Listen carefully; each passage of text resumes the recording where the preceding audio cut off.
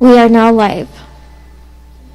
Very good. We're live, and we are called to order at 5:03 for the regular meeting of the governing body for July 13th, 2022 in the council chambers. Start, please, with the Pledge of Allegiance led by Councilor Lindell. Salute to the New Mexico flag led by Councilor Romero Worth. Invocation followed by remembrances led by Councilor Lee Garcia.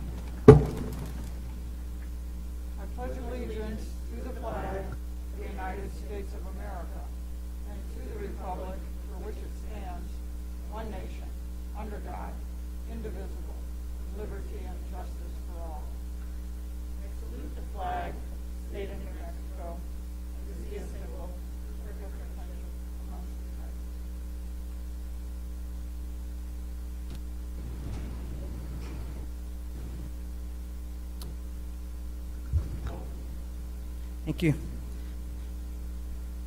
Heavenly Father, look upon us in our poverty, for you call us your children and give us your spirit. From your fullness we constantly need to receive strength for the struggle meant for us in life. Grant that light may come wherever darkness still reigns, especially where it is so black that we do not know which way to turn. Hear our prayer for all people, and let your justice and your truth alone be victorious. Let all us people receive what you have promised them, and let them realize that no matter what happens, they remain your children. Amen.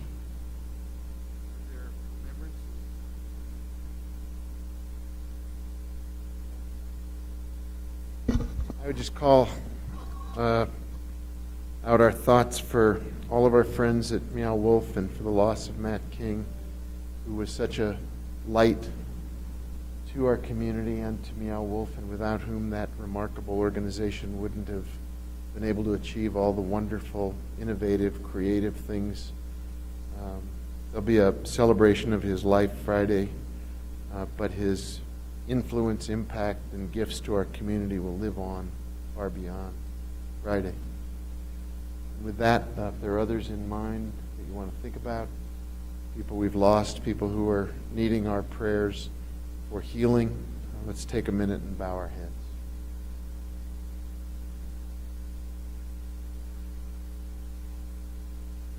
Thanks, everybody. Madam Clerk, can you please call the roll?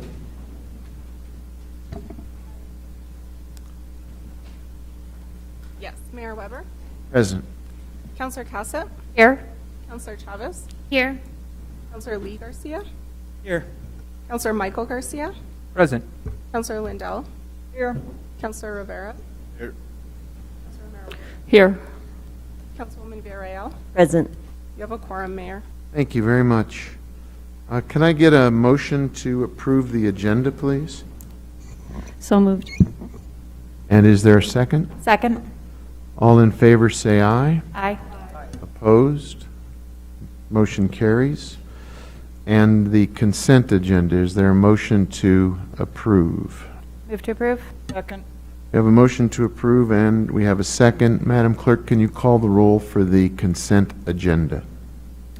Yes. Councilor Casa? Yes. Councilor Chavez? Yes.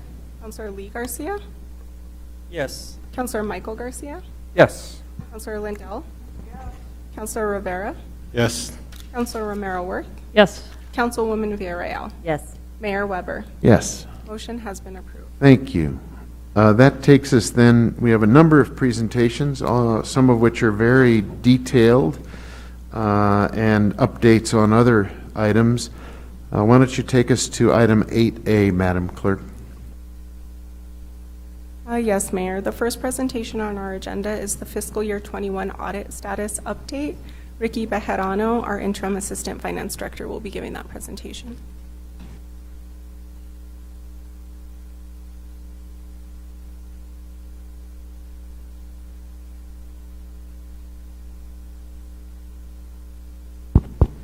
Good evening, Mayor, council members.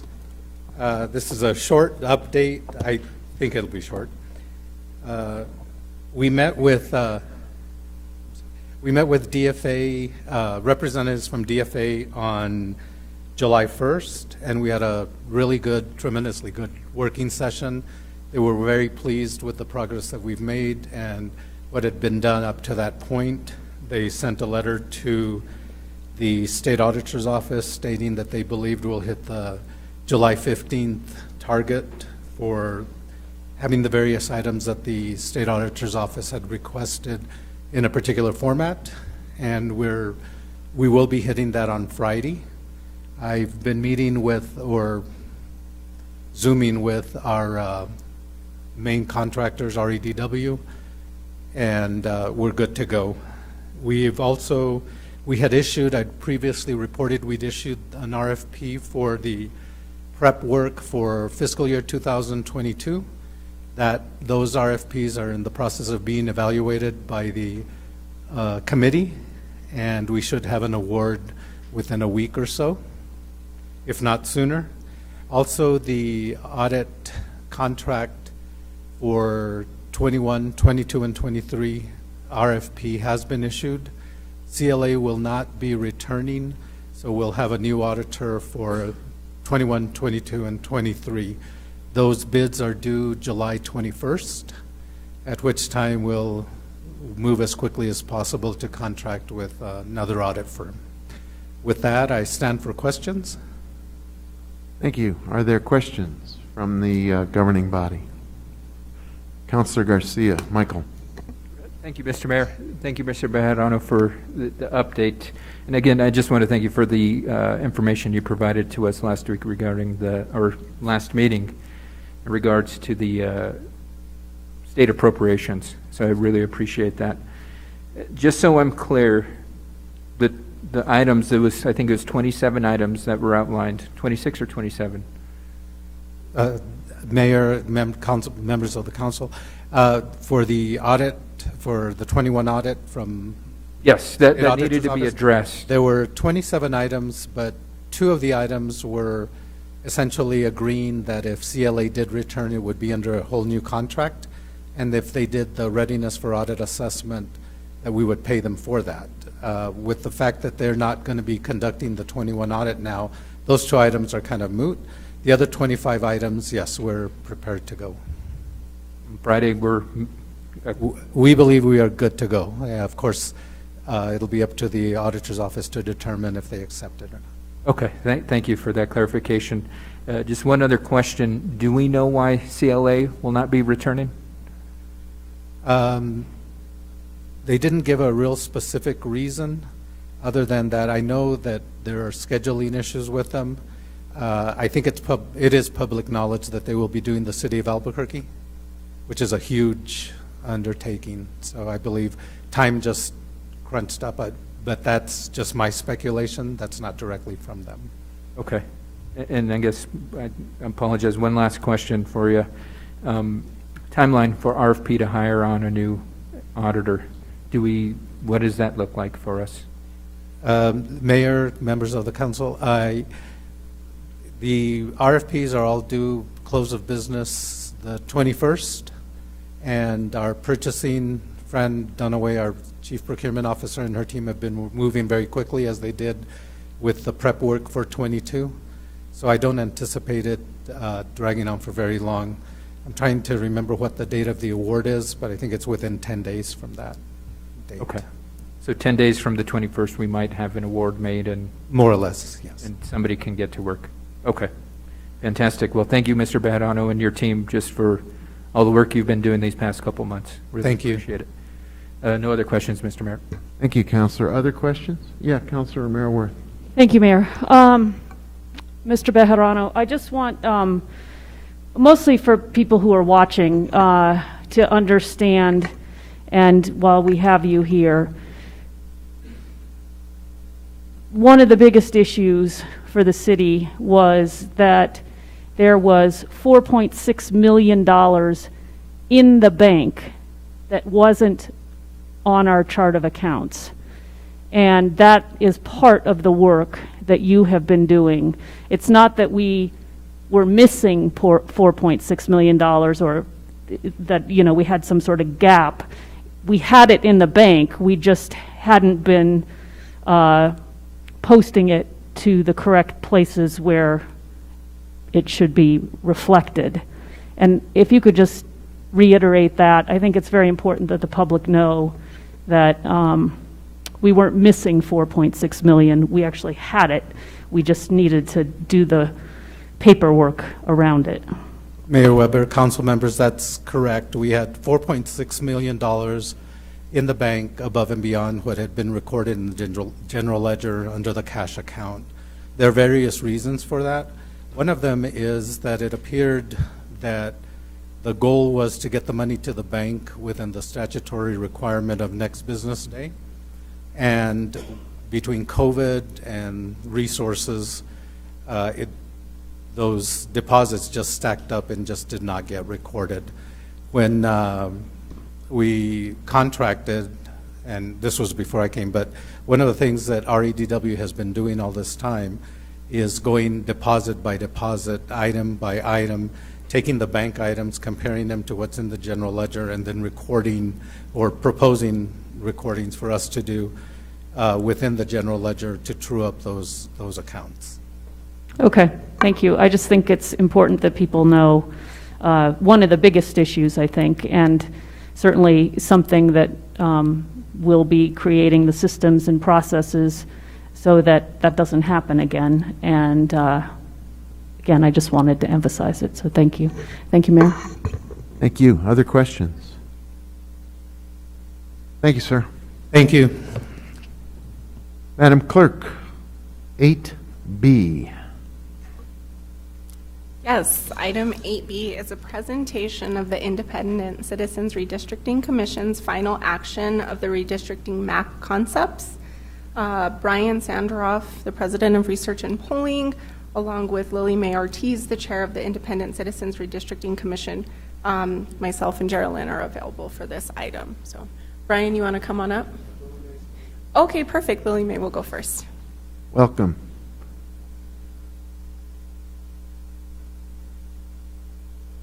Evening.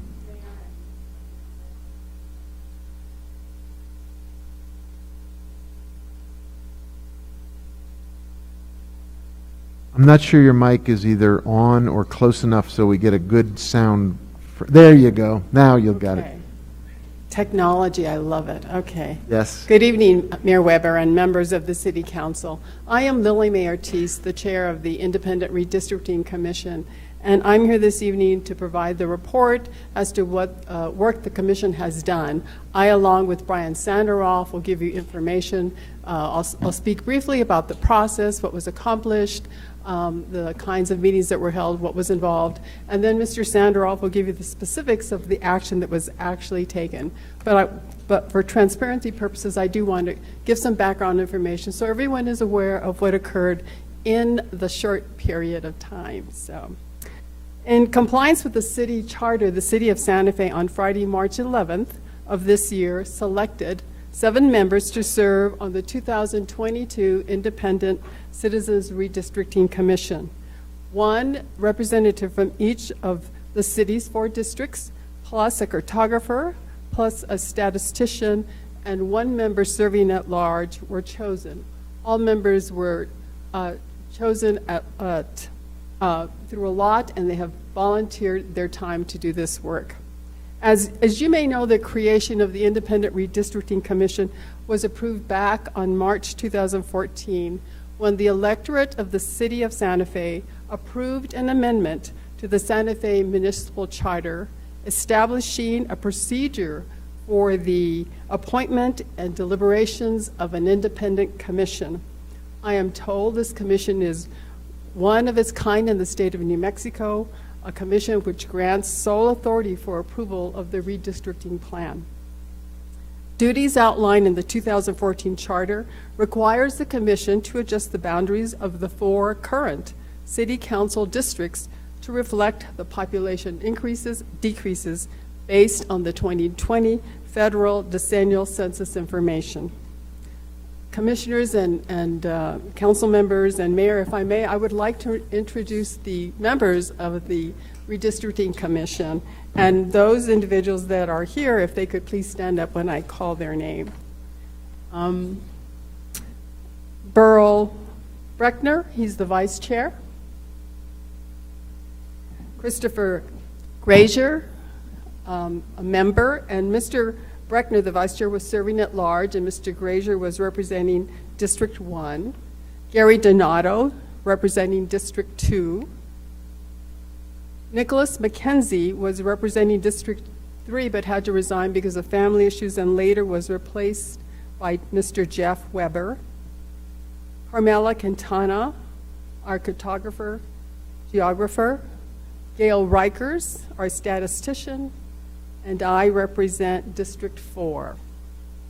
I want to thank these members of the commission, mayor and city councilors, for volunteering their time and their expertise towards this important work for the city of Santa Fe.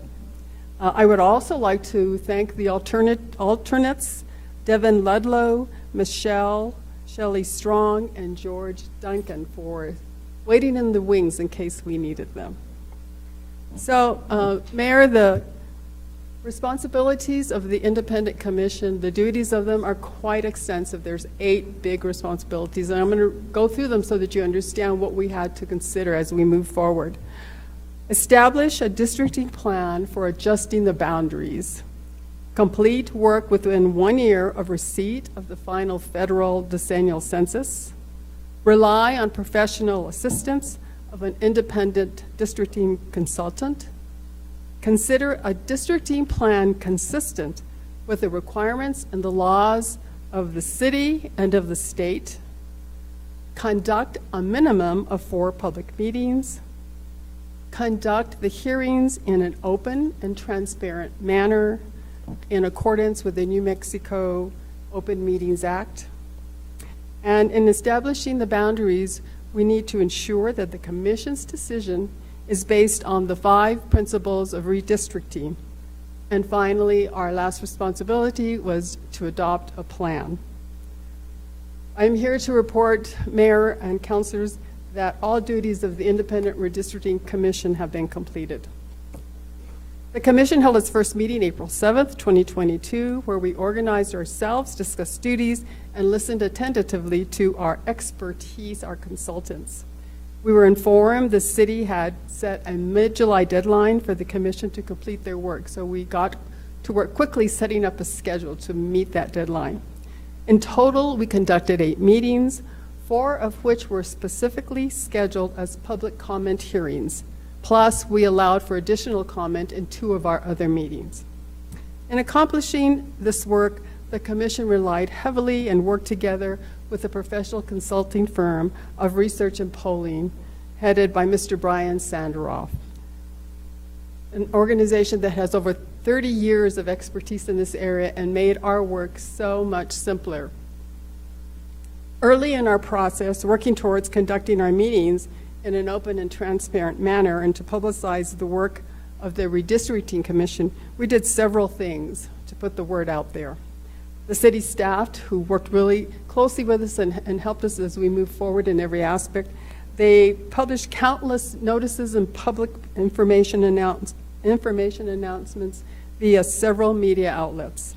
The staff also created posters, and commissioners spent time placing posters throughout their districts announcing the public hearings so that the community that wasn't using technology could see the posters at the swimming pools or different locations, libraries. And as chair, I wrote a letter to the editor, which was published in the Santa Fe New Mexican back in May, and I also spoke on the Richard Eads radio talk show to publicize. In all venues, we outlined the purpose and requirements of the Independent Redistricting Commission. We notified the community of the process, listing the meeting dates, public hearing locations, and we directed all interested to the city's website where they could review the maps and the statistics. We also encouraged our Santa Fe community to become familiar with the proposed concepts and let the commission know how the redistricting options would impact them or affect their districts. We asked them to give the commission feedback by providing written comments to the city clerk's office, either by phone or by mail. And ultimately, we asked our community members to participate with the commission in making the final decision. We had 4 public hearings. The meetings began at 5:30 p.m. in the evening to promote participation. One of them was in May 10th, still we were on Zoom, so we had one meeting on Zoom. The other 3 meetings were in person. One was at the Santa Fe Downtown Public Library, the Genoveva Chavez Community Center, and the last was at the Southside Library. A comprehensive presentation was provided at each meeting by Research and Polling. They outlined the background information along with the 5 potential redistricting concepts that they created for us. The public hearings provided an opportunity for the public to voice their opinions and ask questions on the redistricting concepts, and our consultant was very good about responding to all the questions that were asked, so I believe we met the community's concerns and ability to be heard. The commission accepted verbal as well as written input at the public hearings. On a side note, we suggest that at some point the commissioners or the counselors and the mayor might want to see our minutes, because there was a lot of good points that were brought up by some of the members in the audience that don't affect what the commission was doing, but could affect city council work. One example was they wanted a 5th district in the city of Santa Fe, which is something I'm sure you've already heard.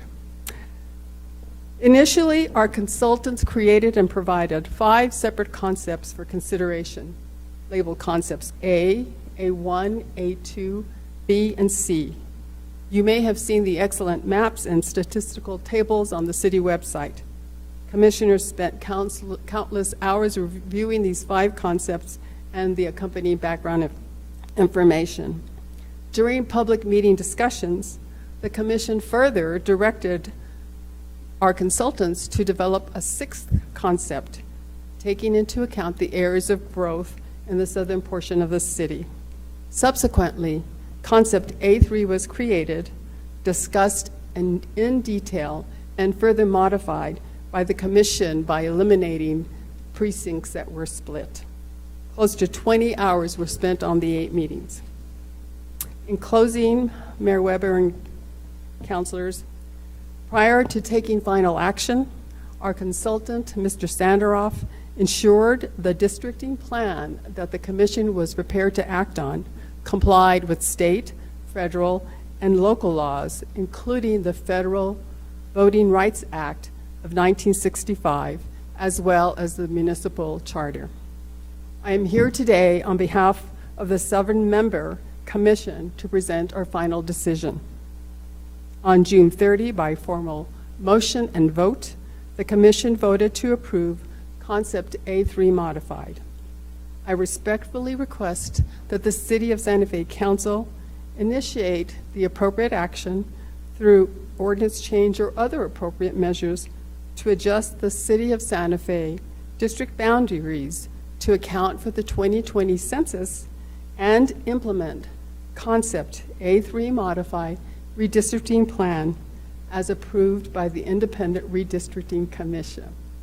That concludes my introductory remarks. I'm going to call Mr. Sanderoff up and provide the piece that you're waiting for to see what it really looks like. And I want to thank the commissioners that are here for all their hard work, as well as Mr. Sanderoff and especially the staff that just provided us what we needed as we moved forward.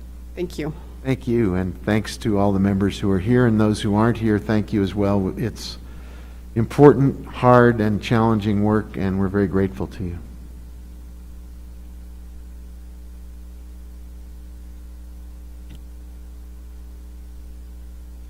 Thank you, Ms. Ortiz. Good evening. Commissioners, Mayor, councilors, nice to see you this evening. Research and Polling is very pleased to be able to assist the City of Santa Fe once again in providing professional and technical services for redistricting. I looked back, we started in 1990, and then 2000, and then 2010, and then you did a second redistricting that we'll talk about in a moment in 2015. And if we can share a screen, I'm going to do a brief presentation to explain to you very quickly the principles of districting and show you the plan as well that the commission ultimately adopted. So if we move to the next slide on what is redistricting, just to remind you, what is redistricting anyway? It's basically the adjustment of election district boundaries to account for population shifts. And It's required for cities and counties and school boards, legislatures, once every 10 years after the census comes out. Why after the census? Because that's when the census data are most fresh. But the Santa Fe City Charter does allow for redistricting more than once every 10 years. So in 2015, after your 2014 annexation, you convened, pursuant to your charter amendment, a redistricting commission.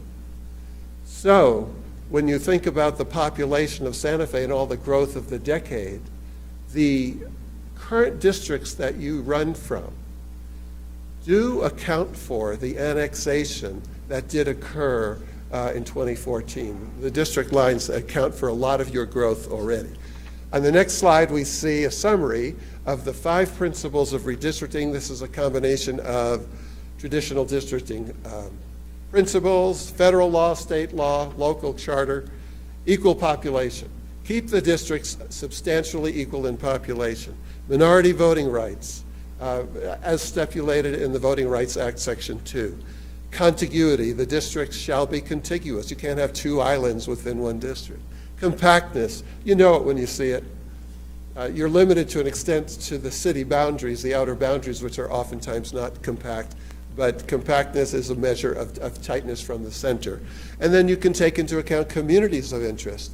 And communities of interest are really in the eyes of the beholder. What are those shared values, shared interests that certain neighborhoods have that perhaps you should keep together so that the voters in that district could elect a candidate of their choice who would best represent them. On the next slide, we see, we talk a little more about population. What's the ideal population of a district? Well, Santa Fe's population, according to the 2020 census, was 87,505. The ideal population of a district is simple math. You take the population of the city, you divide it by 4 districts. And so the ideal population, as you see there, is 21,876. Santa Fe's unique, 4 districts, 2 counselors per district, staggered terms, interesting system, and so we see the ideal population. However, we talk about substantially equal population in the state law and in traditional districting principles and even in your charter. Substantially equal population. In the state law, it says that you're allowed a little leeway. You're allowed a leeway of no more than plus or minus 5% deviation from the ideal population of a district. So if you look at the math there on the screen, you can see the ideal pop, and you can see you've got about a play of about 2,000 people per district on the high end and the low end of the plus or minus 5%. So on the low end, a district can be no smaller than 20,700 and no larger than 22,900. And those are the rules of the game that we stick to define substantially equal population. Communities of interest, we talked about a little already. Other factors that may be considered when drawing lines. Shared characteristics of a group or an area, neighborhoods, cultural traditions, geographic boundaries, lived experiences. Maintaining the core of existing districts can be considered a community of interest, minimizing voter confusion and the like. Respecting political subdivisions, avoiding precinct splits. You know, your precincts are really a creature of the county, not the city. And we worked with the county last year, pursuant to state law, and built many, many new precincts. A lot of the precincts are going to change for the next election, and you've added a lot of precincts. And that's good because they're the building blocks of districting. And the plan that the commission chose, and they put their foot down at the end and said, we don't want a single precinct split. And so the plan accommodates that. Taking into account incumbents' residential location. That is a traditional districting principle. Now, do you take it into account if all of a sudden councils live so far out on the boundaries of a district that it looks really funny looking? So that is something that you consider as you go along. Can you build plans that really make sense for the community and avoid pairing incumbents or not? It's just a consideration. In fact, the charter prioritizes the principles of redistricting in this order here: equal population, which is substantially, or we defined that, minority voting rights, communities of interest, compactness and contiguity, and compensate for the undercount of minorities. That's in the charter. Well, the Census Bureau did not come out with a report in New Mexico or Santa Fe on what the undercount was by city. We know that nationally Hispanics were undercounted, but we don't, and Native Americans on reservations. But we don't know exactly for Santa Fe, so it's hard to take that into account. We did take it into account in an indirect way, which I could get into if you'd like. Okay, in the ordinance, the commission may assign the appropriate weight to minimizing precinct splits and minimizing voter confusion in switching elected officials into different districts. So the commission can give this the weight that they chose, and they did debate this. And there are some plans that paired 4 councilors in one district. Ultimately, they chose a different plan, but and they gave all of these things due consideration. Okay, so on the population of the city of Santa Fe, over the 10 years, you grew by 19,700, or 29% growth rate in the city. But this includes that 13,200 population annexation. So you really didn't grow as much in terms of new people moving into the city as much. A lot of it was just changing the boundaries of the city. And as I said, that was taken into account in the 2015 redistricting. So a lot of the so-called growth has already been built into the current districts that you're elected from. This next chart shows you the rest of the growth that occurred after the annexation, 6,400 people. So 7.9% growth after the annexation using 2020 census data, but 29% if you start from 2010 to 2020. Okay, now the more interesting stuff. The current districts that you were elected from. This shows the population deviation from the ideal for each of the districts. So you see in District 4, it was 12.7% too large, larger than the ideal population of the district. You heard what the state law is, can't go more than plus or minus 5. Now District 1 is on the low end of the deviation, and you might say, oh, District 1 doesn't have to change, it's right in there. Well, in some plans, in fact, it didn't, but in some plans it did. Why? Because you could never look at any one district in a vacuum. If you're making changes, let's say to accommodate growth on the south side of Santa Fe, then you have to increase the population in District 1 and 2 to then keep the deviations low in Districts 3 and 4. And so some plans there were no changes in 1 and 2, some plans there were. And we'll talk more about that in a moment. But you can see the other districts were pretty close to being within the 5 plus or minus 5, even though they were slightly off themselves. So the plan that the commission adopted, we're going to pull that up now, and we're going to pull it up in our GIS system so that we can zoom in and out a little. Okay, first, let me tell you the objectives that the commission ultimately settled on for the adoption of this plan. One, I think that this map builds upon the plan that was adopted in 2015, the 2015 Redistricting Commission. They could have adopted a plan that Districts 3 and 4 were bordered by Airport Road and Rhodey Road, and changed rather than 3 and 4 being side by side, being on top of each other. That would have been a plan that wouldn't have built on the current. It wouldn't have built on the work that was done in 2015. Ultimately, they adopted a plan that you might look at it from a couple of 100 feet, and it might look identical to what you have now from a distance this far away. But so it built on that 2015 commission plan, so therefore it's a minimum change concept to account for population shifts. Another objective of this plan, based on what the commission ultimately settled on, was to account for the anticipated growth on the south side of Santa Fe and Tierra Contenta by having Districts 3 and 4 on the lower end of the allowable population deviation. So get them into the negatives and build up, if District 1 is not going to keep pace over the next decade as much, well, put it more on the high end rather than have it on the low end and then it become even lower 10 years from now. And then another objective, as I mentioned, was that ultimately evolved into this plan was to not split any precincts. So since it built on the current districts, the changes really aren't all that major, despite all the work they put in and all the myriad plans they looked at. So let's go to District 1, and you can see the population deviations there. District 3 is at -3 point something, District 4 -3 point something on the deviations.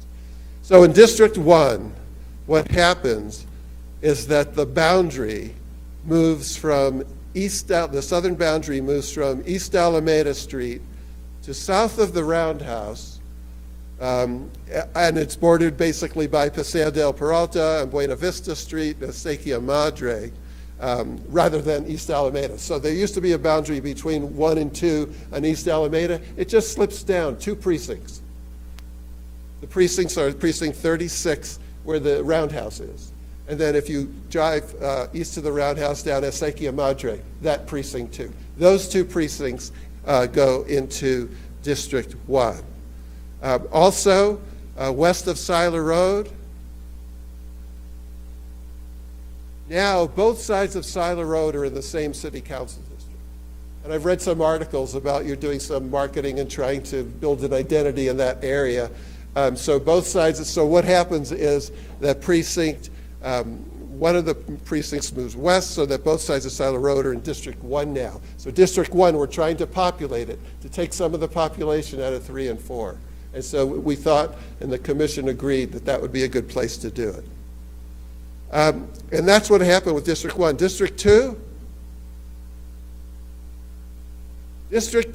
the change occurred on the boundary between 2 and 4, and basically District 2 now crosses from Yucca, right? Rather than on Yucca Street, it goes to Camino Carlos Rey, south of Arroyo de los Chamisos. So a handful of precincts shift from Yucca over to Camino Carlos Rey. That then allows us to take that population out of the District 4 that was just too big. And it allowed us to populate District 2 because it had less growth. And we want to get it on the higher end. Then District 3 picks up precincts 138 and 174 from District 4. Basically, a couple of precincts just east of Hamas Road and north of Airport Road. They go, District 3 picks them up from District 4. And, you know, combining some of those areas on the other side, both sides of Airport, I think works. And then District 4 picks up Precinct 116 from District 3. That's that area between Jaguar Drive and Airport Road, east of South Meadows. It's one precinct that goes from 3 to 4. That had to happen when the commission decided not to split precincts. Precinct 174, we had split in some plans. It's already split between the city and the county, but once the decision was made not to split any precincts, at least those that exist within the city, that change had to be made. This plan creates 2 strong Hispanic districts. The commission worked with the Hispanic population distribution and understood where the high concentrations were to protect voters. The Voting Rights Act basically speaks to giving protected racial groups the opportunity to elect candidates of their choice. And so this plan creates 2 strong Hispanic districts. The plan does not pair any incumbents. That would be a summary of ultimately the plan that the commission selected. I don't know if any questions or... Thank you.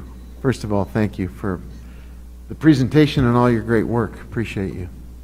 Are there questions from the governing body for either the chair or Mr. Sandera?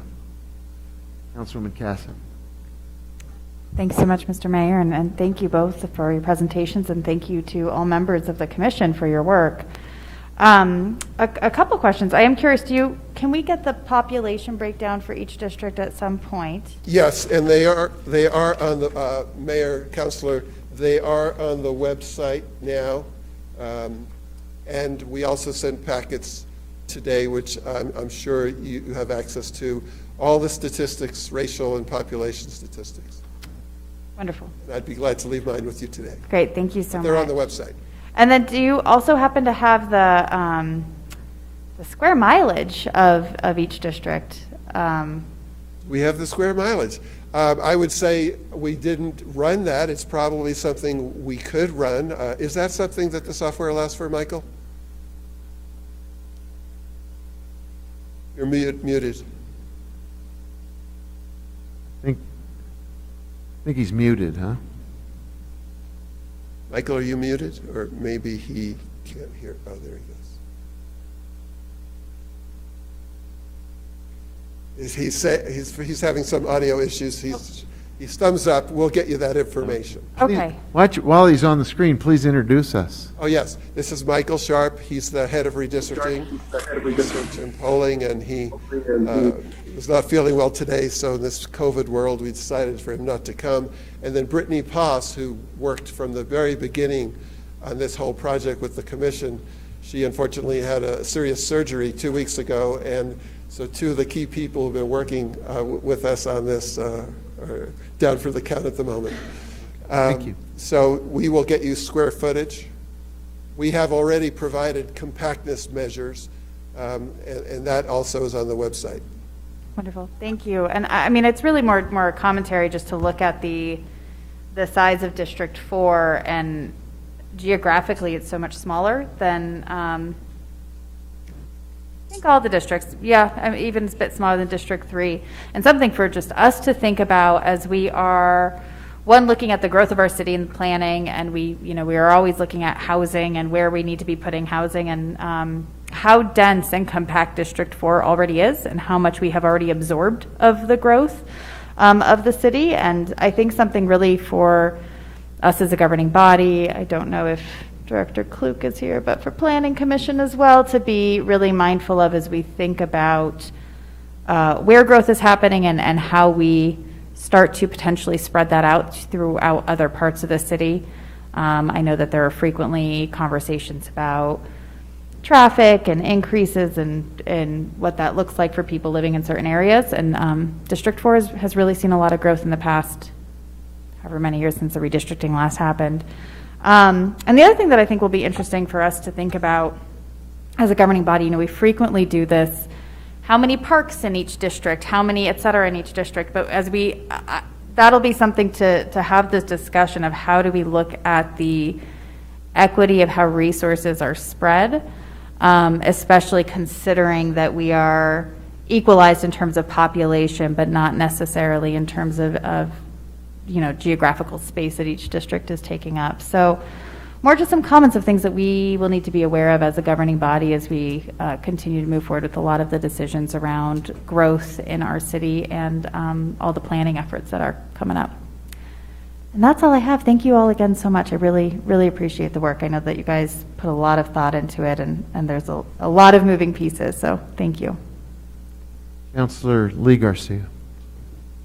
Thank you, Mayor. I more in terms of a comment, and I was able to attend the meeting that was at the Southside Library, and there was enough people there to give their input. And what I really liked about that was Chair and Mr. Sanderoff. They took, and the committee, they took the questions, they digested them, and quickly went into another mode of operation. Said, well, what do we do about this? And they had their discussion, and I think it was very, very good to see that process, the input from the community, especially on the south side of town where the growth is happening. And there was some maps out there that were like, okay, whoa, that's kind of way far out there. I don't think we can do that. Like you said, it grouped 4 current council members in one district, and so that would have been challenging. But again, kudos to the team, Ms. Ortiz and everybody. Thank you for the hours that you put into this. It was very important. Thanks. Thank you, Councilor. Others? Councilor Rivera. Yeah, I just wanted to thank the commission, Mr. Sanderoff, and all the members of the commission for really all their hard work. I was here in 2015 when it happened, and clearly remember the work that took place during that time. So really do appreciate all your efforts in looking at this, and I think it's a great process. I think it's a process that works, and you've helped demonstrate that, so thank you. I did have, Mr. Sandroff, can you explain for really the public that hopefully there's some watching, they always want to know why districts aren't distributed evenly by voter turnout versus population. Can you explain to the public why that happens? Yes. Because, Mayor, Councilor, because in the 1960s, the United States Supreme Court started to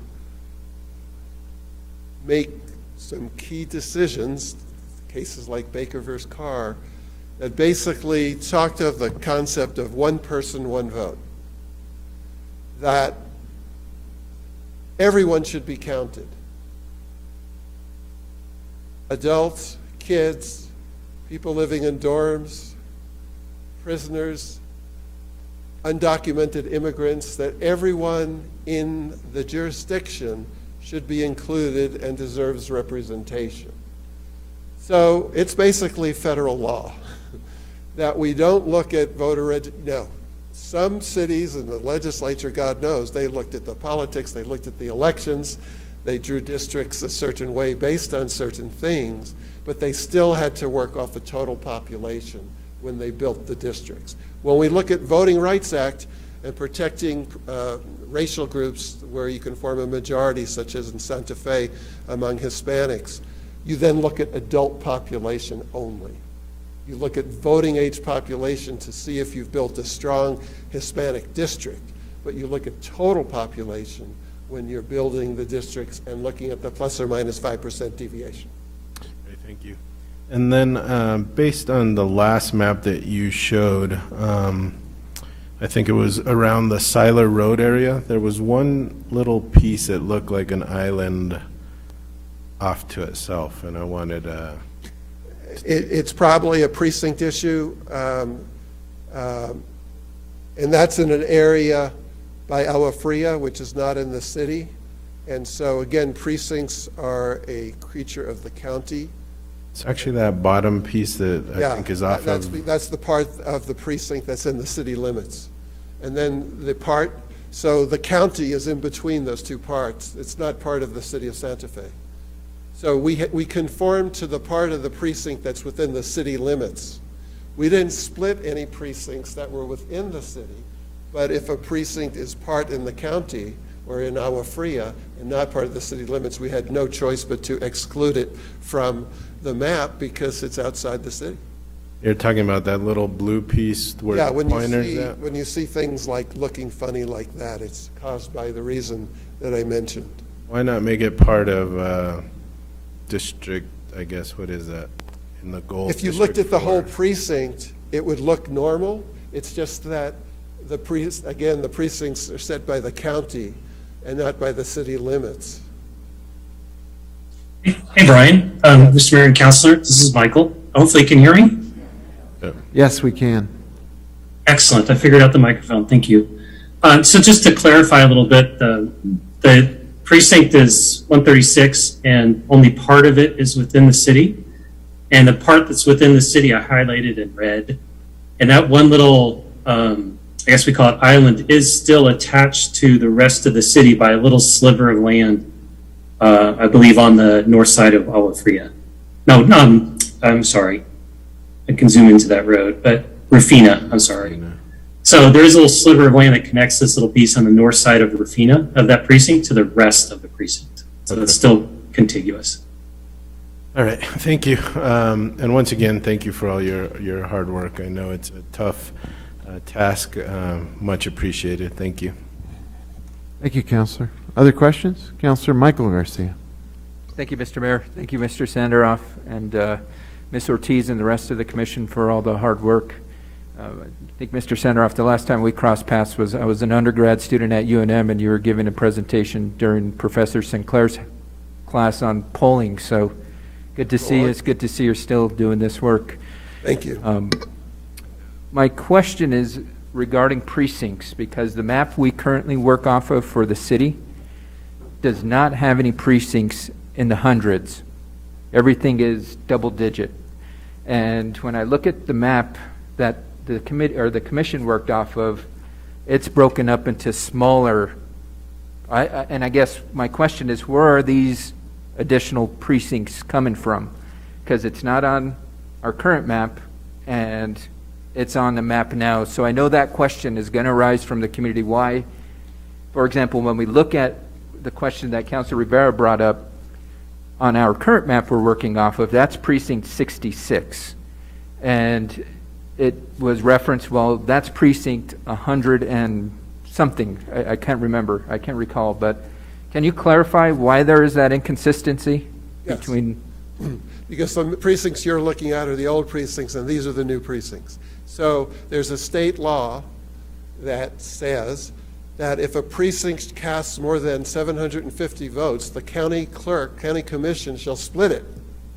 And there's another law that says that if there are more than 2,500 people in a precinct, once the census data comes out, the county commission shall split it.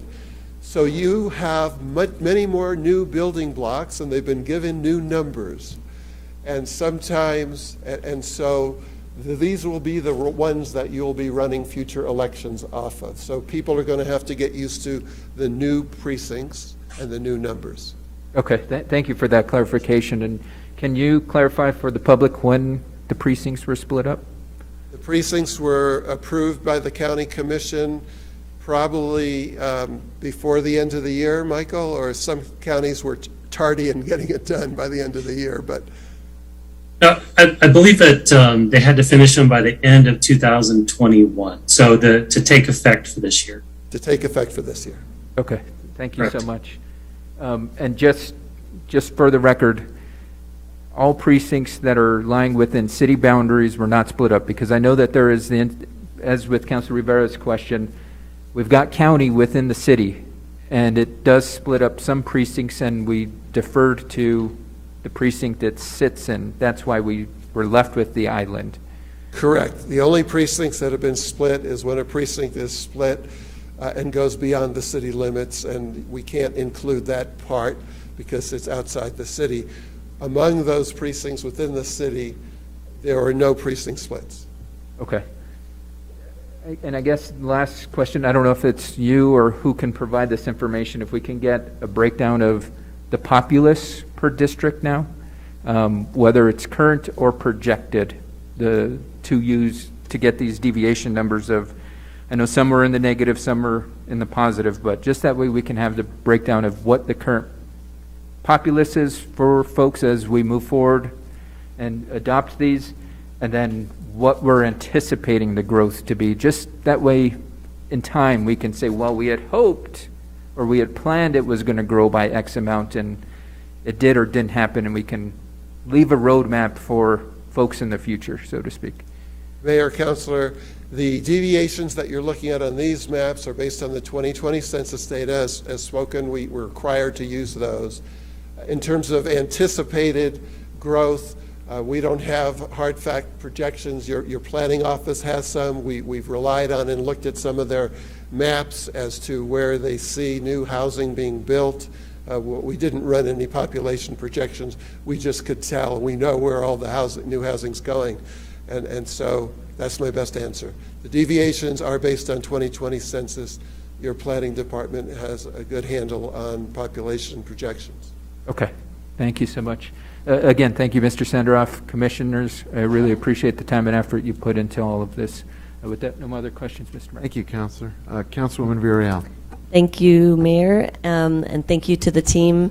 I was tracking some of the work you're doing at the beginning, and then I got too busy, and I would look from time to time to see kind of what was transpiring with all the work you did. So I appreciate the team and to the chairwoman Ortiz for your leadership, and all the membership for their input and insight. And I think it was good to have a mix, lived experience, and folks that had tenure living here and those folks that were new. So I think it was a good balance. And thank you to Mr. Sanderoff. You're a legend in my mind. I see you in so many different ways, obviously projecting results for elections, but really just being involved with like what's happening in our state and in terms of population changes and growth. So thank you for your expertise, and to your team, the technical assistance team. I didn't really have, I guess, questions, but I guess I agree wholeheartedly with my colleague, Councilwoman Cassett, about looking at these districts in a different way. Obviously, we would think about it as the voting, like who's going to be in our district now as it relates to our constituents, but I also think about it wholeheartedly about like where growth is occurring and where we actually need to distribute resources and amenities, even if it's not in our district. So to me, that's a very important piece to these changes. And as we know, not all districts are created equal. It is hard to try to like figure out, oh, there's districts that actually have folks that can't even vote.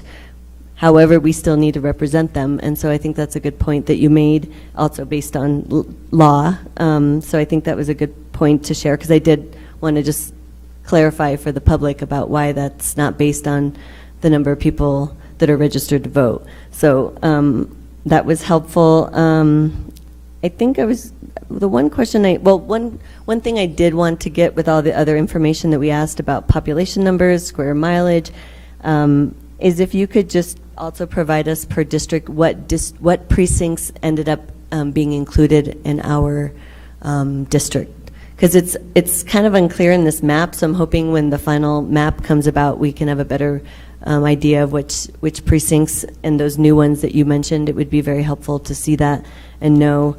And then the other thing I just wanted to ask, I didn't think this would be part of your analysis, but there is a potential pending phase of annexation on the north side of Alameda, which is District 1. And if that were, well, whatever occurs for that change, that potentially could mean that we'd have to look at redistricting or not. Well, there was one change that was brought to our attention that had 400 and some odd people, and it did look adjacent to District 1, and it looked like it would fit into it like a glove. We'll leave it up to the lawyers to figure out if you have to go through the whole process to make that minor change or not. I can tell you that cities annex all the time and just stick that annexed area into a district, and then they wait till the next go-around. But the city charter does allow for multiple districtings in the course of a decade. So, but in terms of population, it did fit in without going past that plus or minus 5. Okay. Sorry, I'm also Mayor Weber, Councilwoman Villarreal. We did actually look at that, the clerk's office, the attorney's office, and actually Brittany, who isn't here for the presentation. We did review that, and the numbers and the allowable variations would accommodate that, especially in District 1. So we did look at the potential with the possible area to be annexed, and we would still be within our range for that district. Got it. Okay, that's good to know. Because I'm not sure what the status is of that, but it would be good to be prepared if there's something we need to do to make adjustments. Let's see, I think that's it, really. I appreciate that you all considered so many different options. I know at one point I was looking at a proposed map and I'm like, wow, everybody gets changed. They will be going into a completely different district. So I'm glad it didn't end up that direction. It'll be good to see how these balance out the districts in terms of not just population and not just voters, but also just growth, as my colleague said, and just how we're starting to look at where we distribute resources. And so thank you so much, and thank you for the team and all of your hard work. Thank you, Councilwoman. Others? Councilwoman Cassett. Thank you. Just one follow-up question. So for those constituents that are having their representatives change, when does that change take place? Well, you'll be using these new districts for your next election. Okay, so after the 2023 election. Yeah. I mean, there's always an awkward time because, I mean, some of you were elected in 2021 and technically by voters in a particular district through 2025, but the districts are going to change. And Luckily, the changes aren't all that different. You'll even for those of you who will elected through 2025 under the old district boundaries, you'll probably start transitioning to the new boundaries to represent the people who think you represent them. But yeah, this will be in effect for your next election. Okay, thank you. Just to follow up on that, just to clarify, so the districts actually change immediately, so next year they would be applicable for, so wait, I need clarification on that. I don't quite understand when it takes effect. It is an awkward time. And there's no clear-cut answer to that, and every governmental entity asks it. If you had a vacancy tomorrow among one of your city councilors, you'd probably appoint someone new from the old boundaries, right? Because the new ones haven't begun to be used for an election yet. When does your election calendar begin for 2023 elections? Next year. Is it in March or? For public campaign financing, oh, sorry, Mayor, Councilwoman Burrell, it's in May. And so that's when we anticipate that we'll be transitioning to this for residents. So it is in anticipation of the next election that we'll start implementing these new map changes. And just as a quick side note, we are working with GIS right now for the overlays. We'll have interactive maps that will have both the precincts, but then also similar to the search function that the council has now, where people can enter their address. You'll be able to know if your district rechanged, and then, or if your district changed, and then also we're working on direct mailers for residents, again, closer to the election that had specific changes. We'll also be sending these maps to the Secretary of State and the county clerk so that they can upload the information in their database. So essentially, we should assume that next year, probably at the beginning, because we'll have to be prepared before May, that these new maps will take place, or will be official. I mean, they're official now, but that they will be implemented?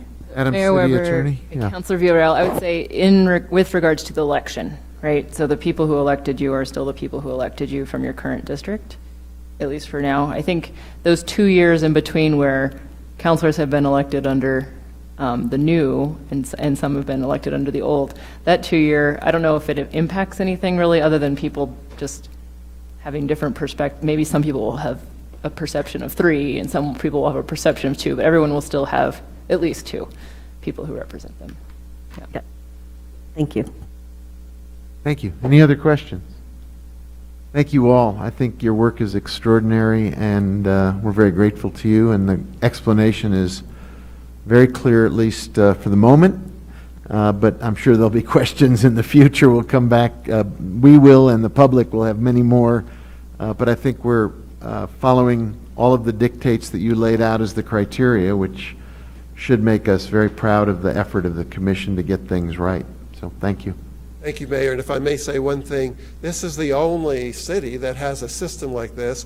Albuquerque and Las Cruces, they have a committee or a commission in some cases, and all they do is recommend to the city council.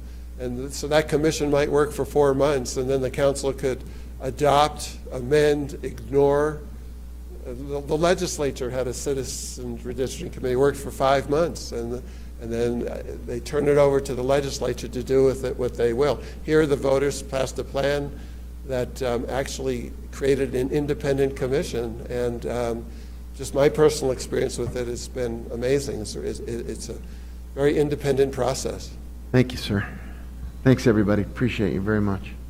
Thank you. Madam Clerk, we have a 8C water presentation. Yes, Mayor. Item 8C is the City of Santa Fe water supply and demand update for January through June of 2022. And our Utilities Division Director, Jesse Roach, will be giving them. Thank you, Mr. Roach.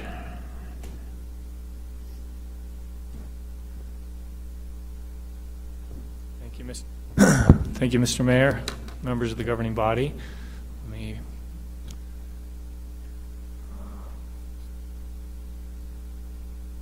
Okay, so I'm going to sort of put some charts up on the screen and then talk to those charts, this information is all in your packet, and it is also available at santafenm.gov/water. So, oops. The first chart that I'm showing here is January through June on the bottom axis, and then millions of gallons produced on the y-axis, and color-coded by where that production came from. So the light blue at the bottom is Santa Fe River water treated at Canyon Road. The darker blue is Rio Grande water treated at Buckman Direct Diversion. The orange is Buckman well water, and the yellow is City Wellfield water. The gray line that moves through there is the amount of water that was sold by day in that period. A couple of things to point out here. That total production represents 1.36 billion gallons of water produced in half of the year, and that production was 2% greater than the same period last year. About 77% of that production came from our two surface water sources, our rivers, and about 92% of that water was actually delivered to customers through meters, leaving about 8% of unaccounted water losses. A couple of interesting things to note in this chart are the two orange pulses in March and in June. We were doing some groundwater testing at the Buckman well field where we pump one well and only one well for a month, and then we try not to pump anything for a while, and this allows our geohydrologists to understand the aquifer system better.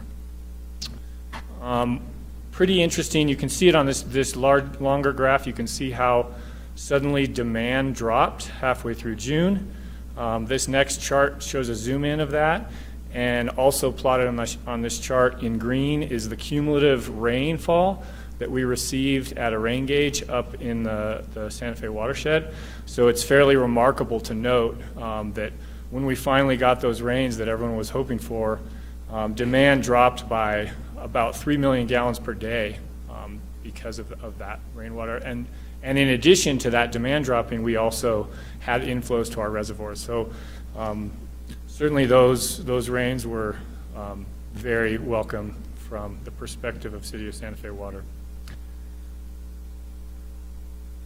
Okay, the next chart that I would like to show is a chart that just shows cumulative water production through the year, and again, this is only half the year, but compares it to what we view as our sort of sustainable production ability from the two different types of water. So here we're lumping the two surface water sources into the river water, the blue river water color, and the two groundwater sources into the sort of rust well water color. And much of the things I have to say about this figure are similar to what I've already said. I would just point out that we do estimate on the order of 12,000 acre feet per year that we can produce with all of our sources, and we're on track to be somewhere in the 8,000s, and certainly less than 9,000 acre feet per year again.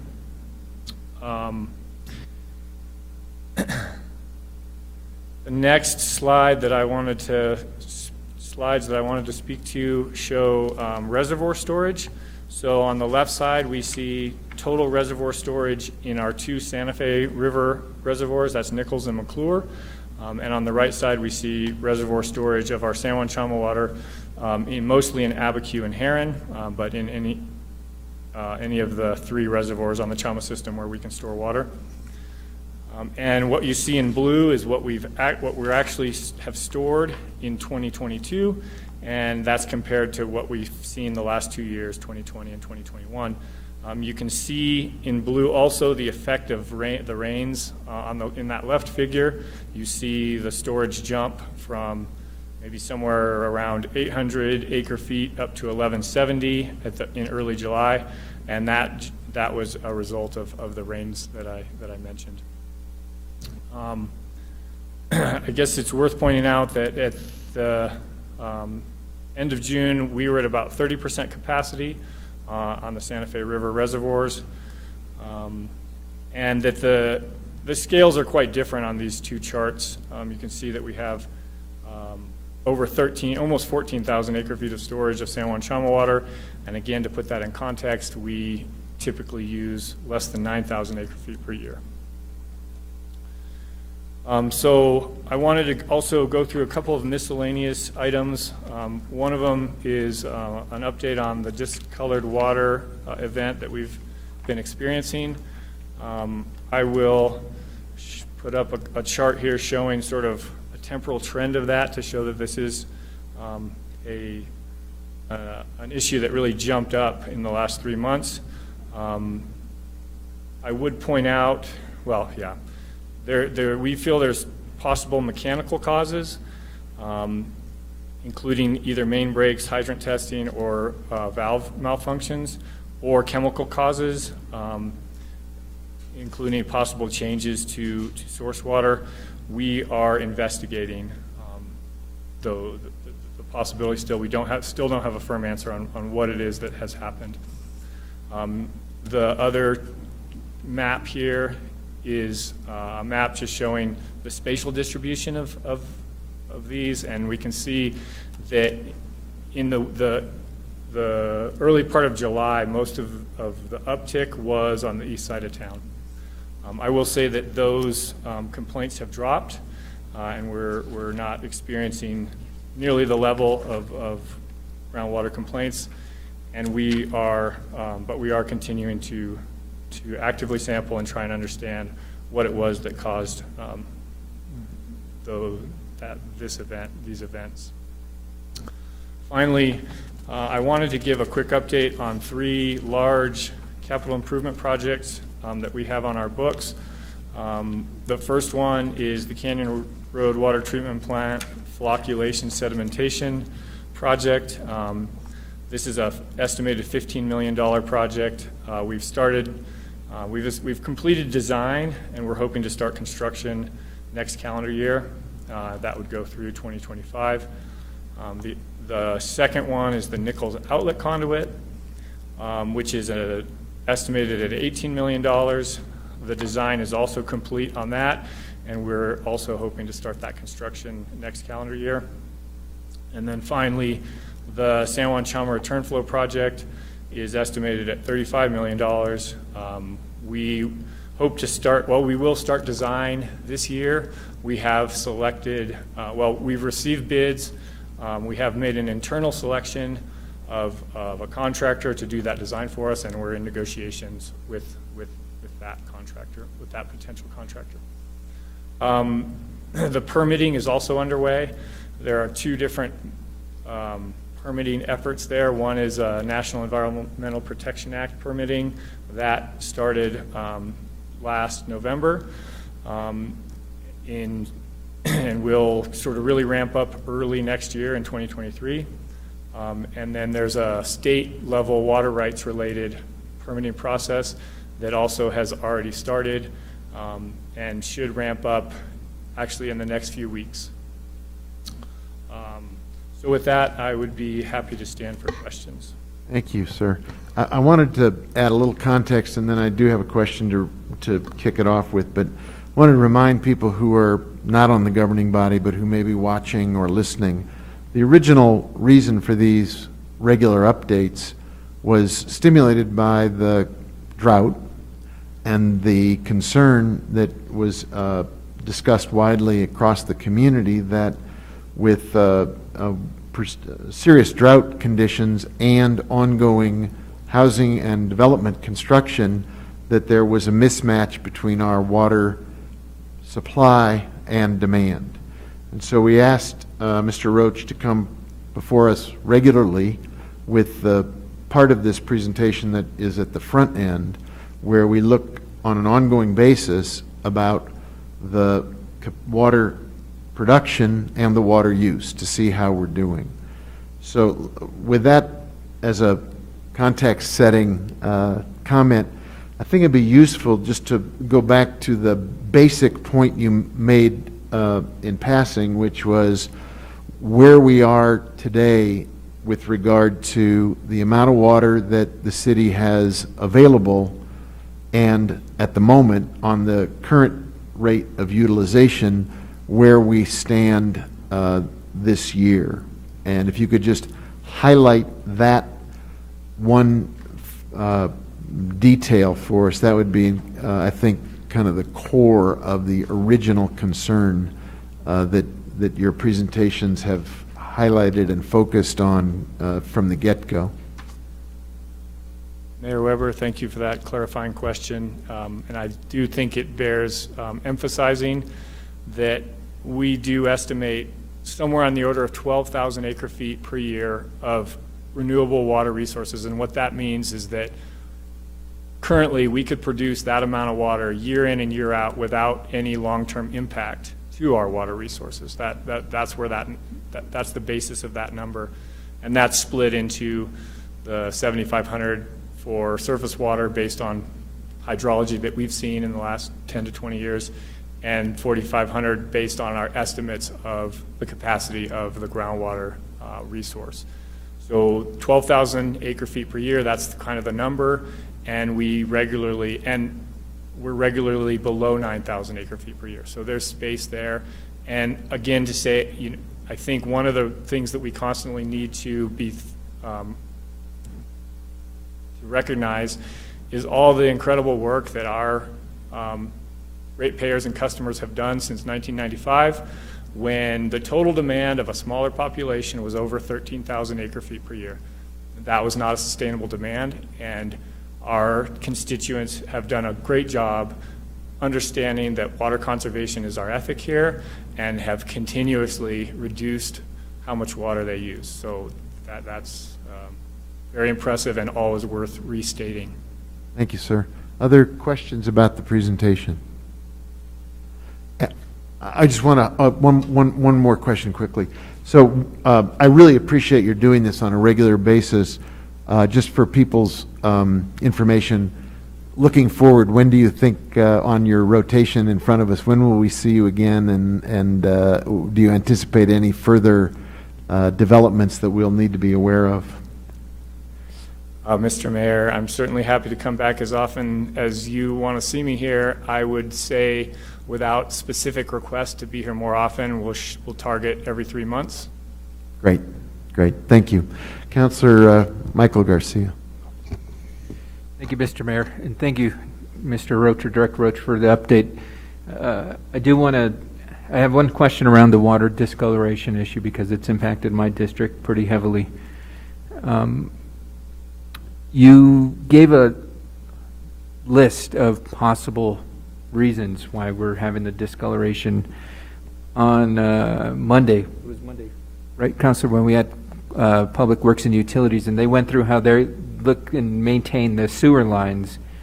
And one thing that they kind of went through was CCTV. They stick cameras down the pipes to make sure what's going on and make sure our sewer drains are clean and things are flowing where they need to flow to. Are you doing that with the water situation? I mean, what research is being done? I know that you kind of identified the source of the discoloration, but not necessarily the reason. There can be several reasons. Some can be low cost, some can be astronomical. And I think that's where I'd like to learn more about what are we doing to research the cause, because if it is on that astronomical end, we've got to plan and prepare to replace lines, whatever it may take to ensure that people's water, even though it might be safe, they want clear water. They don't want brown water. And not only to drink, but bathe. I mean, I saw many pictures of folks, bathtubs filled up where they didn't feel safe to bathe. And so any update on the research besides to determine the cause, besides the color? I mean, what's causing it? Mayor Weber, Councilor Garcia, so we've been sampling regularly at all the storage tanks, and we also do have a regular sampling program which samples at 80 different locations, 20 per week on a 4-week cycle. That's our kind of baseline sampling that we do all the time. With this event, we've started sampling when we get the brown water reports. We're trying to sample the actual area where that occurs, the location where the complaint comes from. And that's how we've honed in on what we believe is the source. We're still working on the cause, and so I don't have an update for you. I can say that sort of a manganese is what we think is the constituent that was elevated in certain locations several of those days. And it's something that we have seen. We saw it at some point 15 or so years ago. There is manganese naturally in the water, and especially in Santa Fe River water. And so it does tend to precipitate out and build up inside pipes, but that's normal. And so when the system is working normally, we're delivering clear water. We will continue to look and really try and get a handle on what it is that happened. At the moment, we're back down to delivering clear water, which is certainly where we want to be, of course. Certainly the job is no fun when people turn on their taps and what comes out is not clear. Thank you. So testing of the water is being done, but any other research? I mean, like, as I mentioned, I'm sure we can stick these cameras similar cameras that they stick in the sewers to see if there's line breaks, et cetera. Are we doing that with our water lines? No, we're talking to a vendor today who can do that down to 16-inch pipes, but that's really what we would call transmission pipes, not distribution pipes. When we do tap into a distribution pipe to create a new service, say, for a new house, we get a piece of that pipe and we pull it out and we look at it. So that's how we sort of would have an understanding of what's on the inside of the pipes. And we do see some buildup of minerals. Manganese is similar to iron. It's a metal that can build up. And so we think that that's sort of part of the system, and that we can operate the system safely and deliver clear water with the existing pipe network. Okay. So I guess my question revolves on how can we eliminate failure of pipes as the cause?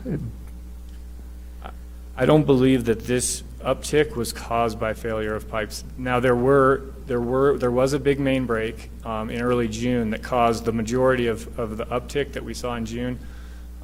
That main break caused a change in pressure, and water started moving through the system really fast, and it stirred up some of this sediment that has precipitated out into the pipes over time. So that was a cause of a lot of these complaints. And so I guess I could say we do understand what caused those set of complaints. In that case, it wasn't a main that failed. It was a main that was actually drilled into inadvertently by a contractor. So we do understand when it's a mechanical cause like that, and it's possible that that's what happened here, and by flushing it, we have resolved the problem. But we're doing extra sampling. In fact, today, in the normal 20 that we sampled, we had a consultant with the samplers taking extra parameters just to try and understand, did anything change, has anything changed about the chemistry of the water that we don't usually sample for? So we're sampling for a wider set of parameters to try and have a more full understanding of if something happened to the chemistry of the water. Okay, thank you. And the reason why I'm kind of honing in on a pipe failure is we're going to have an influx of federal resources coming in for infrastructure dollars. And if we need to put some of that money towards replacement of our infrastructure, of our water system pipes, what other great opportunity than the one that's before us? And that's why I was very much interested to see if that is a need the city is going to have, whether it's going to be in 5, 10, even 15 years.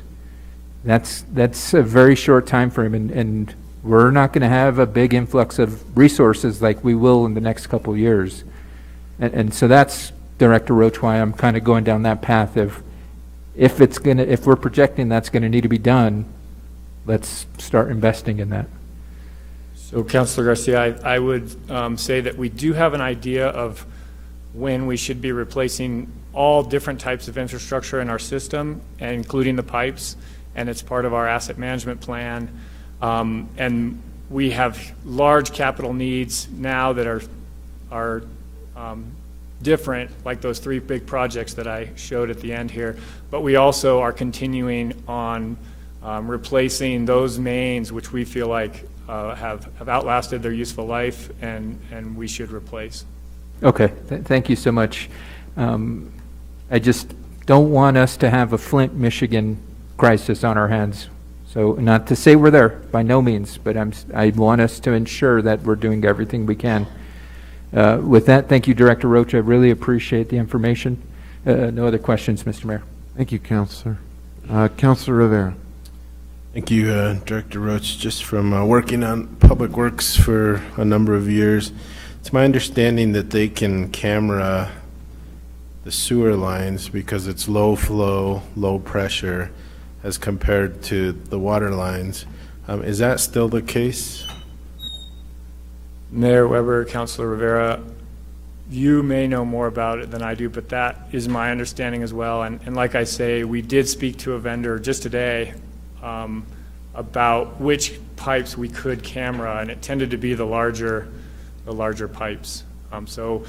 We do use other interesting technologies for leak detection where they can go along pipe and listen, essentially, and potentially hear leaks. So that's one way that we, on a continuous basis, are able to find and repair leaks. And then that helps inform us on which pipes we might want to completely replace. Okay, thank you. Thank you for the presentation. Thank you, Councilor. Others? Councilor Lee Garcia. Thank you, Mayor. I just have one question in regards to the 8% that you have there listed as far as unaccountable water loss. How does that measure up to other systems or cities of our size? And if there's one thing that you can maybe pinpoint on as to how to maybe work on that. I don't know if it's something that has been looked at. Mayor Weber, Councilor Garcia, that's a good question. And actually 8% is quite good. You, I think, regularly could see 15 to 20%. And really, I think the best way, and so what is that water? That could be water from a main break. That could be water that we flush. Operationally, it's any water that we produce that doesn't go through a meter, isn't sold to a customer through a meter. And every year we do an extensive audit of all the uses, and we try and hone in on that. And a lot of times it's better metering, better production meters. As we refine all of our sort of data, that helps us sort of squeeze in and see where it's happening and try and get a sense of how to reduce it more. Thank you. I just wanted some clarification on that, and I appreciate the answer. That's all I have, Mayor. Thank you, Councilor. Other questions, comments? Thank you, sir. Thank you. We'll see you in a few months, and hope that the rain continues. Yes. Madam Clerk, we have another presentation. We do. We have our Midtown Moving Forward presentation. This is a progress report. It's the Midtown Line Development Plans, an overview of the early neighborhood notification ENN meeting, which is scheduled for Thursday, July 14th from 5:30 to 7. And Rich Brown, our Director of Economic Development, as well as Daniel Hernandez and Lee Logston will be doing the presentation. Thank you, Madam Clerk. Good evening, Mr. Mayor and members of the council. It's great to be here again, and thank you for this time to go over this progress report. I just wanted to take a minute to introduce it. As you know, in March, you approved the 9-step land development action plan through resolution, and we are in what I call our Midtown Summer of Action.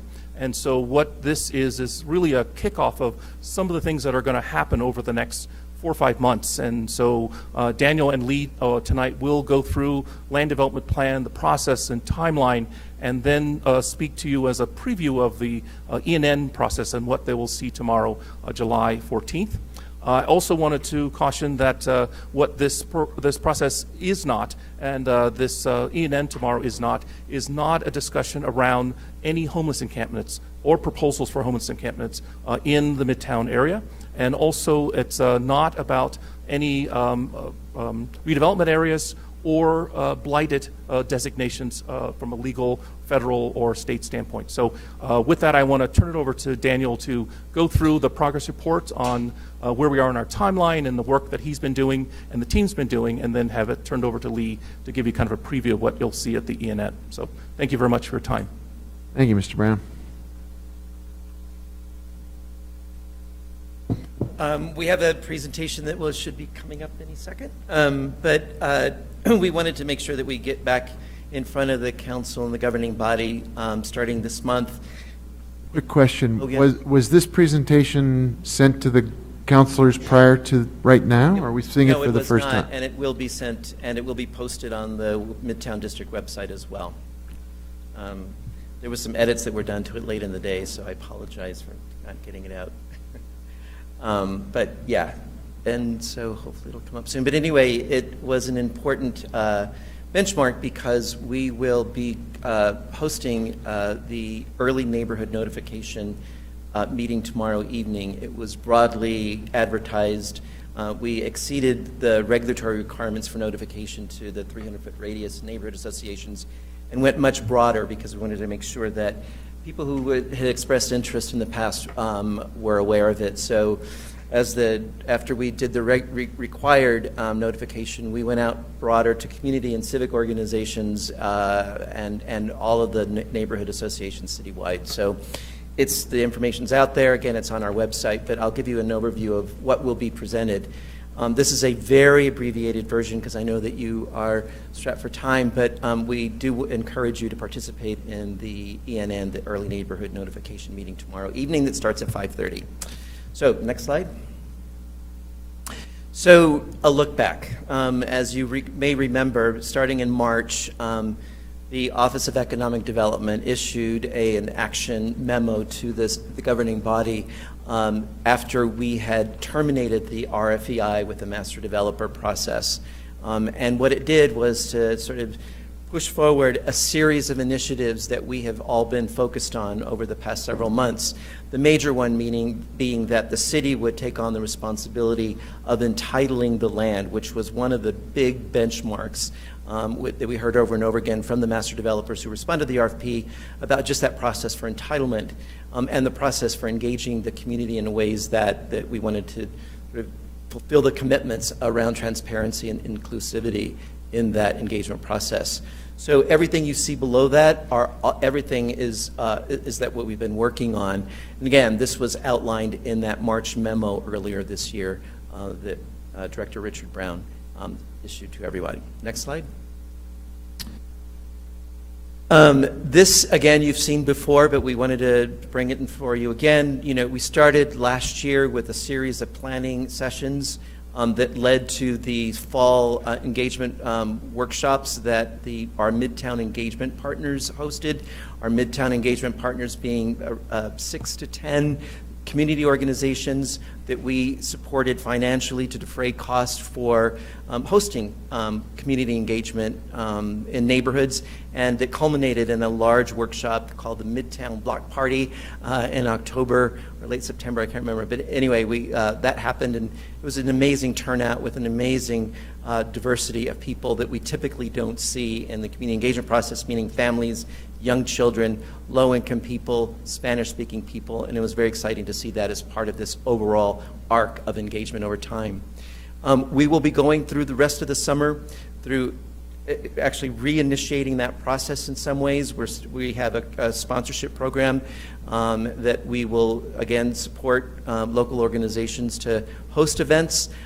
So once the application goes in August, we will continue to hear from people because we want to be able to tweak or refine the master plan based on what we see over the course of the summer, September, when we finally go into the Planning Commission in early October. Next slide. But I do want to remind everyone that even starting in 2021, the work really started because a lot of the master planning work refers back to the link overlay, which was passed in 2016 by the governing body. It also captures everything that was passed in the resolution in 2018 as a result of the Midtown Campus Project. Was when many of you may remember there were 5 firms, local firms, that did very high-level vision plans for the future of Midtown that culminated in what was approved in a resolution, the Midtown Planning Guidelines. Then this year, as I was saying earlier, we had these planning sessions, then the Midtown Engagement Partners Workshop that culminated in a report that was done by our community engagement partner, our consultant, the Design and Planning Assistance Center at UNM. And I'm sure you do, and you forward them to us, whether it's from the mayor, city council people, to Rich, me, and now Lee. We're all receiving daily emails about their thoughts on Midtown. So it's in our minds, it's embedded in the way that we approach the planning at Midtown every day. Next slide. I won't spend much time, but I do want to remind you that there are two plans, and tonight we're going to talk about that first one, the land development plan, which talks about everything that can be built, developed on a piece of property. It does not deal with a lot of the social and community objectives that we heard over the past few years. That is all being captured in the community development plan. And again, that report from the Midtown Engagement Partners will continue to inform that community development plan. It's a more policy-oriented plan that you will be presented over the course of summer as well, and you will be asked to hear it, to vote on it in October, along with the land development plan. So they work together, and you'll see the synergies between those two plans, and they'll unfold over the course of summer. Again, we'll be reporting back to you on how those work together. Next slide. So the purpose of an ENN is really to provide an opportunity for the developer owner to present to the public what it is that they're applying for within that land use application. That's the first purpose. The second purpose is to actually hear back whether we're on the right track. Everything that we've heard over the past few years, has it been captured? Did we incorporate the strong preferences and requirements that you want to see for the land development plan? And then that way we can begin tweaking it, so as we approach the application, we have a stronger application that incorporates some of the voices and comments that we heard starting tomorrow evening at the ENN meeting. It starts at 5:30. We hope to have a hard and stop. We plan to have a hard and stop at 5:30, ending at 7 p.m. We want to respect people's time. And at the end, you'll see where you can access the Zoom link to watch the meeting and participate. Next slide. So again, I won't go into this, but you will get this, I promise, even possibly tonight, if not early tomorrow morning, you'll get this, and you'll be able to read these slides. But again, the land use plan is primarily consists of two big elements, the master plan and the zoning. The master plan begins to outline the site and the street networks, the blocks that are built on it, where density will happen, where open space will occur. It lays that all out. The zoning is going to say what can actually be built on that plan. So you'll see that in a little while, and Lee will help me explain those. But that is what the land use plan and the application really is. It's about that land piece. Next slide. So again, the zoning is what can be built on it. So one is the framework for development. The other one is the land uses, the allowable land uses on that piece of property. Next slide. So I'm going to turn this over to Lee. We wanted to provide you a context for this zoning so that you have a technical background, and I don't think it'll be boring because it's actually not, but it provides a context of why we're zoning in a particular way. Lee? Mayor, Council, it's good to be in front of you again. What might surprise a lot of residents, perhaps not the council, is that the current zoning at the Midtown campus is actually R5 residential. So that's literally residential zoning that would allow up to 5 units per acre. With the exception of the Schelleberger tennis facility, that's that little island of red down there, which is already zone C2. And then as you can see, the surrounding area on Cerrillos and then down part of St. Mike's is C2 commercial, which is our general commercial designation. We also have some shopping center commercial. That's the light purple color there. And again, it allows residential right now. So the uses on the site are not what the zoning is intended for. Next slide, please. Likewise, the future land use designation for Midtown itself and all of the surrounding state uses and so forth is institutional or public. That is appropriate for a college campus and for the various government activities that are going on around there. But again, it's not the future land use designation we need.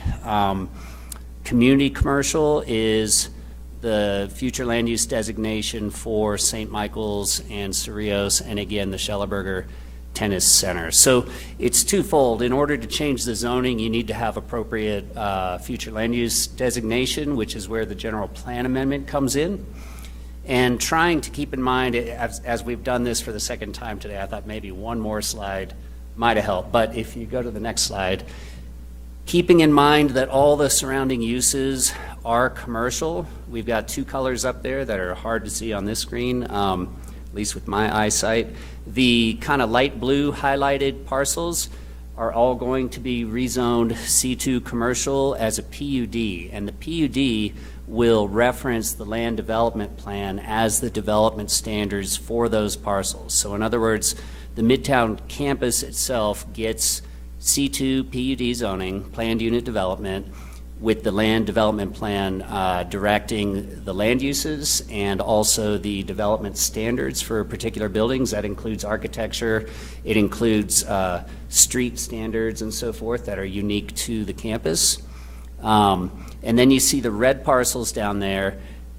We have been, as this process has been going on for several years, we have been negotiating with the state and some other entities to potentially trade some properties, and that is starting to come to fruition right here at the very end. So just recently we decided to add into the C2 rezoning some city-owned properties there as well as some of the state properties.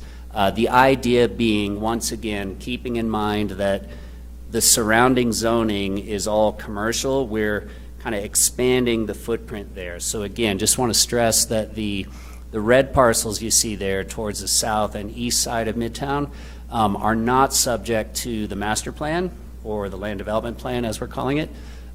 They will just simply be subject to standard C2 zoning land uses and development standards, and also, of course, subject to the link overlay, which covers the whole area there.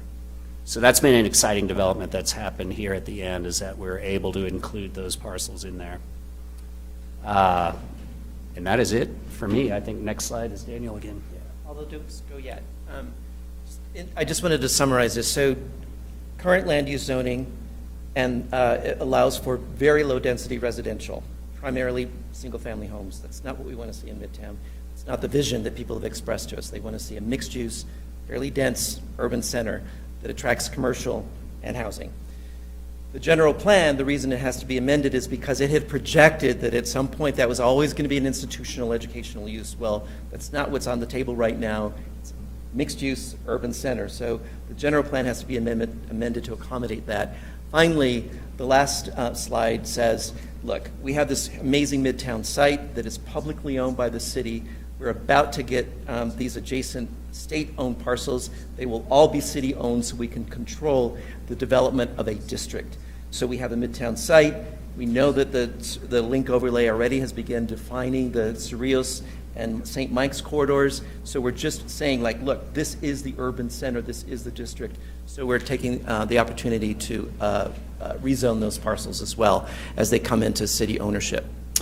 So here is the master plan, and again, you may have heard through grapevine or whatever that it's a flexible plan, meaning that it is not the typical plan that you would see in a previous generation where it's very prescriptive. There's a corner, there's a 5-story building with a tower, it's a clock tower, it has commercial, and we prefer.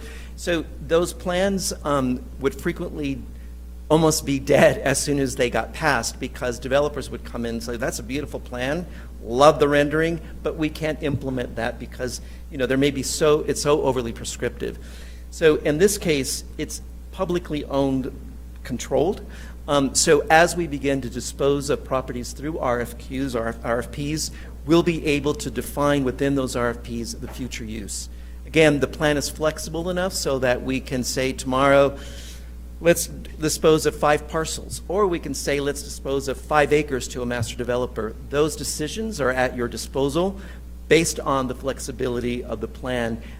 So this notion of incremental development, which we talked about previously, allows for small developers, medium-sized, and large type master developers. So we have those choices ahead of us.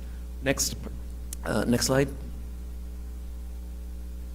I wanted to give you an idea about, so part of creating the infrastructure to support the master plan, we're working with Wilson and Company to do all of the analysis for infrastructure. We needed to give them how much development could potentially happen on the land over time. So here you see non-residential commercial development, the amount that we are projecting in the master plan. And again, this will happen through RFPs in the disposition of land over time as well as some of the existing, so a lot of the institutional that you see there is existing buildings that we are already in the process of sitting out an RFP in August, which is Visual Arts Center, the Performing Arts, the Film Complex.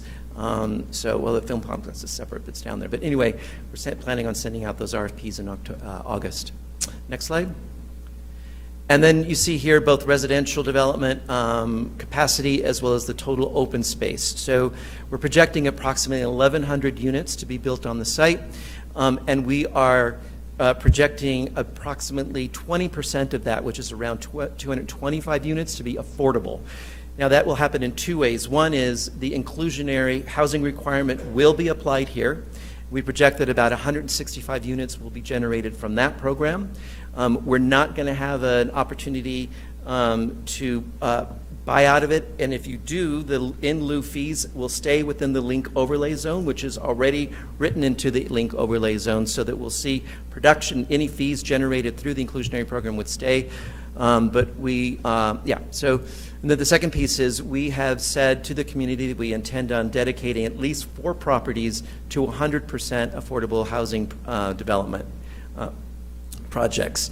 And in that, we'll be issuing RFPs. Again, they'll be at the city's discretion around rental, home ownership, and land trusts. So we'll be able to get those RFPs out over the course of the next year, hopefully, to begin the development cycles for 100% affordable housing projects. Then you see the total open space, and I just want to reiterate, and tomorrow, if you participate, you'll see a lot of the open space is both green streets as well as parks and open space that are for recreational, passive, and other types of recreational uses, but they're part of the infrastructure system, green infrastructure system as well. Next slide. We also want to communicate that we knew that sustainability was an important element in the design of the master plan. We used the USGBC, which is the United States Green Building Council, Leadership for Energy and Environmental Design to design the Midtown Master Plan. We also engaged the Sustainability Office because I don't know whether you know or not, but Santa Fe is a LEED Gold city. So we coordinated with them in a lot of the actions that we incorporated into the master plan. But I just highlighted some of the big pieces of the puzzle that we wanted to make sure that are communicated to the public in the way that we thought about it: walkable streets, green streets, et cetera. And finally, we wanted to also communicate that the density patterns within the Midtown Master Plan are the same as the density patterns, height, et cetera, are as the link overlay. There's a few more requirements within the Midtown Master Plan regarding the way that buildings meet streets to create a strong pedestrian environment. But anyway, they'll be in the master plan when you receive that as well. Next. Again, the master plan. And I want to reiterate also that when we were designing this, we knew that day 1 is going to look much different than year 12. Meaning that we've thought about connectivity into the future, so that we can begin we have already begun discussions with adjacent property owners about their interest in development on their sites and how they might then connect back into Midtown and us to them. So there's been those ongoing discussions, and a lot of the connectivity that you see here has been through those discussions. Next. So right now, if you go to the Midtown website, you'll see 2 banners at the top. One will say, for more information on the ENN, go here. You'll see all of the documents that are required for the ENN process. And then below that, you'll see if you're a civic organization and you want to participate in the Community Education Sponsorship Program to host an event, there's an application and the purpose of that program there too. So that's our presentation. Thank you. Thank you. Entertain questions from the members of the governing body. Yeah, Councilor Michael Garcia, please. Thank you, Mr. Mayor. Thank you, Daniel and Lee and everybody else that presented tonight. I really appreciate it. Got a quick couple questions. Some might be easier to answer, some others than others. Regarding, let's first start with what was given to us, and then I got some questions around tomorrow's ENN meeting. One comment, green space, I saw on the map there, it identified Franklin Miles, which is already existing green space. We shouldn't consider that part of this development because it's already developed. I don't want us to say, well, we accommodated the request for open space and green space with Franklin Miles, which is already developed. So I'd like for folks to take that into consideration as we're moving forward with this plan. In regards to process, is this going to be the same process that we've had for the rail yard, where we will own the land and we'll lease it to folks and they can build and develop as they wish, but we retain the rights to the land? So again, that's one of the policy items. It wouldn't be in a land use plan, but it would be in the community development plan. And the way that the RFPs have been drafted, they aren't all finished yet, and they'll be ready in August. But the statement about disposition says that the city prefers the disposition through a purchase and sale agreement. But if there is a reason why that a long-term ground lease benefits the city at the city's sole discretion, that we would consider that as well. Okay, and I just believe that land in the city is a commodity. It's we have less and less of it, and if we can retain the rights to the land, I would be in favor of that. That kind of gets into my next topic of affordable housing and the in lieu of fee. I appreciate that currently there's 20% being planned. I think the community would like to see a lot more, given the astronomical price of housing in this city. If we are going to be leaders, we need to develop that space with the leadership mentality and have that a lot more than 20%. I would urge that we double that. With that being said, I've got a question, and maybe this is for our city attorney. In regards to the in lieu of fee, because this is our land, are we at liberty to, I guess it would be waive or not have the opportunity, provide the opportunity for folks to waive the in lieu of fee? Because I think what we've seen historically is that folks are going to pay the in lieu of fee. And what we need is housing. I agree, the money goes a long way, but for a situation like this, where housing is a priority, and we offer up that in lieu of fee, I see the problem of folks paying that fee and us not having affordable housing built. And so are we able to say, with the Midtown campus, there's no such thing as in lieu of fee. You have to develop X amount of affordable housing units. Mayor Weber and Councilor Garcia, I think we can look at that. I'm not sure it's possible under our current structure, but we could look at whether that would be possible with some changes. I mean, the rule is your own, right? So the governing body adopted the rule for fee in lieu of. So if we, don't have the answer right now, but you could get there. There is a way to get there. Okay. Whether you're there now I'd have to look a little bit more at it. Okay, I don't thank you, I think appreciate you'd that. probably need to make a change. I would urge us as a governing body to make that change, because what I see then happening is high-end development and just furthering the gentrification that's currently happening in our community. And this is, again, our way to be a leader and say, we are going to develop this space, and we are going to allow opportunities for all spectrums of income to live. So I guess, Madam City Attorney, I'll get with you offline in regards to what steps need to be taken in regards to that. The master plan. So, Mr. Hernandez, you said we kind of have a master plan, but we don't, right? Is that, I mean, can you explain that to me? Because in regards to master plan, usually there's a master plan and then we rezone. I'm not saying we need to have the intricate details, but usually there is some type of box we know we're going to be working with, and we rezone according to that, and then we can plan accordingly. Because we could always go back and rezone. We could always go back and modify and amend a master plan. But I think what the community, or at least from what I've been hearing from my constituents, is regards to a master plan. What are we looking at? What is going to happen here? And I've had a number of questions of, why are we rezoning without an approved master plan? So can you answer that? They happen at the same time, and you do have the master, or we will be applying for for approval of a master plan, rezoning, amendment to the general plan. And so there will be a master plan. What I described was a difference in master planning as it's evolved since the 60s, really, and really master plans today allow for the flexibility so that particularly if it's publicly owned property, that then a governing body has the opportunity to begin to respond to changing priorities in their cities.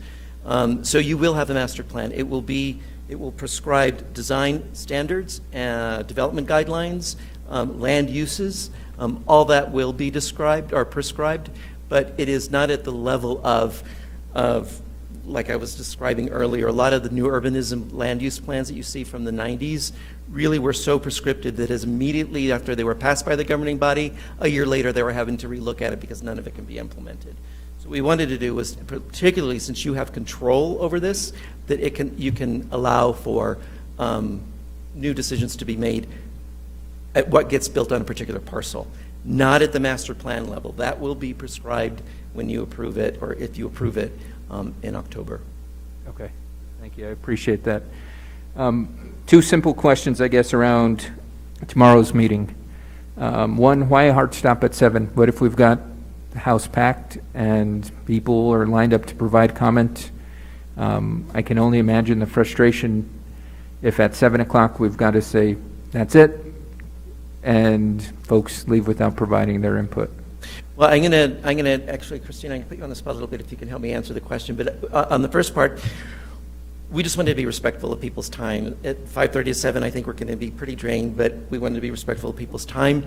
But we also have on a slide that people can submit if they weren't able to ask a question or they didn't want to ask a question in public, that they can contact Lee and Maggie, I can't think of more, in the planning office to submit questions to them subsequently. And the second piece is that we may consider then doing a second presentation as well, so that if we find like, God, this was really big, let's get another one out the door, we can. But that's also the reason we wanted to do the community education sponsorship program, so that we can also join them in their efforts as well. So we wanted to try to multi-prong this outreach effort as we, throughout the summer. Okay, thank you. I just want to ensure we're doing everything we can to provide a space for residents to have their voice heard, and I appreciate the opportunity for folks to reach out after the fact, but in person, I mean, yeah, I can only imagine if during our governing body meetings, if we told folks, well, 8 o'clock, we're stopping, I don't care if the line's out the door, it doesn't work that way. So I would encourage, if you have a packed house tomorrow and folks are still waiting to provide input, that we do schedule the second meeting. And also, I just wanted to build on that a little bit. Did you want to say something? No, I was just making That we created a speakers bureau, so there's a few of us that are just going to be on call. So if a community organization says, "Look, we'd love for you to do the presentation, but we need someone from the city to help us with Q&A," one of us will be. We've all said yes, we'll do it, we'll go. So we're all ready to kind of participate when needed on the ground. If I can add, Councilor, also, we're holding this ENN in the scheme of things very early in the Planning Commission cycle. So, for instance, what I mean by that is we're holding this ENN like basically a full month before the actual final day you could have one and still go to Planning Commission on October 6th. So, as Daniel alluded, we could have another meeting if that's what the public wants. Again, we'll be using the stipend program and all that, and some of our community organizations will be holding additional public meetings and so forth. But part of the time limit is kind of land use policy. It's one reason we're not doing it in person right now is because, land use has, for consistency with all their applicants and so forth, has requested Zoom still be the medium. And likewise, the time frame is somewhat determined that way. So I certainly understand your concerns, and I think what we're trying to communicate is that we've got additional time to, either have another meeting, a series of meetings, take input, et cetera. Okay. Thank you, Lee. I appreciate that. And that touched base on my last question, which was around Zoom and it being on Zoom. And usually, traditionally, these meetings are held in person. And that's been one concern I've heard from folks as well as the technology needed for folks to participate in the meeting. And so I guess, Director Klug, I don't know if you're able to speak to when we might reconvene ENN meetings in person, just because this is the biggest development on the city's plate, and I would think we would be trying to afford avenues for folks to participate in any which way, and participating via Zoom is limiting some folks, especially when you come into having the technology necessary, having the technology IQ required to participate, and we want to ensure that we're allowing everybody to participate and voice their opinion in the ENN. Thank you, Mr. Mayor. Councilor Garcia, thank you for the question. So during COVID, we did pivot to online ENNs, and they're extremely effective so far.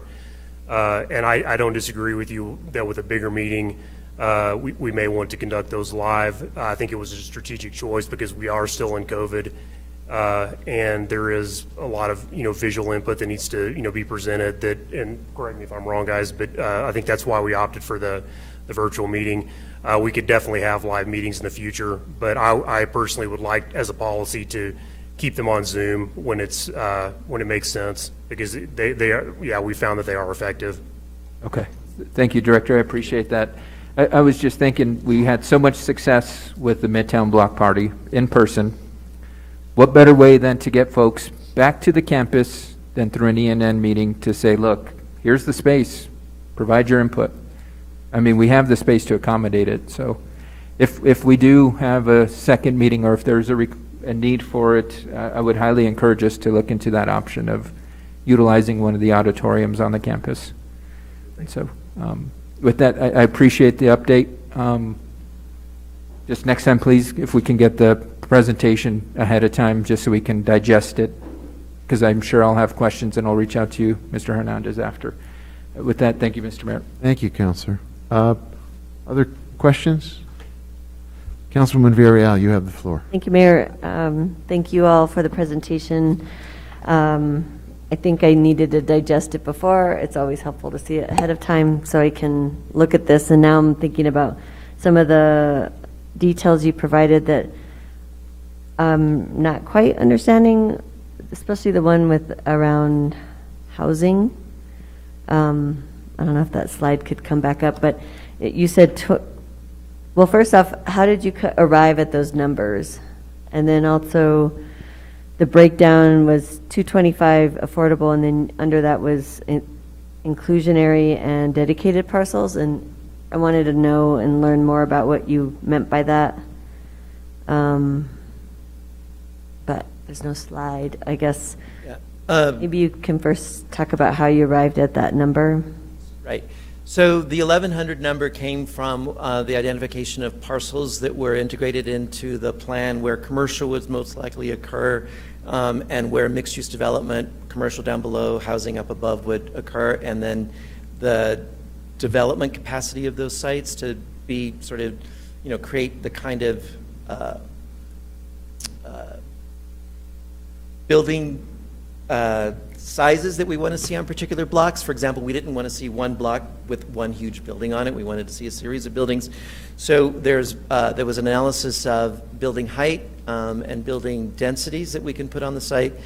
And so that was one way that the level of development site capacity was analyzed. The other one was having conversations with local affordable housing developers when they're financing projects, what that sweet spot is in their financial performance. So they said, basically what is competitive in securing low-income housing tax credits is about 60 units. 60 to 80 is opportune. So again, what is here is at about 60 units for projects that we would dedicate 100% on these 4 parcels that we had talked about. And then the other ones were also home ownership. And so we talked to home ownership developers, and they were saying around 40 to 50 is what we really typically can finance on a particular project. So that's how it was a kind of an iteration with that. So this is where we were saying that, look, this sets the minimum standard, and we can exceed that if we, as a policy group, decide that we wanted to do more than what this minimum allows for.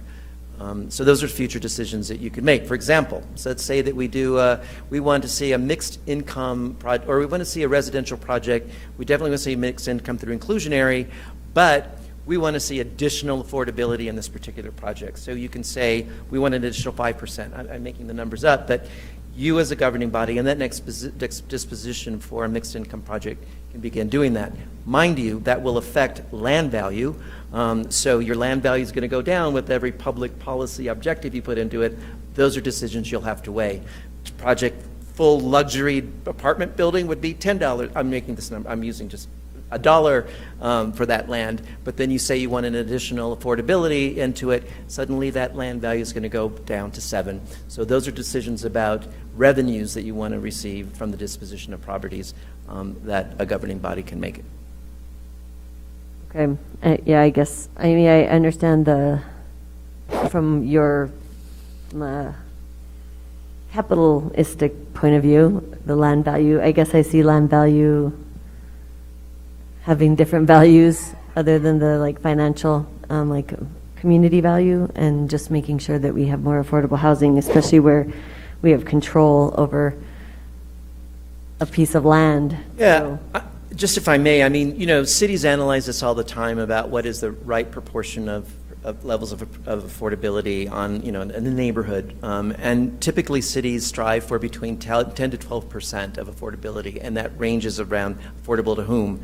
20% is actually really pushing high, and I'm excited about that. But again, these are decisions as a governing body you can make. I would encourage you to look at policies around the country on how cities decide on those levels of affordability.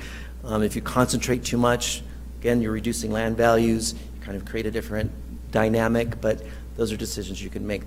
Yeah, I guess right now across the country there's not many good models that are actually showing where people can live affordably. Absolutely. We don't have that happening across the country, so I don't think the models are working. Housing affordability is important at Midtown. So for the ENN, you said you encourage us to go, but there'll be things presented. I guess I will ask City Attorney McSherry about this. We typically don't go to ENN meetings if it's an item that will be coming to the governing body to make a final vote. So can you advise us on this? Because I think a lot of us would want to be there to learn and understand what community members are saying and hear from the public, yet there's another kind of trajectory here. So could you tell us more about what you advise on that? Mayor Weber, Councilor Villarreal, I'm smiling because Jason Kluk and I have been texting about this subject throughout this meeting. But I think, so since the city is the applicant in this case, you are welcome to go to the ENN. I would suggest you don't have a conversation during the ENN with each other, or we did not announce this as a special meeting. That's why I say this. If you'd like to have a special meeting, we can look at that. But we did not announce this as a governing body meeting. So discussion amongst the members or on the same topic during the meeting, I advise against. But I think you can attend and watch. Yeah. So don't interact on Zoom with our colleagues. Is that what you're saying? Mayor Weber, Councilor, that's part one, but the second part too would be is if there's a certain presentation on a certain topic and one of you comments and the other one were to comment on the comment or something like that, it could be perceived as a discussion. So it's really whether or not a discussion occurs that includes multiple members while a quorum is present. If a quorum does not end up being present, that concern isn't in play. So if 5 or more of you are there or virtually, I guess it's all going to be virtually, then I recommend against it, having a discussion. But you can observe and then you can follow up with any staff afterwards with questions and that type of thing, or during one of our hearings. And if there's questions that are posed to us from the public? Mayor Weber, Councilor, I think I'm hearing Christine say she will help us avoid that situation. Okay, and then because Mayor Weber, Councilor, the public should still not be interacting with you on a one-on-one basis on this issue. There's going to be multiple public hearings in front of the governing body on this topic. So in that sense, you should stay, because we need to create a record regardless, and the record needs to be during public hearings that are in front of the councilors. So if public has comments they want to direct to you, it should be during one of these. It should be during the Planning Commission. It would be part of the record if they were to make that comment there and raise something to the attention, and then that will be part of the record you receive. Or they would raise that concern in front of the governing body when it ultimately comes in front of the governing body. So thank you very much for that question. I think these are good issues to be thinking about. Madam Clerk, you have a comment? I do. I just want to further clarify that, and I think we've all struggled with this as well, is the city is the applicant. Normally, and I'll use Jenkins-Gavin as an example, if Jenkins-Gavin was the applicant in this process, they would be the one hosting the meeting. It's why we've tried to be really consistent with the ENN process to stay on Zoom, to identify the fact that we're currently acting as an applicant moving this through the process. So it will go to Planning Commission. It'll essentially come to governing body. And the idea for this presentation was to give a preview to the governing body of what would be presented tomorrow night at the ENN. And again, it's a little complicated because the city, to my knowledge, hasn't been the applicant for a piece of property at this scale.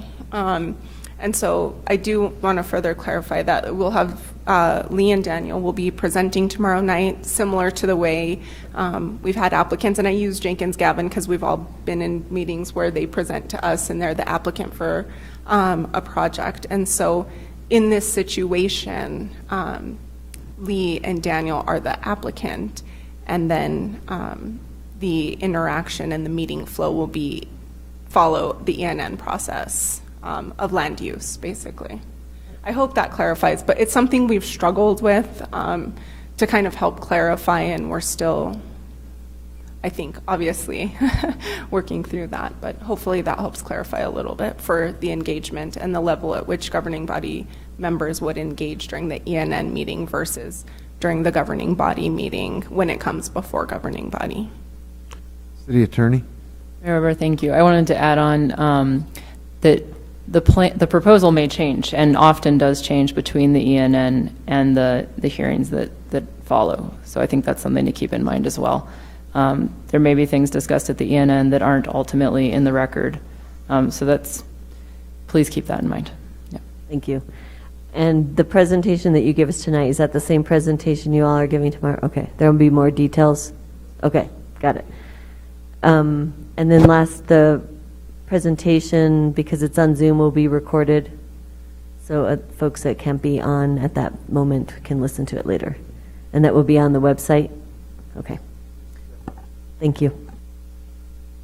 Yes, it will be on the website. And actually on the website right now is all of the, the ENN has certain, the land use office asks us to respond to certain questions. All of those are posted in Spanish and English on the website as well. Thank you. I would just reiterate what was said by the city attorney most in her last comment, which is this is just a draft that we're being introduced to, and the public is being introduced to for consideration. And the whole point of the ENN process is to get more feedback and to see where this draft development proposal needs to be adjusted. So then if you start focusing on a number of units of housing right now, it's really a calculation, not a proposal, and awaits further clarification and refinement through the public engagement process. And then ultimately coming through the Planning Commission to the governing body for additional refinement and ultimately a vote. Yes. Councilor Romero-Worth. Thank you, Mayor. So just to reiterate, the Zoom meeting is being recorded. It will be on the website so that if members of the governing body or members of the public can't attend at whatever the time is tomorrow, there's an ability to watch it later. Yes. Okay. Just want to be very clear about that. This may be too big a question, but I'm curious, how is it that you calculate 20% affordable housing as being, you said that's really great and kind of on the high end. I assume that part of that calculation comes from, the cost to the developer to build it, and I don't know, maybe you can be more articulate about how you get to a particular percentage. Well, one was the requirements with the inclusionary program requires at a basis 15% of residential development has to be made affordable. So that 15% established that 165 number. And then we had made, we identified parcels within the development plan based on the housing types and the densities that we were hearing from developers that are most comfortable for them to secure financing for housing affordability. Again, the 40 units for ownership and 60 for rental is sort of the minimum. And so those were that was the other number, I think of 195, I think it is. So those were how we came up with that. Again, that's a study. It's just a development site capacity study that typically happens at the master plan phase of development. And that's what, that's how that was established. But so it does take into account the cost of development. Yes, the inclusionary program does, absolutely, because again, part of the getting an inclusionary requirement passed is what is actually feasible from the development perspective in their performa. So once you begin increasing that, their performa begins to deteriorate because they can't really afford to operate it. Their acquisition and construction costs exceed what actually the sales price it could be. So those are fine pieces. It becomes a Swiss watch once you begin exceeding that 15%. Yeah. And I guess as another question, can we look at how we maintain the affordability of what we build at Midtown? So, and I don't know, I don't feel like I'm an expert in this, but certainly like equity caps or what are we looking at that? Can we look at that? Is that part of this? Yes. So particularly on I mean, again, the city has control over these properties, so they can begin providing the guidance for developers in what their priorities are. So if we want to see units in perpetuity, then we write that into the RFP, that we want to see these units that are included in the inclusionary program or beyond that to be affordable in perpetuity. So again, those are controls that the city can decide to make it with each RFP that they issue. On the parcels that are dedicated to 100% affordable housing, we'll be working with the developers who hopefully have a mission to maintain housing affordability, but we'll write those requirements into it as well. Typically, financing for low-income housing tax credits require at least a minimum of 60 years, and a city can add on to that as well. But the way that the investors will look at it is they'll want to see it perform out at 60-year terms. Well, that's interesting, 60 years, because when we did Zia Station, that the affordable units in that development are only 10 years. So how do we make sure that we have, again, some longevity in this affordability remaining that way for, I don't know, either in perpetuity or for not just 10 years? A minimum term. Yeah, I don't know the Zia Station financing structure, but again, you're in control. It's not a privately owned property where you're negotiating with a private entity. You're now in control of how you want to set the standards. The issue will be whether it's actually financially feasible to set additional standards when you're disposing of property, but those will be what you get back. So if you increase your requirements for affordability in any way, you'll see how the development community responds and whether there's actually a feasible project that comes back to you through that RFP. So again, it becomes a little bit of a Swiss watch, and you want to make sure that those RFPs attract the market so that you actually get development, and you don't want to over push, but you want to push as far as you think that the market is willing to finance. Okay, so now I'm just confused a bit, like, this is what I want. Is this what you're going to do? Well, or do we, as a governing body, need to tell you that this is what we want to see? Or, I mean, we don't approve the RFPs, right? Yeah. You issue the RFPs. So for me, there's a little bit of a disconnect. Yeah. Well, that's a great question. But part of the reason you have an economic development office is to be able to have someone either on staff or consulting them about what is financially feasible from achieving public policy objectives. So, yeah, you may want to have every project affordable, but if it can't be financed. Right. I understand that. I understand that piece. But, to the extent we can build it and it can be financed, how do we build in some longevity into it remaining affordable? The issue around in perpetuity is a little bit easier to figure out, because whether it's 10 years or 50 years, you're writing an operating budget that shows your income and whether you can maintain yourself in the black versus getting into the red after year 10.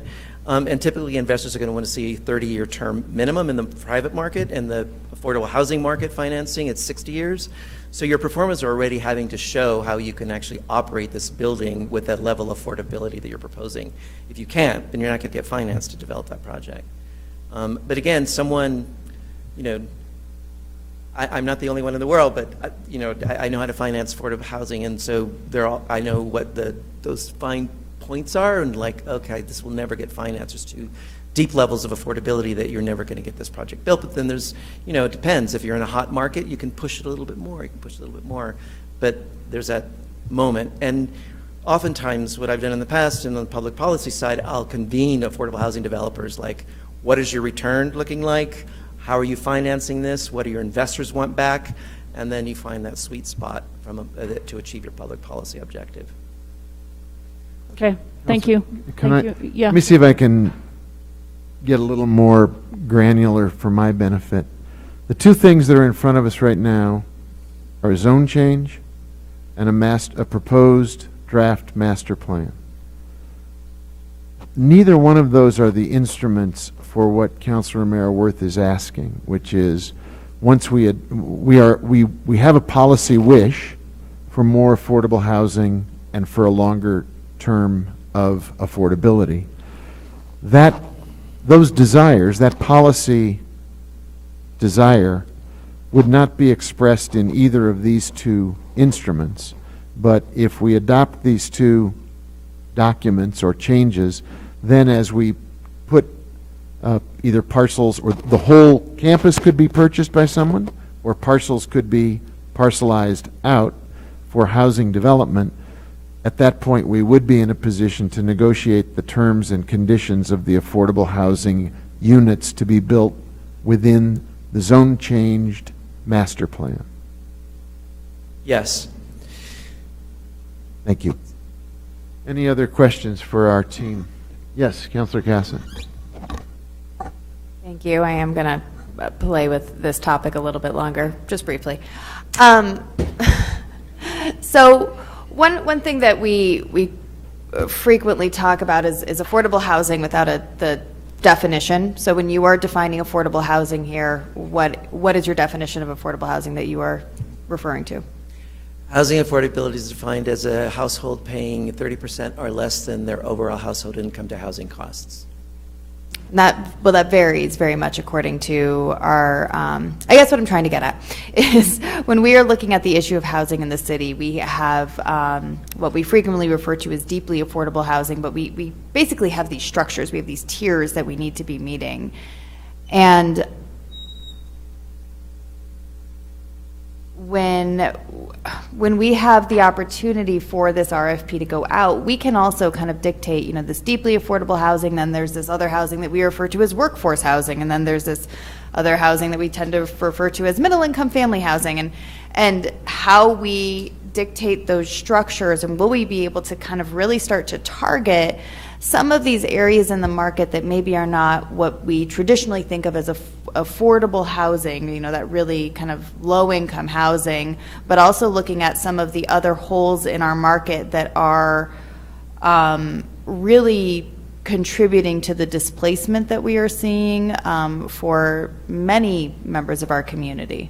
So have you seen that model kind of working as we're looking at the tiers in other places? Yes, and so again, when you begin disposing of parcels over time, you can begin to specify levels of affordability you want to see. So often, in the housing world, they'll say affordable to whom, and so the standard of that 30% of household income is nationwide, and so that's what everyone uses as a public policy objective. But then 30% of whose income? So you might be earning, $20,000 a year. That's much more. Your housing, 30% of that is much different than someone earning $60,000 a year. So you're asking a question about affordable to whom, and the lower you get, the more subsidy you need, and development has fixed costs. An architect's not going to charge less simply because it's an affordable housing project. They're going to charge their price. Land is typically a fixed cost, but now you're in control. You can play with land costs. So we want more affordability. That means your land value is going to go down. That's a fixed cost in your pro forma that you can play with. Construction costs, you can negotiate some costs with your general contractor. But anyway, there's very few levers in targeting affordability.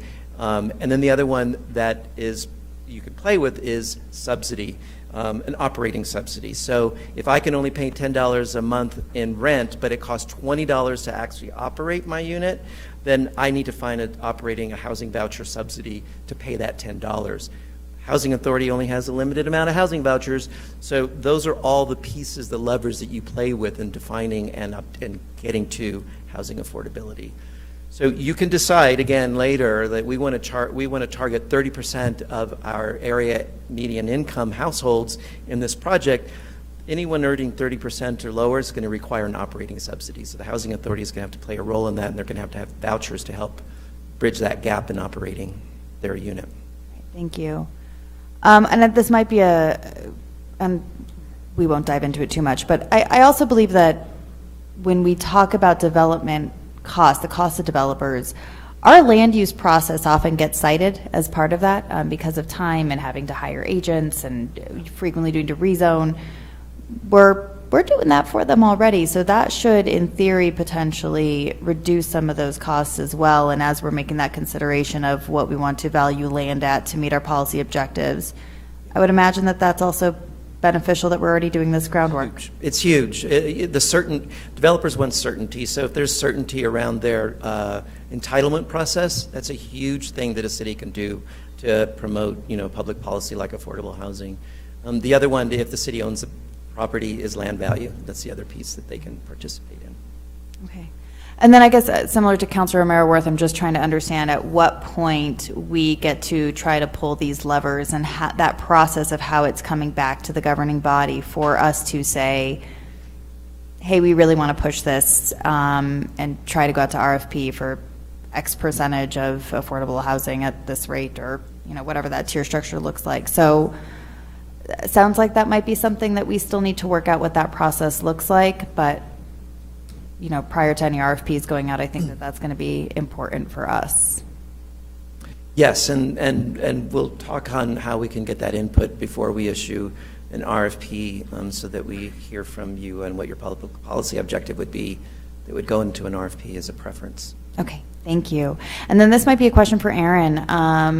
Moving back to, I'm sorry, Attorney McSherry. I'm trying to be more formal. Going back to our typical land use processes, when in a normal situation, when we receive emails regarding a upcoming development, I frequently will forward it to the city attorney's office for them to say, governing body is going to be acting quasi-judicial, this is what this means, this is why you can't have contact with them. We have not been doing that with Midtown. Are we at a point that we need to start doing this? Or again, because the city is acting as applicant, are we in this quasi-judicial? Mayor Weber, Councilor Cassett, I think we need to run through some scenarios and come up with maybe some, it's not going to be the same message we would send to constituents. I think we really do want to encourage them to provide feedback to staff while there's opportunity for this plan to be evolving, right? We don't want them to not do that. So we do want to probably direct comments towards the folks that are actually writing the plan, but it's probably not going to say the same thing that our current message would say. So I think I need to work through that with the team, with Pat, with Ms. Figali, who does advise the land use department, particularly the planning commission. Planning commission, I would say, is in a distinct role from the governing body. They are not the applicant, right? So they are in an entirely quasi-judicial role. So as it pertains to them, I would want to advise them the same way we typically do. They're not the ones who passed the resolution about Midtown, multiple resolutions about Midtown, right? We have a whole series of them. So obviously the governing body has had a role in what this application is going to look like, and still can. It won't look the same. We'll come up with some different language, but I'd like to talk through what that looks like, and maybe we'll have probably different guidance as to who to talk to about different matters. We still want to absolutely encourage them to make public comment in public hearings, because we want to make that part of the record. So I guess that's as far as I have in the front of my mind at this point. Okay, wonderful. Yep. Thank you. I appreciate that. I know it's a bit of a different scenario. And can I make a comment about the RFP thing? This isn't going to be a conclusive answer, but as it relates to RFPs we're currently putting out, I think those are primarily to facilities that we already know what their future use is going to look like based on prior policy decisions by the governing body and policy direction by the governing body, or at least we have a decent idea. I don't think we have a very good idea about housing yet, based as to where it is, the specific density, that kind of thing, which probably, I'm guessing we might want a little more guidance on from the governing body before that type of RFP would be going out, which is why it's not the first three. And so this process that we're engaging in now will help to form that type of RFP, right? We won't know what to tell developers that they should respond with at this point, because there's no master plan. Makes sense. Thank you so much. I appreciate it. No further questions, Mr. Mayor. Thank you. Other comments or questions? Mayor, I would just, it seems like we need a whole presentation on the affordable housing piece of this to support what you're saying when it's time. You know, so that we both understand where the affordable housing is being contemplated, what kind of affordable housing, how it's going to be financed, whether it's 100% affordable housing or being built in through fee in lieu of, or... Seems to me, if I can build on that. Yeah, go ahead. It seems to me that first we've got to get through these first two steps. At the end of the day, what we're going to have in front of us, if these measures after the public's engagement and changes are made and it's adopted, the next step to Councilor Mayor Worth's point, is a kind of a working session on how do we advance now so that the policy questions that the governing body wants to weigh in on, guidance for future RFPs, not just for housing, but for the entire site, can be put into the record so that there's guidance on what the development process and priorities look like. And I would extend it beyond just affordable housing. I think there's a whole lot of concerns that people are addressing, have addressed through the community engagement piece already about what they think are some of the qualities of the development. And we would, I think, as a governing body, do well to have a work session about how to provide guidance. City Attorney, you raised your hand. I did, Mayor Weber. I think there's going to be a feedback loop that gets refined more and more in terms of its level of specificity. Right? So it's hard to answer the very specific questions now before there being a master plan in front of you for review. And then or a zone change. Or exactly, right. So I think all of these things will will build upon themselves. Any other questions for our team tonight? If not, thank you. We will be tuning in tomorrow night. Good luck. And as Councilor Michael Garcia points out, this may be the first of a number of these ENN sessions. I think the interest in Midtown is substantial, and we ought to give everybody an opportunity to be heard. Thank you. At this time, I would entertain a motion to change our agenda. It's 7:39 by my clock, and we've tried to make a commitment to the public to have our petitions from the floor as close to 7 p.m. as possible. I think we need to adjust our agenda to move directly to the petitions from the floor because people are waiting to be heard. Mayor, can I also suggest that we move the executive session to the end of the meeting? Absolutely. If I don't think there's any. I mean, unless there are attorneys. No, I don't by. think we have anybody zooming in to join us. I think we can reconfigure the agenda so we go to petitions from the floor, move the executive session to the end. We'll still have to come back to take action, but we could do our regular order after petitions from the floor. Is there a motion to that effect? So moved. Second. There's a motion and a second. Is there discussion? Councilor Yeah, just a quick Cassett? comment. There are people here to comment on some of the final legislation. So I'm curious if we should move that piece up to after petitions from the floor and get all public comment happening at the 7 o'clock, or all opportunities where there would be public commenting on anything at this time, or I'm amenable to either. I suppose if we just move it to the end, we just have introduction of legislation. So. Yeah, I think we'll move quickly. Any other comments? Madam Clerk? Yes. Councilor Chavez? Yes. Councilor Lee Garcia? Yes. Councilor Michael Garcia? Yes. Councilor Lindell? Yes. Councilor Rivera? Yes. Councilor Romero Worth? Yes. Councilwoman Villarreal? Yes. Councilor Cassett? Yes. Mayor Weber? Yes. Motion has been approved. Thank you. So, Madam Clerk, let's move to petitions from the floor. There may be people in the Zoom as well as in the room. If you can bring people forward and keep the time clock advising people that the time for a petition is 2 minutes.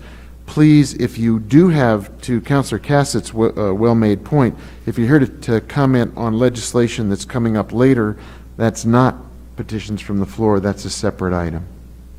But petitions for the floor would be anything that is not directly on tonight's agenda for public hearing. So if you wish to speak now, please come forward to the podium, and the city clerk will provide you with time. Thank you. I shouldn't have no time because I should not have any time because I am to the public and my taxes pay you guys, okay? First of all, I've been. Sir, could you, it'd be good if you'd give us your name for the record. No, it's my constitutional right, sir, okay? You don't have to give your name. You should know that, especially you, lawyer. First of all, I've been notified that over at Casa de Bell, I want to know, first of all, I want to know who's running that district at, the address is 3357 Cerrillos Road. Okay, I need to know whose district that is. Okay, first of all, there's so much narcotics going over there, and you guys are just talking about the some apartment thing, whatever. Okay, if there's narcotics going on at those apartment complex, people are calling narcotics cops, and they ain't doing a dime about it. Nothing. Okay, and I want to know whose district that is. Okay. There are elderlies that live there. They've called me to let me know because some of them are scared. I'm not scared, okay, but they're scared to come to you, the mayor, okay, and the counselors. I mean the people here, okay. You know what the narcotics tell us? They tell us, oh, we'll send someone over there. They don't send no one over there, dude. Okay, and you guys need to do something about this, about the police department. Seriously. And I'm a very concerned American, a very concerned person that cares about people's rights, and they're violating their rights. The police are violating people's rights. Okay, they're not showing up when they're being called. There are people getting killed there. Okay? So you guys are just concerned about the money. But what about people's souls? What about people that are scared? You know? That's what you need to worry about too. Thank you. And I need to know whose district that is. Thank you, sir. That is my right to know. Thank you. Who else wishes to be heard under this petitions from the floor time? If you're here for that, please step up now. Do we have people in the Zoom room, Madam Clerk? Yes, Mayor, we do. I'm going to allow Ms. Beninato to speak. Stephanie? Thank you. Can you hear me? Yes, we can. Okay, thanks. Stephanie Beninato. I do want to thank the head of recreation for extending the hours at Perez for lap swimming till 5:30. So it's now 10:30 to 5:30. But I'm still urging that there be early swim on Monday and Tuesday when the bicentennial is closed at Perez, because a lot of people who work at BC are there. And the other thing I would really urge too is that Chavez and BC stay open a little bit later than 4 o'clock on Saturdays, when families could perhaps go there till perhaps 6 o'clock. And I do hope that when we talk about housing at Midtown, and I'm happy that there was some notification of this ENN, because I certainly didn't know that, but I hope that you'll consider middle-class housing, because with housing, the inflation in the housing market, also middle-class people have nothing, they can't afford to buy anything, and there's nothing within their price range, or it's really horrible construction. So again, I hope that the City Council will look at that as one of the types of housing that will be promoted at Midtown. Thank you. Thank you very much. Madam Clerk? Yes. Miguel Gabadon? Oh, hold on. Yeah, Miguel, can you hear me?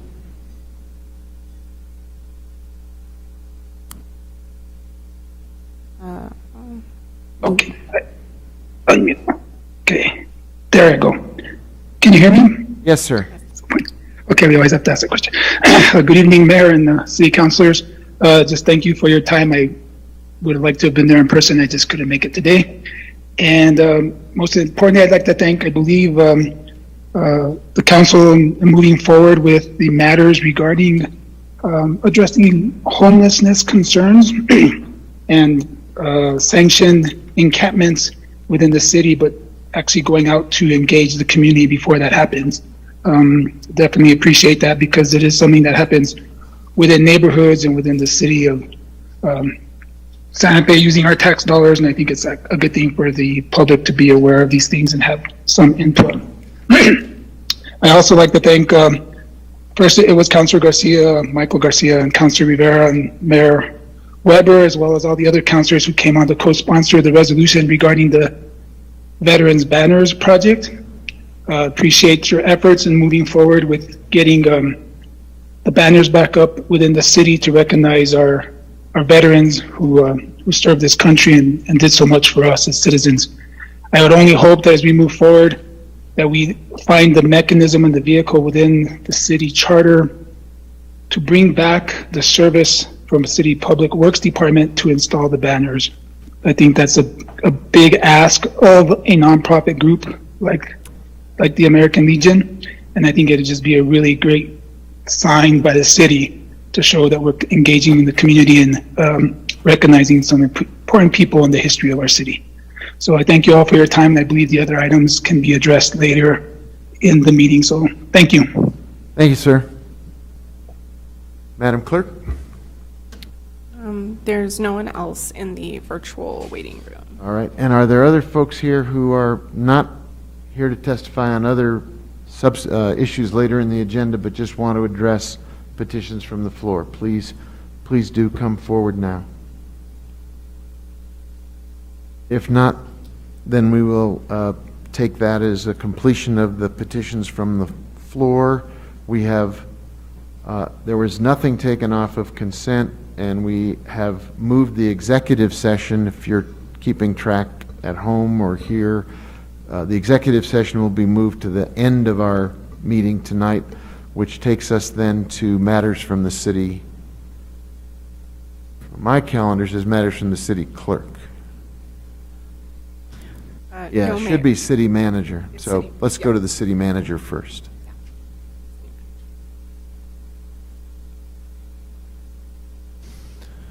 Mr. Mayor, members of the governing body, thank you for having us again tonight. A few quick things from me. First off is want to make sure you know that we are getting ready to start scheduling interviews to hire a full-time permanent finance director. And so I think we're going to try to schedule those over the next 2-3 weeks. We'll probably bring a finalist or two back, but we're hopeful sooner rather than later to have a permanent person in that position to move forward. I'm really excited sort of about the approach that we're taking right now, in part with the leadership of our Deputy City Manager, Leila Archuleta Maestas, is really working with HR and the department directors about prioritizing what are some of the positions that really need to get filled and really putting that gas pedal to the floor to make sure we're filling those. For one example, we had a really productive meeting last week with Public Works Director Regina Wheeler, folks from HR, folks from Finance. So as of Friday, we posted the Parking Division Director position, which we know our current Parking Division Director is leaving the city in August. So why wait for that to happen? Let's get that done. Let's get going now. Our ADA coordinator position, we're expecting by the end of this week to have the position for the Complete Streets Division Director, which is the new position that you all approved and the new division you approved as part of the budget process. Have that division director position posted hopefully by the end of this week or first thing next week. So that's just one example of working with one department to try to really get these positions filled and really help build out the staff here for city government. Want to flag for you since we last met. We successfully had the downtown public restroom open on Water Street. We had a nice ribbon cutting event. I would encourage you all, whether you need to use the facilities or not, to please go check it out, take a look. They really did a great job with the design, and I think it's going to be a great resource, not just for tourists who are visiting the city of Santa Fe, but also for the locals who are shopping or doing work downtown, who might need to use that facility as well. A quick update on veteran banners. We had a really productive meeting. Councilor Michael Garcia had asked that we set a meeting with the veterans roundtable community who we'd met with a few weeks before. Councilor Rivera also joined, the mayor joined. We had a good 2.5-hour meeting on Friday where we talked about sort of what the options are on the table right now for the real sort of, again, bifurcated plan. One is let's get the banners up now for the summer. The longer term secondary plan will be how to come up with a more permanent solution for future years. we were, Councilors Garcia and Rivera and Mayor Weber were able to get a resolution into the packet for this tonight that will be introduced that looks at some areas in the rail yard area up Guadalupe Street and what we refer to as sort of the greater downtown area. And the reason we're using language like this is in part because we're really trying to make sure that we keep the ball moving forward. All the options are on the table and that we can keep pushing this ball forward. So some things that we're looking at right now are, we've asked the community, Mr. Christie, who has helped to lead the program, to if we can get a couple of the banners that were being hung on Cerrillos Road and some of the brackets so we can test them on the rail yard, see and the light poles that are there now. Working with some of the staff from the Historical District Review Board to see what are some of the considerations we would have to look at for some of the banners, or excuse me, some of the light poles that are actually in the historic districts, there are various historic districts, but trying to just keep all the various pieces moving forward. Again, assuming the bill is introduced accordingly tonight, gets through committees in the next week and a half, we are looking at a possible vote at the end of July. And what we're doing is hoping to get the banners up for as long of a period as possible. So there's a lot of moving pieces, but I am grateful for the cooperation of Councilors Garcia and Rivera and the mayor to really help sort of shepherd this in the right direction. So we're appreciative of that. Beyond that, just want to say I want to give a huge shout out and thank you to our city clerk and our fire chief for what was a really successful 4th of July event. It was done safely, it was done correctly. I know that our fire crews were out fielding calls all night from neighbors who were concerned about fireworks in their neighborhood. All we can say is, A, we're grateful for their first service to do that, but at the same time, if we hadn't done the larger event at Santa Fe Place, those calls would have been significantly larger from across the city. So we're grateful for that. With that, I would finally say a happy belated birthday to Councilor Villarreal and a happy 4th to all of you, and have a good night. Thank you. Thank you. I think that was a land speed record for talking, but we appreciate it. Mr. Mayor and councilors, I am caffeinated, and so I apologize for that, but I'm trying to help you get the over-under for me tonight is 11:30 for this meeting to conclude. So I waive the right of consecutive translation. We have next matters from, well, the city attorney. You can speak to us without taking us into executive session, of course. Mayor Weber, councilors, I'll just make a couple announcements. One is that we got the list of eligible candidates for the policy analyst position. We're setting up interviews for next week. We're going to interview at least 6 candidates of the over 20 and 19 eligibles. 19, over 20 applicants and I believe 19 qualified of the applicants. And we have a bunch of maybes that look pretty good too that are not on the initial interview list. So that's great. We did recognize Tenzin Leto from IT as our partner of the quarter, and I wanted to share that with the team. We found his help over the last, honestly, several years to be extremely helpful during the pandemic. And it was just very, very sweet to see his manager and his manager's managers, so Manuel and EJ came to our staff meeting to recognize Tenzin, and then all his colleagues really jumped in to recognize him as well. It was just one after another, after another, after another, when EJ shared the recognition with their team. So that was really nice.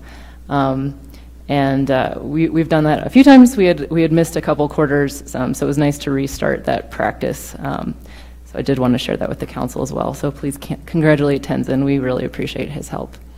Those are my 2 announcements. Thank you. Thank you. And we'll come back to you later for the executive session. God bless you. Matters from the city clerk. I'll keep mine brief. I'm not as caffeinated, I don't think, as John. I thought I was, but I just want to again thank the Redistricting Commission members. It was very intense for several months, but in addition to that, I do also want to thank members of my staff for their assistance on both sides of the house. This was the most extensive outreach campaign we've actually done with ads, social media buys, print ads. We did tabling at our Movie in the Park events, and everyone really from our staff stepped up. In addition to Geraldine and Xavier on our team, again, our comms team really pulled through, but Leonard Padilla from GIS has been super helpful as well. He was helping with some of the maps and back-end stuff. And Marcos Martinez from the attorney's office. He was essential as we worked through a lot of the logistics for redistricting. So I did just want to, again, thank both the redistricting members and also the staff that supported that effort over the last few months. And then I just want to thank everybody that joined us for the pool noodle cutting at Bicentennial Pool. I don't know if anyone's had a chance to go back to swim, but it is lovely and the weather has been very nice. We will be doing the community pool party on June 30th. We had to reschedule that because of weather. July, I'm sorry. July 30th. And then I also just want to announce that our team is working with the fire department, so we'll be doing spray downs on July 23rd, and then we'll also be doing one in conjunction with the pool pizza party on July 30th. So that's kind of my quick update for now. Thank you, Madam Clerk. Let's take up communications from the governing body. I'll start. Councilor Lee Garcia, you have the floor. Thank you, Mayor. I don't have anything tonight. Thanks. Thank you, Councilor. Councilor Cassett. Thank you, Mayor. Just a quick recognition of the Bicentennial Pool. We have been there. My son took the toddler swim lessons. It's really adorable. It's really cute, all these little kids in the pool. And the staff is amazing. And I know that swim lessons have really been a big issue in the community, the people wanting more of them. And the individuals teaching have been just incredible, and working with my kid is, doesn't want to do anything but like cling to us in the pool. And so they've really just been really amazing to work with. So I'm really happy that that was something that we were able to get up and running. And the Bicentennial Pool is lovely. So if you haven't been, I definitely recommend going and taking advantage of this jewel in our city, and very happy it's open again. And that's all. Thank you. Councilor Merriworth. I don't have anything tonight. Thank you, Mayor. Councilwoman Villarreal. Thank you, Mayor. Just wanted to say thanks for letting us know about Tenzin. He is remarkable, always available, and his troubleshooting skills are superb. So thank you for telling that. And if he's listening, or get this, congratulations, Tenzin, on being a badass. I'm sorry, he is. He's just really good at what he does. And then wanted to see if you could let us know as counselors about for the applicants. Great to hear we got some good applicants and for the policy analyst position. And you said they'll be interviewed, or 6 will be interviewed, and if you could advise how the city council members will be able to be involved in that process. And if we're not, we have in the past, so I was just curious if there was a way that we could be involved. Great. I saw you shaking your note. I'm trying to avoid the byplay back and forth in the middle of the meeting. I think it's for later. Okay, well, you can let us It's a know. legitimate question. I think there was. Yeah, I didn't expect an answer now, but if you could email us about how that's going to The play out. city attorney immediately attempting to respond as she tries to. I know she wanted to, but. We'll get it off offline. So the other thing I wanted to let my colleagues know and the public, and hopefully we'll be able to co-advertise this and put it out to the public so you're aware, or the public is aware, is there's going to be a peacemaker ceremony. It's an interactive demonstration for forging guns into garden tools. I've been helping to kind of facilitate this and making sure that the public knows about this, to see if there's a way that the city could co-communicate about this opportunity. And simultaneously, there'll be a recognition for Reverend Dr. Harry Eberts and Miranda Viscoli as their national recipients of the Presbyterian Peace Fellowships and Peace Seeker Award. And so we want to acknowledge that recognition through a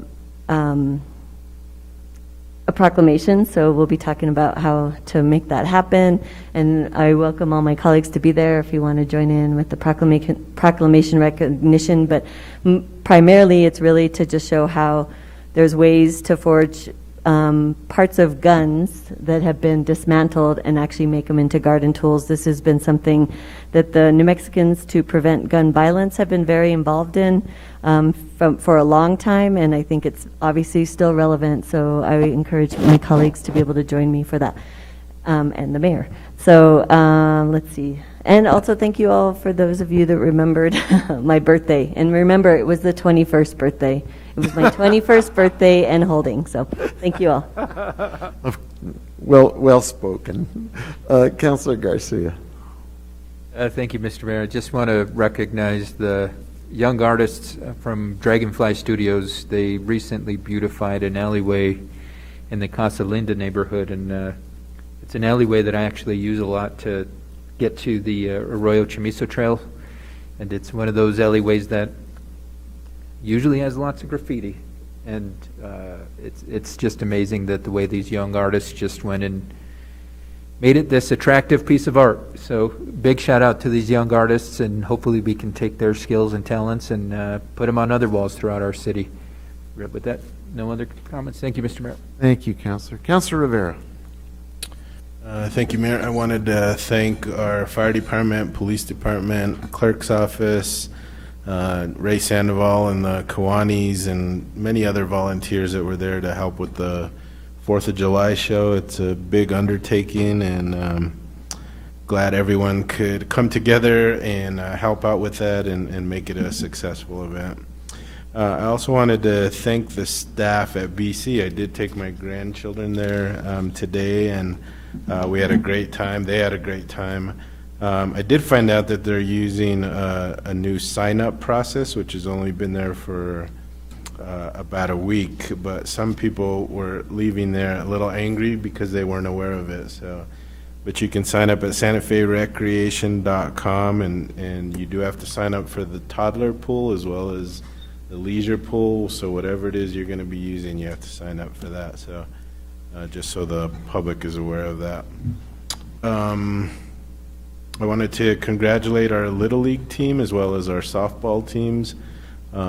They seem to be representing Santa Fe well, and I wish them luck moving forward. So, thank you. Thank you, Councilor.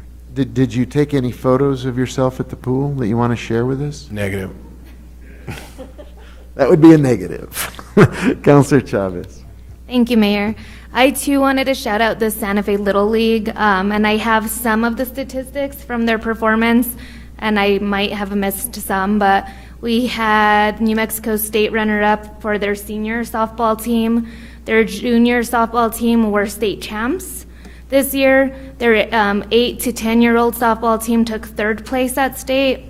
Their majors boy, 9, 10, 11 were District 1 champs. So we definitely had Santa Fe represented well by Santa Fe Little Leagues, and they just had a successful season. I think that the city clerk's office worked wonderfully with them too, so that we had really great city events and utilization of the park, and it really felt like the community was being brought together, and we got large numbers of community members utilizing parks and just seeing this really positive side of Santa Fe. So I think that partnership was very important.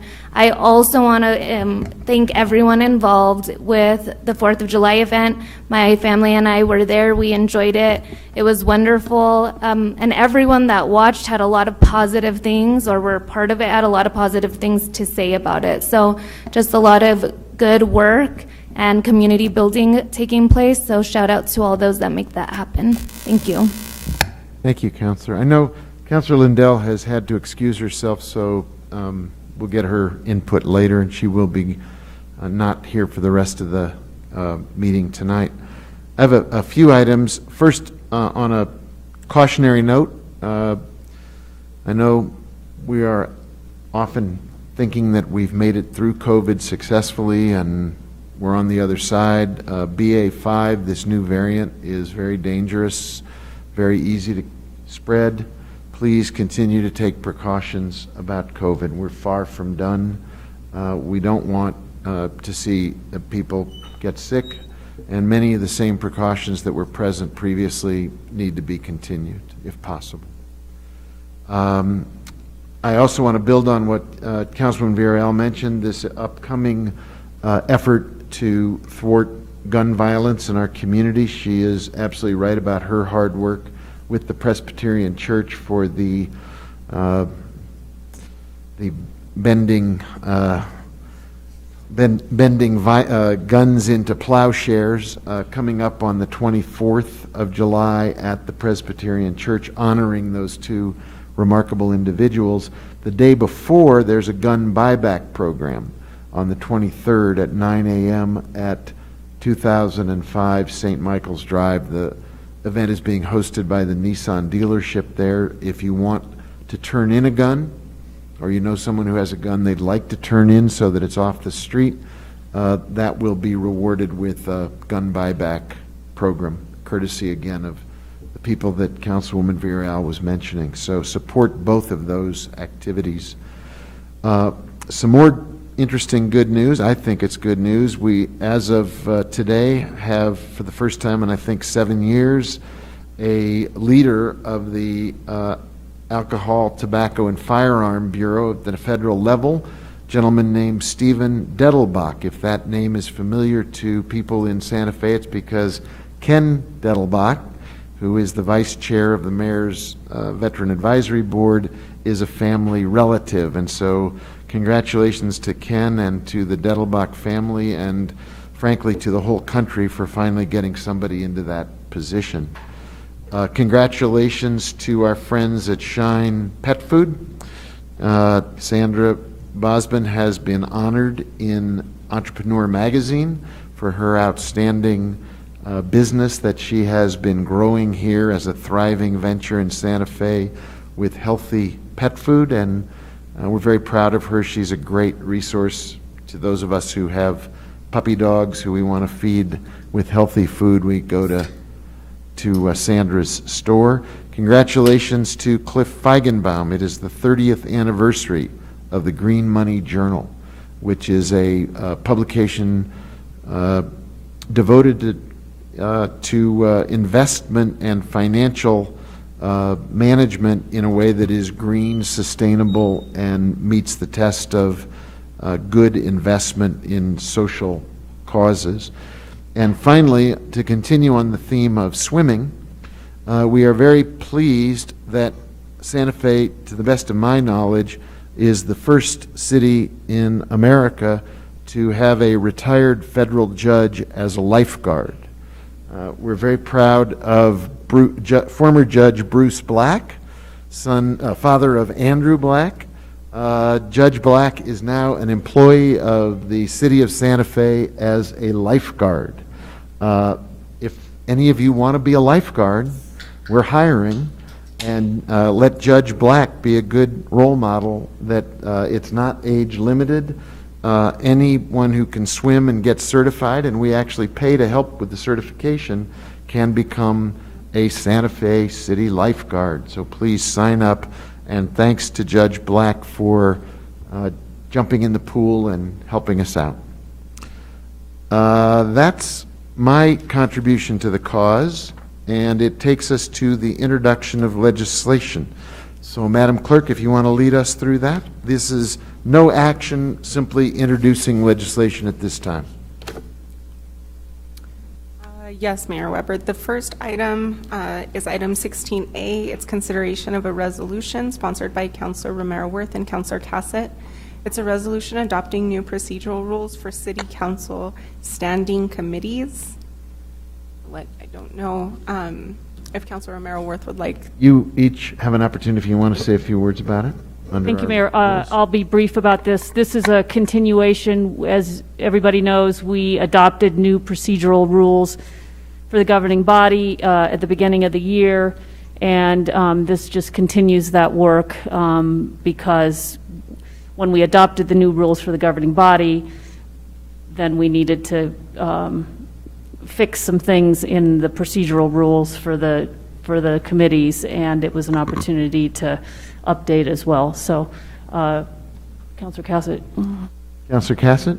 The only thing that I would add to that is that these are only pertaining to the 3 city council committees. These changes do not pertain to the resident committees, or regardless of whether or not there is a council chair. So work will continue. Thank you. Thank you. 16B, Madam Clerk. Yes, this item is consideration of a bill sponsored by Councilor Romero Worth and Mayor Weber. It's an ordinance repealing Section 10-11 of SFCC 1987, creating a new Section 10-11 to establish an ordinance relating to shopping carts, incentivizing retail establishments to ensure their shopping carts remain on their property, imposing a fee for shopping cart return, and establishing an effective date. And I see Councilor Chavez's name on there too. I apologize for that. I totally missed that. Councilor Chavez is also a sponsor on this. Councilor Mayor-Worth, if you want to speak to this, I'll Yeah, cede yeah, my time to you. I'm happy to have you comment on this as well. In the last 10 months, the city has contracted with a private company to collect over 3,000 carts across the city. This is a national problem.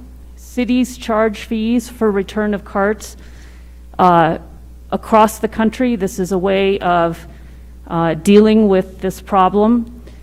What we're trying to do is incentivize retailers to take measures to keep carts on their property. The bill is not designed to be punitive. Retailers that lose carts have to replace them, and I think under this bill they have two choices. They could buy a new one, or they could pay the city to get the one they lost back and help offset the effort that we're putting in to collect them. We set the fee at less than what it would cost to buy a new cart, but we did set it fairly high because, again, I think there are things that retailers in the community can do to keep the carts on their property. There are things like geofencing.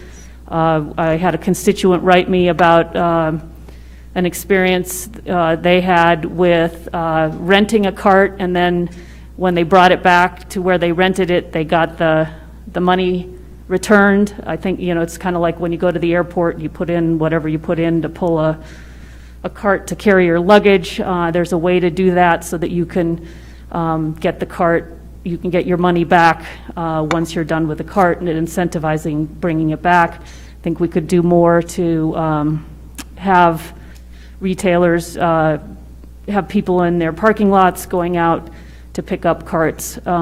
So this is something that has certainly started a conversation. I have been getting emails and phone calls, and I look forward to hearing and explaining what it is we're trying to do. It is a serious problem in the city, and we need help sharing the burden of collecting these carts, which make their way all over the place outside of the property of where they originate. Thank you. Thank you. Councilor Chavez, as a co-sponsor. Thank you, Mayor. And Councilwoman Romero Worth explained it so well. I appreciate the work that went into it, and I co-sponsored it because of the fact that I have received so many complaints about carts, but I've also received feedback from the community saying that they felt that a lot of retail wasn't taking initiative in keeping carts. For example, a lot of people complained about going to stores and carts not being inside and sitting outside for a long period of time, and how that's just promoting easy access.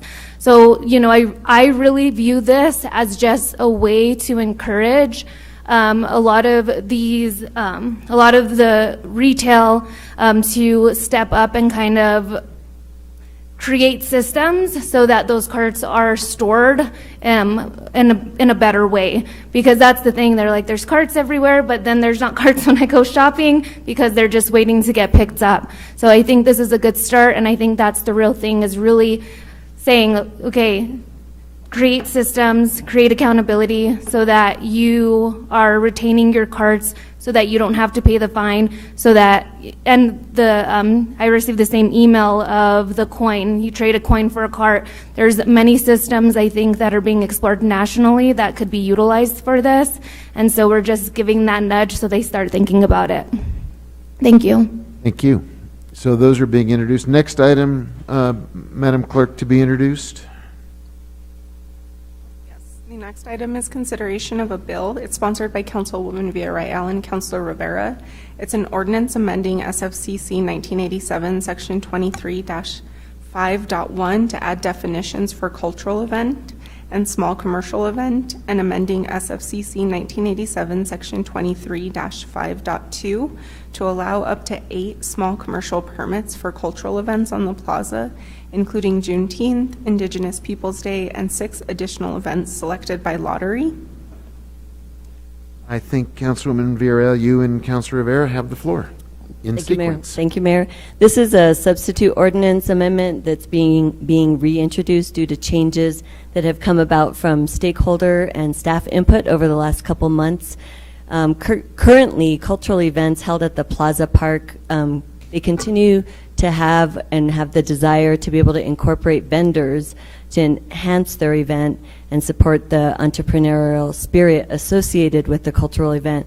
And with our current ordinance for the Plaza Park events ordinance, it doesn't allow for that. So this ordinance proposes, and has been changed and modified since the last version, to allow up to 8 small commercial event permits for cultural events on the Plaza Park per calendar year, and they're issued by the city for a one-day cultural event specifically on the Plaza Park. And this will include 2 specific events that are national official holidays. One is Juneteenth, the other is Indigenous Peoples Day, and the remaining 6 permits for the one-day cultural events are subject to a lottery selection in January of each calendar year.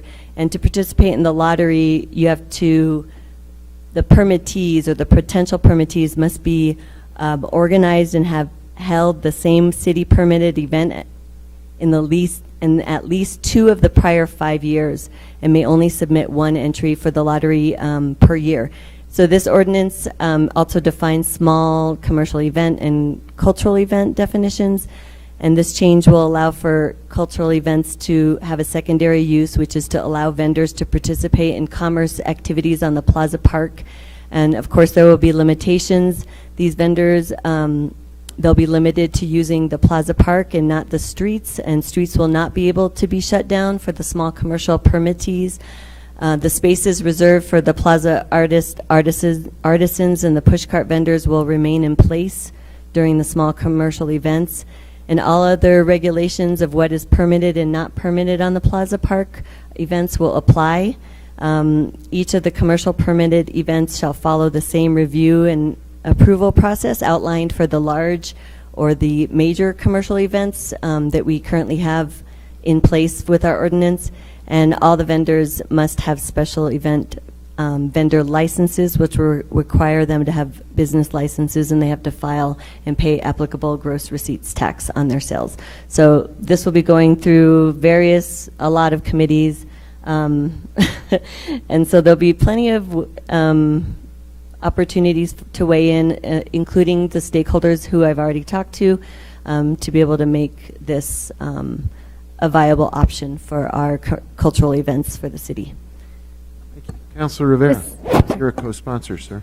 Yeah, thank you. I'd just like to thank Councilwoman Villarreal, who was trying to get this done before Juneteenth, but was able to put the brakes on it and really meet with stakeholders and really come up with something that I think is fair and doable. So, great job. Thank you, Mayor. Thank you, Councilor. Mr. Mayor? Yeah. I was hoping to bring this bill back to Economic Development Advisory Committee, but due to the scheduling and because they've already seen a version of this, they did want to see it again with the substitute bill. So I would like to propose an amendment to the schedule to have this bill heard at EDAC on August 12th? Is that August 10th. 10th. Mm-hmm. It was an even day in August. So I would like to make a motion to amend the calendar, the committee schedule. Councilwoman Villarreal. I'll second that, and then just for clarification, this is really to suspend the rules to allow the ordinance to be heard at EDAC out of order. Yes, we do need to suspend the rules. So I don't know if we need to make 2 different motions for that, because one is to amend the calendar, and then the second is to suspend the rules of the procedures. Aaron, can I just do it in the same one? I'd like to make a motion to suspend the rules and have this bill heard at EDAC. Mayor Weber, Counselor, I think if you put it all in one, and then I think you need a supermajority vote. Yes.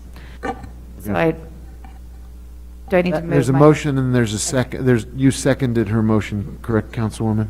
Yep, Council Cassick, can you repeat that? And is that allowing it to be heard out of order? I would like to make a motion to suspend the rules, the procedural rules, and have this bill heard at the Economic Development Advisory Committee on August 10th of 2022. Second. Is there discussion? Madam Clerk? Councilor Lee Garcia? Yes. Councilor Michael Garcia? Yes. Councilor Rivera? Yes. Councilor Romero Worth? Yes. Councilwoman Villarreal? Yes. Councilor Cassett? Yes. Councilor Chavez? Yes. Mayor Weber? Yes. Motion has been approved. Thank you. Thank you for your cooperation. Could you take us to the next item being introduced tonight, please? Yes. The next item is consideration of a resolution. It is sponsored by Councilor Rivera, Councilor Romero Worth, Councilwoman Villarreal, Councilor Cassett, and Councilor Chavez. It's a resolution proclaiming severe or extreme drought conditions exist in the city of Santa Fe, imposing fire restrictions August 10th, 2022 through September 10th of 2022, banning the sale or use of fireworks within the city of Santa Fe, encouraging residents to prepare a personal wildfire action plan, and encouraging residents to follow the fire department's fire readiness guide. Very good, thank you. And that is sponsored, I believe, by a number of folks, but Councilor Rivera, you usually lead the charge on this one. Do you want to speak to it? Sure, thank you, Mayor. Just the same resolution that we continue to do because that's what state law requires. But I did have a lengthy discussion with Fire Marshal Geronimo Griego and basically said, do we still really want to do this with all the moisture we've had? And he's assured me that we're still in a severe drought, and a couple days of dry weather, we could be in just as much trouble as we have been. So agreed to continue to sponsor this, and thank you for all the other members of the governing body who have agreed to co-sponsor as well. Thank you. Thank you. Anybody else want to speak to it who is a co-sponsor? You're welcome to. If not, thank you, Councilor, for checking and also getting it reintroduced. I think a little rain doesn't change the fundamentals. Madam Clerk, that takes us to the next item to be introduced. Yes, item E is consideration of a resolution sponsored by Councilor Lindell, Mayor Weber, Councilor Lee Garcia, Councilor Michael Garcia, and Councilor Chavez.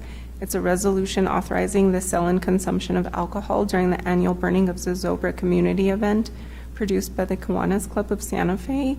It's a nonprofit organization at Fort Marcy during the Friday of Labor Day for the years 2022 through 2025 pursuant to SFC 1987 subsection 23-6.2.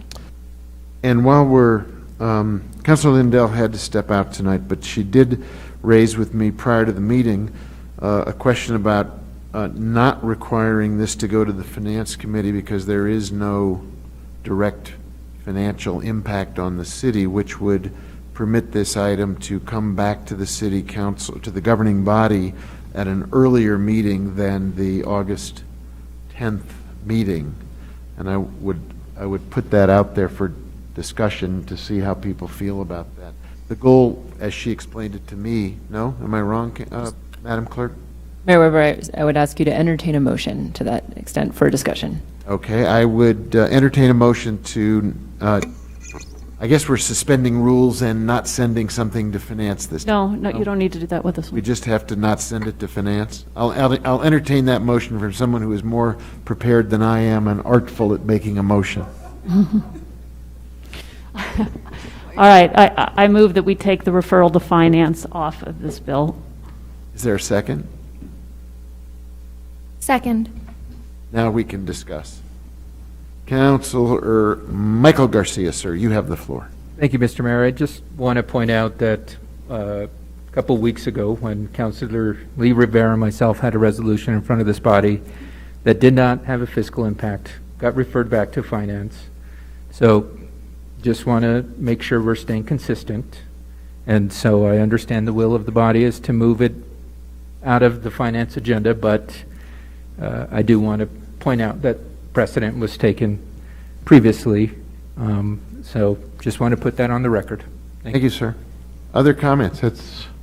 Mr. Mayor? Yes, Councilor Rivera. Just not, I mean, we can move it up and get it heard sooner, but the event isn't until September anyway, so I'm not sure what the real reasoning is for taking it off finance. I think it would be ideal to have as many people look at it and review it as possible before going to the governing body. So not real sure the logic behind it, but just want to make that comment. Yeah, I was only asked by the counselor to take this up. I think her point of view is that this will entail some sort of to execute it with a third party to be the provider will take a contract to be worked through, and if there is a vote sooner rather than later, that piece of business could be conducted earlier and with more assurance that the measure's going through. Just one more thing, Mayor, since just thinking about it, I don't know if there's been any discussion with police or fire about whether there'll be any additional impact on them, since this is going to be directly in the park where Zozobra is happening. So not sure if they're going to require anything additional because of that.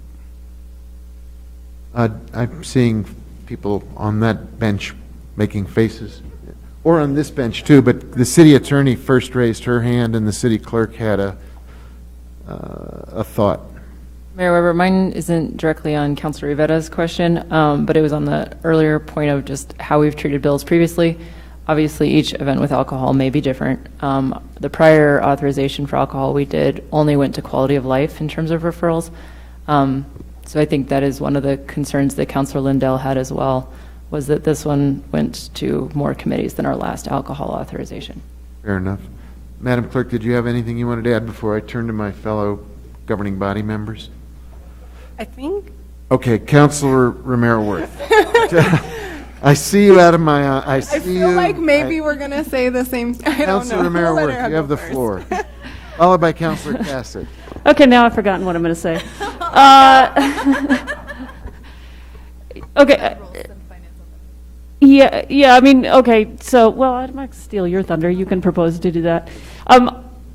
I guess I would just, I think one of the reasons why, from my conversation with the folks who run Zozobra about this bill, is that the sooner we get it in place, it may help them with a sponsorship opportunity, which is super important in terms of keeping the event affordable for the community. So I think there is some need to get it out there sooner rather than later. And then as for the bill that was mentioned as having to come to finance, I think it was debatable whether that bill had a financial impact. It was budget related, and I think properly needed to be heard by the Finance Committee.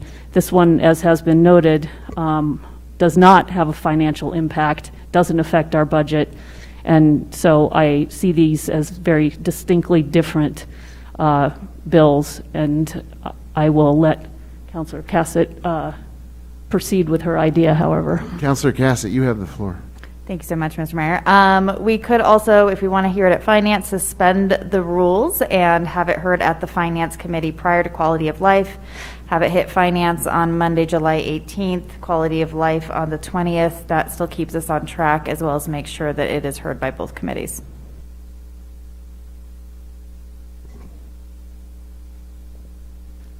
Is your motion, Councilor Romero-Worth? Do you want to change it and do what Councilor Cassett is suggesting, which is it still goes to Finance, which would speak to Councilor Rivera's interest in making sure police and fire have a chance to weigh in?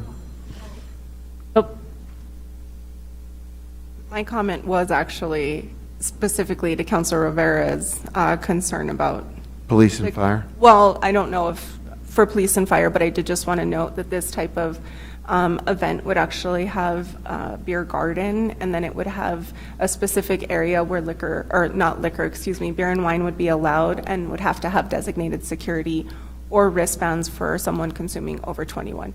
Just as a, I don't know if Fire and PD have had an opportunity to look at that, but last year we did have a beer garden for this event, but at the Scottish Rite Temple, more at check-in. So it would be consistent with that, where there would be fencing and a perimeter, a capacity limit set by fire. We inspect it that day with them, my office does. And then again, if it's an over 21, if there's mixed ages, over 21 does have to have a bracelet, and then a security does have to be posted, and beverages are not allowed to leave that space. So just for additional context in case anybody, for the liquor. Councilor Rivera, you have the floor. Yeah, just thank you for that. Clerk Mihalcik, has there been, since this is going to be in Fort Marcy Ballpark, again, it's going to be a fenced-off area, which is going to limit the amount of tickets they can sell. It's going to decrease them by a certain amount based on what the fire department says. Have they put any thought into that? Mayor Weber, Councilor, I would just caution the council to focus the conversation on the referrals, because if we get into the substance of the resolution, that's just not what's on the agenda tonight. Fair enough. So I think that's totally, the That's a questions and legitimate answers. question. I think it's a great conversation. I just don't, this is only introduction tonight. Okay. I withdraw my motion. Okay, so we have no motion on the floor. Is Well, you got to withdraw the second. we got a second withdrawn? Councilor Chavez, I think, made it. It was Councilor Chavez, wasn't it? Did you second that motion? Yeah. Will you withdraw the second? Okay, so we're awaiting a motion. I'll make a motion to suspend the rules and have this bill heard at the Finance Committee on Monday, July 18th, and then the Quality of Life Committee on Wednesday, July 20th.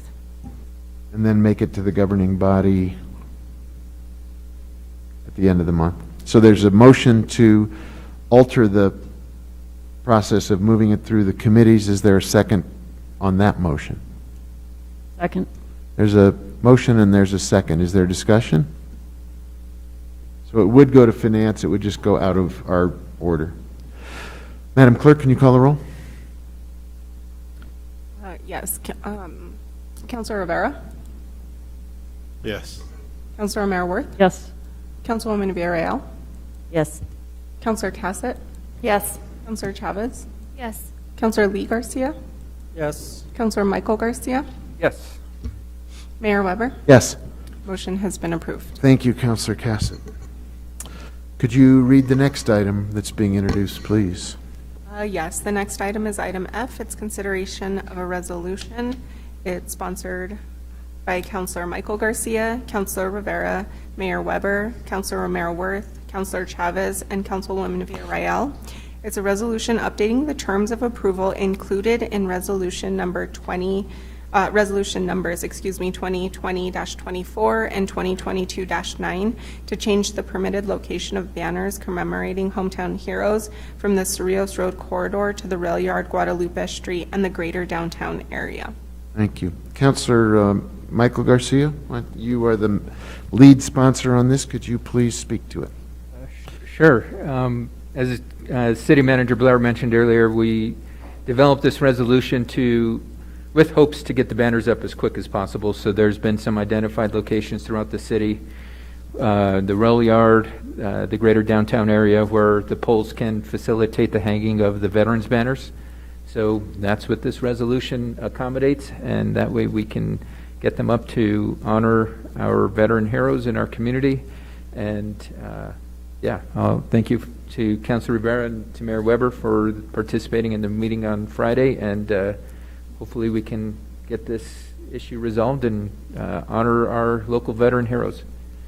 Thank you. It's a good list of people co-sponsoring. Councilor Rivera, you were at that meeting. Do you want to add your thoughts?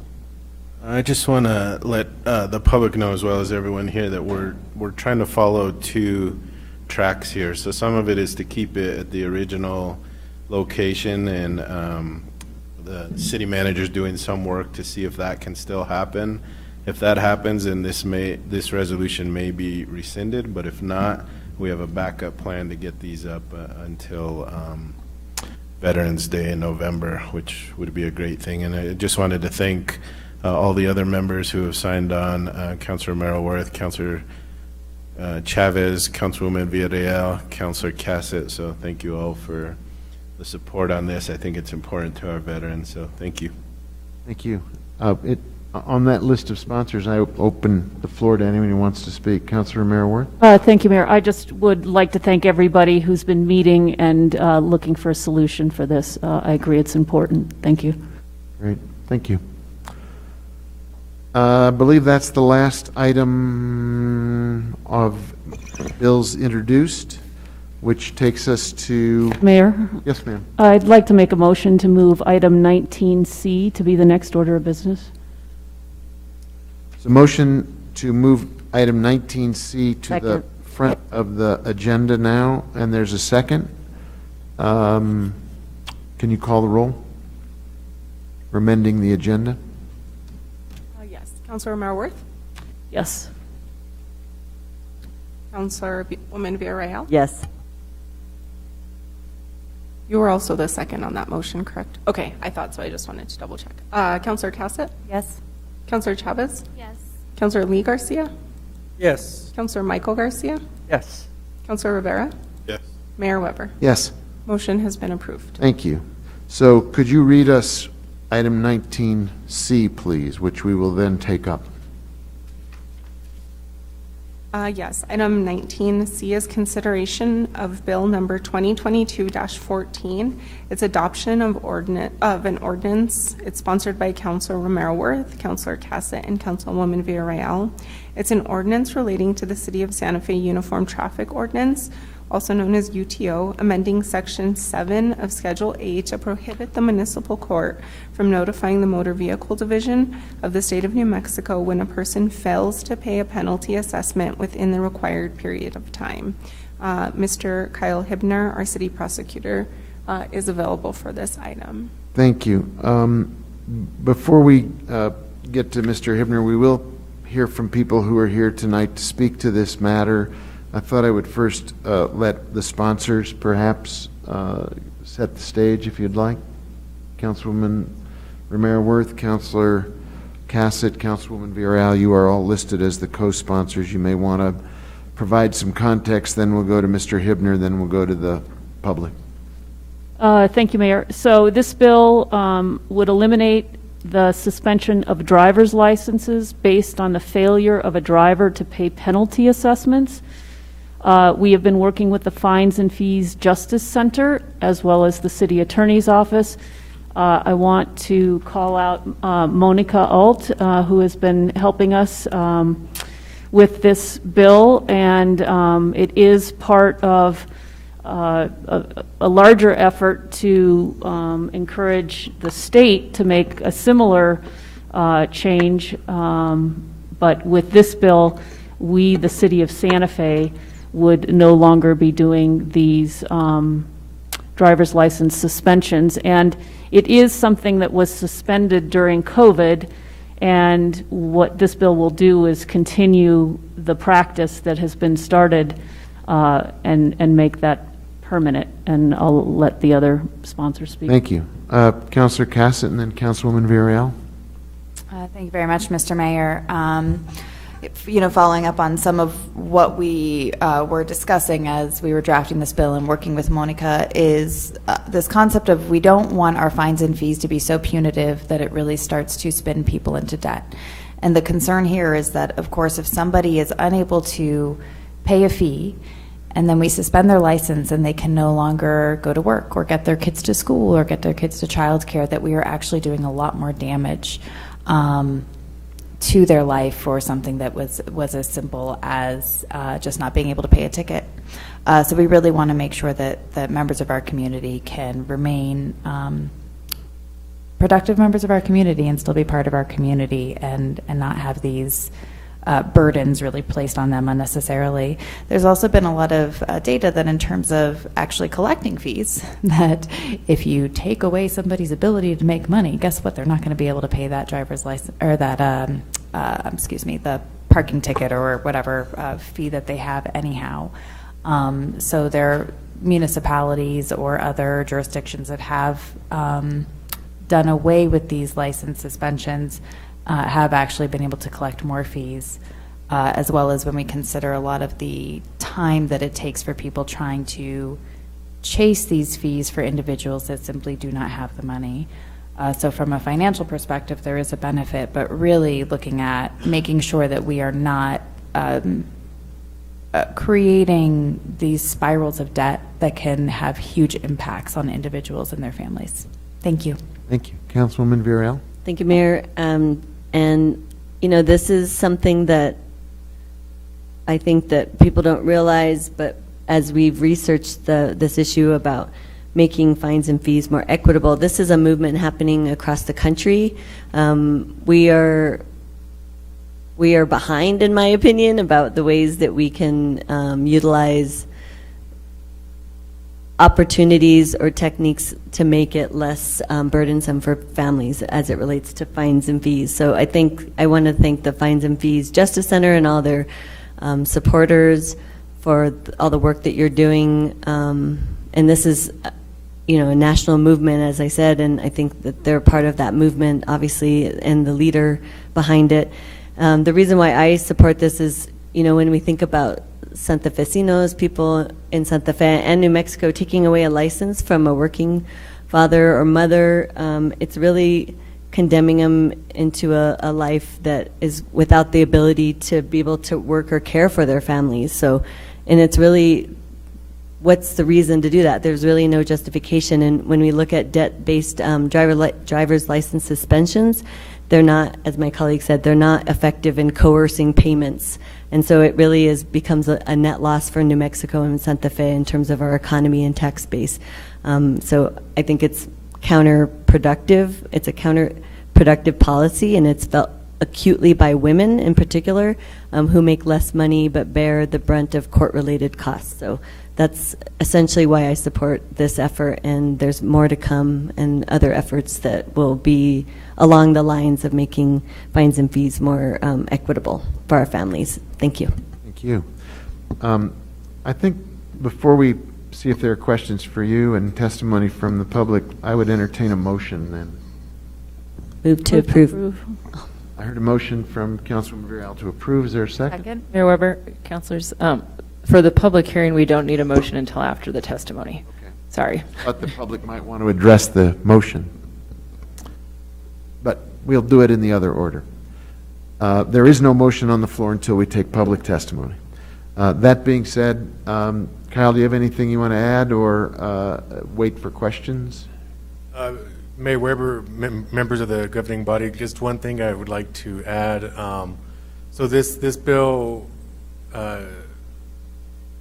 changes what the municipal court is able to do, and has specifically says municipal court you shall not send these notices to MVD whenever someone doesn't pay the penalty assessment. So it's not the MVD that is, or excuse me, municipal court that's suspending the license. It's municipal courts that's sending notices of the failure to pay, which is then causing MVD to suspend the license. Thank you. So we've had the sponsors speak, and Kyle chipping in. Thank you for that clarification. At this time, if there are people from the public who'd like to come forward and testify, please line up. And Madam Clerk, we can offer them a couple minutes apiece. Is that our standard operation? Yes, it is, Mayor. If you'll give me 1 second, I'm just going to get the TV and screen set up. Okay, get the clock set up. Thank you. So we'll ask you to identify yourself if you would like to speak to this matter, and give each individual 2 minutes to speak. The clock is up there. So please state your name and address, and you will have 2 minutes to address the issue. In a minute. Sorry, this is actually considered sworn testimony because it's a public hearing. So if you can also state your name, and then I'll swear you in. You'll raise your hand. Fantastic. My name is Monica Ald. Okay, and then instead of residing at, you can just say the organization that you're representing. I'm the state director of the Fines and Fees Justice Center. Perfect. And Do you solemnly declare and affirm that the testimony you have in reference to this item shall be the truth and nothing but the truth, and do this under the penalties of perjury? Absolutely. Perfect. Thank you. Thank you so much. So, good evening, Mr. Mayor, members of the council and staff, and I have to say thank you so much for having us and letting us speak, and thank you for moving this forward.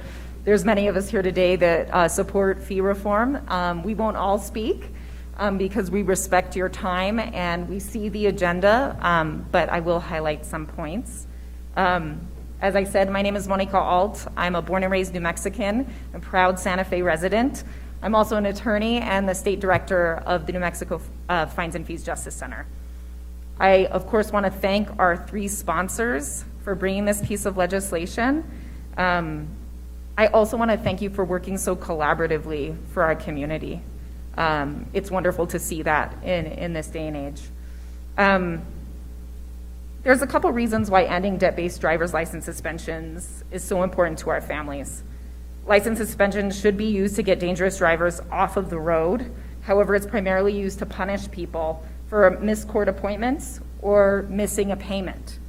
That's both in our state and in our city. Because so few New Mexicans have access to reliable public transportation, debt-based driver's license suspensions force an impossible choice.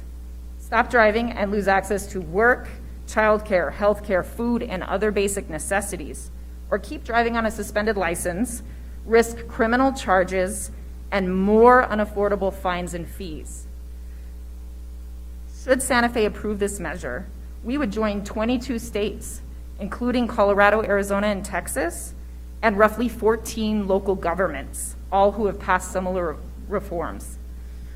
So ending this practice will restore our community in many ways, but I'll only highlight 2. First, it will improve Santa Fe's businesses and workforce. People need to drive to work, and employers need workers that can drive. When people lose their license, over 40% also lose their job, or they take a significant pay cut. There was a study done by ASU found that restoring just 7,000 licenses would increase the GDP by $149.6 million. If you'd like to if you have a written statement, I'm sure you can give it to the clerk. We'll put it into the record for you. Thank you so much for your time. Thank you. And I'm excited for the rest of us to have a moment to speak as well. Thank you so much. Madam Clerk, can we swear everybody in as a group? Sure. Yeah. If everyone wants to raise their right hand and then just state their name and the organization that they're working for, and then I can walk you through the rest. So I state your full name. I am Farrell. Okay. Representing Fines and Fees Justice Center. Okay, perfect. Solemnly declare and affirm that the testimony I have in reference to this item shall be the truth and nothing but the truth, and do this under the penalties of perjury. Perfect. Thank you. When you come up, if you could still just state your name into the microphone, that would be helpful. Sure. Thanks.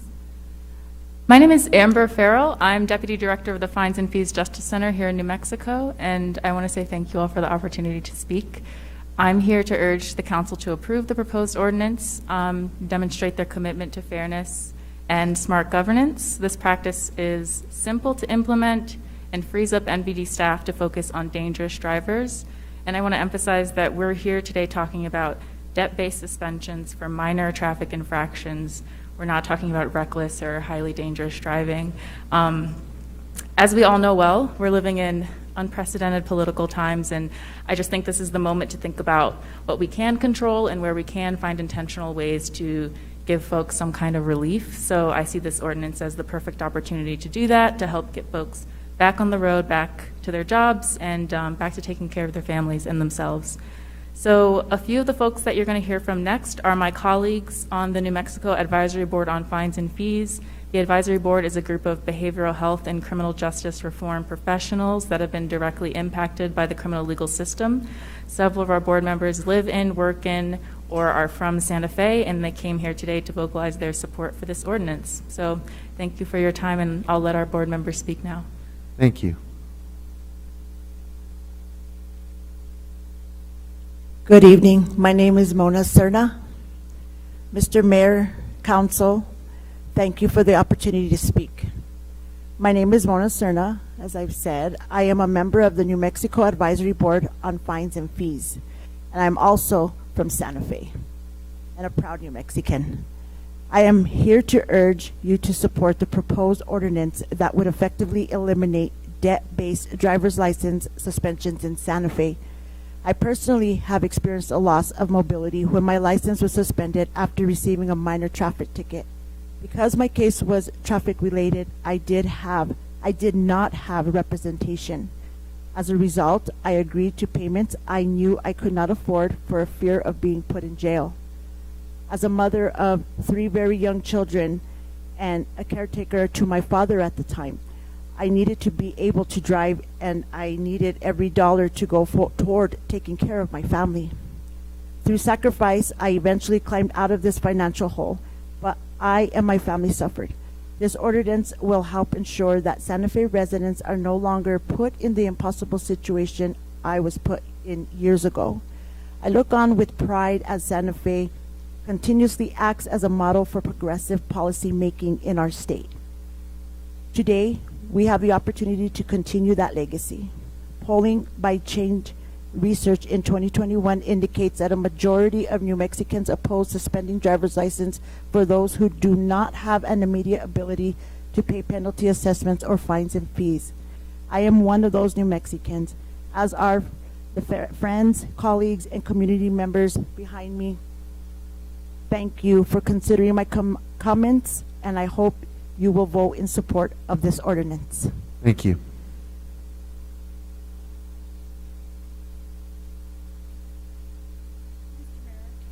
My name is Ginger Sharp, and I'm a member of the New Mexico Advisory Board on Fines and Fees, and I'm here to read a statement on behalf of one of my colleagues who could not be here tonight. Her name is Yvette Medina, and she is a Santa Fe resident. She wrote, "In my capacity as a board member, as well as a peer support and reentry professional, I work closely with some of Santa Fe's most vulnerable residents, and I am deeply familiar with the ways debt can devastate a person's track towards progress. My clients need to be able to drive to get to work, interviews, doctor's appointments, grocery stores, and to access almost all of their basic needs. Debt-based suspensions force an impossible choice on New Mexico residents: stop driving and lose access to work and basic necessity, or keep driving and risk more unaffordable fines and fees. I do not want dangerous and reckless drivers, I do want dangerous and reckless drivers off the road, but it is unacceptable to me that most license suspensions are imposed for failure to pay rather than unsafe driving. No one should be punished for not having enough money. The proposed ordinance would end the practice of notifying the MVD when drivers fail to pay a traffic assessment or related fee. This means inability to pay fees or fines for minor traffic infractions would no longer lead to license suspension. This practice is simple to implement and frees up MVD staff to focus on dangerous drivers. It's a smart policy that will have a meaningful effect on the lives of Santa Feans, and I urge the council to support this ordinance." Very good. Thank you.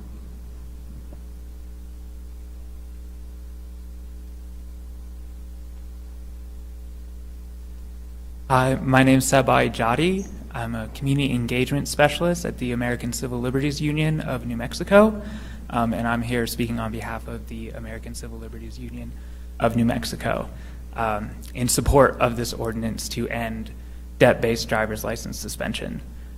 Before I start, I really want to thank all my fellow advocates for showing up tonight. We really filled up this room. It's awesome. Folks from Ben the Arch are here as well.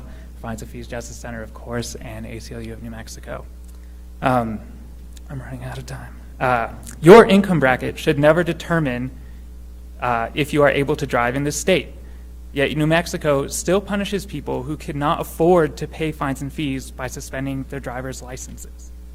For those with high incomes, court fines and fees may be a minor annoyance. $200 there, $250 there. Not a big deal if you have a very high income. If you have a low income, these fines and fees can quickly send you into a spiral of debt and interaction with the court system that can be difficult, as we've heard from some of our folks speaking before or impossible to get out of throughout your lifetime. We must stop this and other discriminatory practices that criminalize poverty and worsen racial and economic disparities. We should be encouraging economic mobility, not preventing it outright. I think my other advocates have spoken on this ordinance specifically, so I just want to talk a little bit about the broader context. The U.S. comprises 5% of the world's population, but holds 25% of the world's prison population. How does that make any kind of sense? Not only is our incarceration problem massive, it is deeply discriminatory and frankly racist. A Pew Charitable Trust study found that in 2017, black people represented 12% of the U.S. adult population, but 33% of those sentenced in prisons, while Hispanics represented 16% of the adult population, but 23% of inmates. Again, we have a mass incarceration problem in this country, and it is costing all of us. Thank you, councilors, for sponsoring this ordinance, and that's all I have to say. Thank you very much.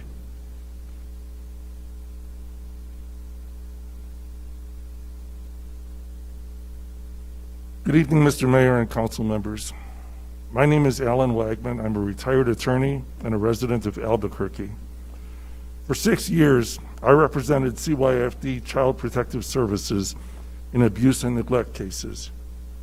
I saw from experience that what the law considers abuse and neglect dovetails with the effects of poverty. The stressors that lack of money put on a family increase the likelihood of violence in the home, of unhealthy living conditions, of inattention to children's needs, and of inability to meet children's needs. So when suspending a driver's license creates or exacerbates poverty and makes the day-to-day struggle to provide a supportive home for children more difficult, it also increases the likelihood that children will be removed from the home, and it increases the likelihood that they'll never get back. Let me repeat that. When the stressors of poverty increase the likelihood that children will be removed from the home, it also increases the likelihood they'll never get back. Suspending driver's license increases those stressors. If you were to ask children in CYFD foster care, what's the worst thing that ever happened to them? Many would say, when they took me from my parents. If we make it difficult for parents to get their kids back, we are traumatizing those children. No child should be traumatized because a parent can't pay a fine. This has to stop. Thank you. Pass this ordinance, please. Thank you.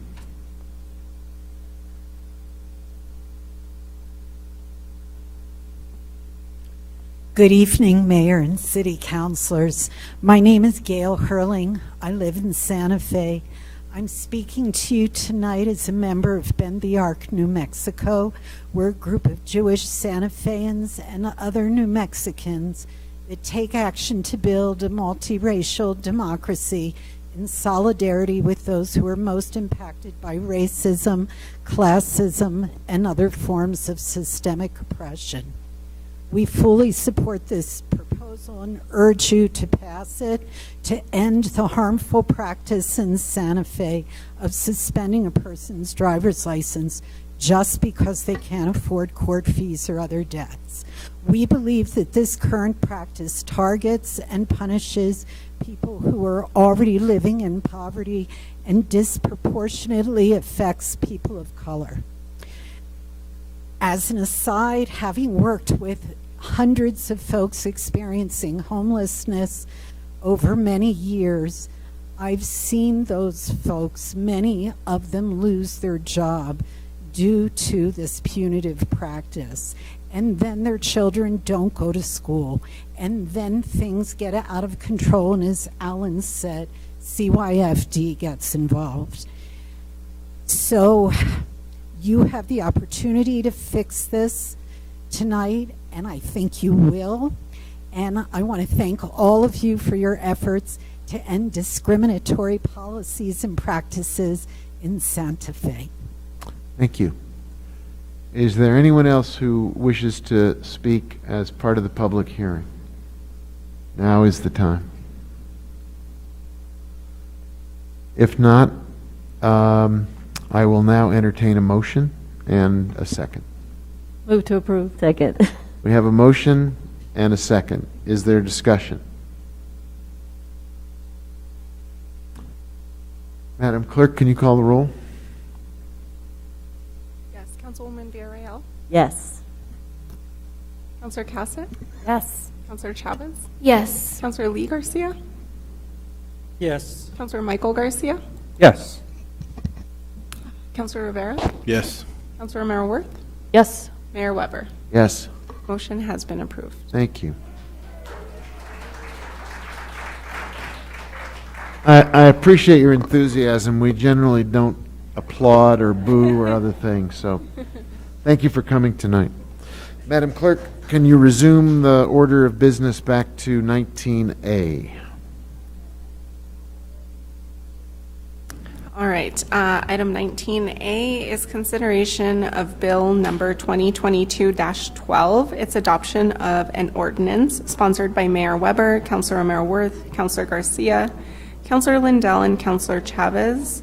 It's an ordinance amending section 10-5.2 SFCC 1987 to add an enforcement reference, amending section 10-5.3 to add and amend definitions, repealing section 10-5.4 regarding notice, amending section 10-5.6 to clarify to what types of vehicles the junk vehicle ordinance applies, amending section 10-5.8 to update the effective date of the ordinance and allow a 2-year assessment, and amending subsection 14-6.3b to specify vehicle parking and storage requirements.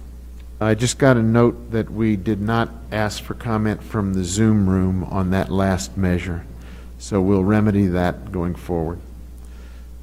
Councilor Merworth, do you want to kick this off before we go to the public for testimony?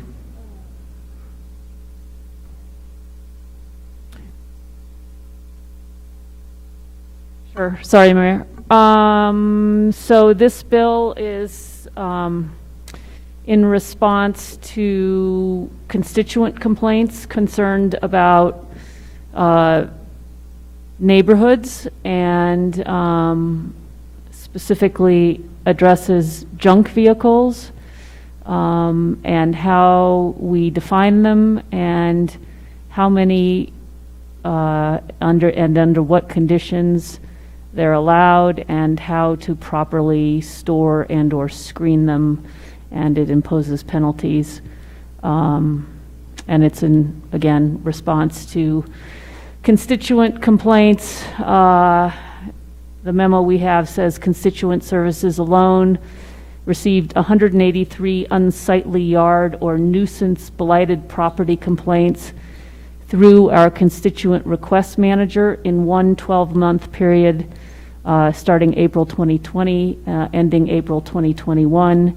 And again, many of these complaints are related to junk vehicles, unruly parking, debris, litter, and other kinds of blight that cause eyesores for neighbors and depreciate housing values. And I know we have other sponsors, so I'll stop there. Thank you. I think it was a group effort, so I want to get everybody a chance to speak to it. Councilor Michael Garcia, you were very instrumental in the development of this measure. Thank you, Mr. Mayor, and thank you, Councilor Romero Worth. I think she covered it well. Just many thanks to the team that worked on this and to my fellow colleagues. Nothing additional to add. Thank you, Councilor. Councilor Chavez, you as well? No? I would, before we go to the public, I would just make one other process comment, which I think is worth noting, which was this measure was, as Councilor Merworth accurately described, really triggered by the number of complaints we were getting, not from one part of the city, but from across the city. This is a community-wide concern that everybody should have in their neighborhood, regardless of what part of Santa Fe they live in, the right to a clean, attractive neighborhood without junk vehicles and other old and out-of-service vehicles, making their neighborhood look less than attractive. And so we attempted as a group to work through this very carefully. We talked to our enforcement team to get their input about what they were seeing and what they were observing out in the field. So it was based very much on actual observed evidence and problems, and then tailored to try to speak to those specific kinds of problems, not a broad paintbrush, but very, very targeted and very specific, without going after people who have a particular fondness for historic vehicles or a collectible vehicle.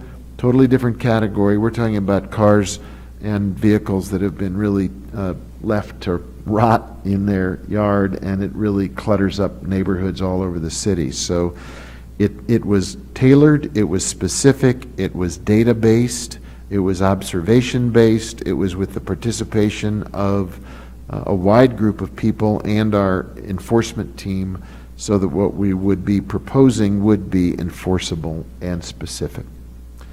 So with that as a broad description, I would entertain testimony, including from the Zoom room, from anyone in the public who wishes to speak to this ordinance. Is there anybody here in the room? Madam Clerk, is there a hand up in the Zoom room? Mayor Weber, there is a hand up in the Zoom room. I also just want to note that Pat Fagali is the attorney on this item, and she is available as well to present. Right. She, our city attorney's designated lawyer on this matter is available for questions. Thanks for being here, Pat. Yes, so Ms. Beninato is... Stephanie, are you there? Yeah, I am. Can you hear me? Yes. Also, okay. Stephanie, will you just state your name, note your location, and then I can quickly swear you in on this item? Sure. Stephanie Beninato, P.O. Box 1601, Santa Fe, New Mexico. Yeah. Going to swear in?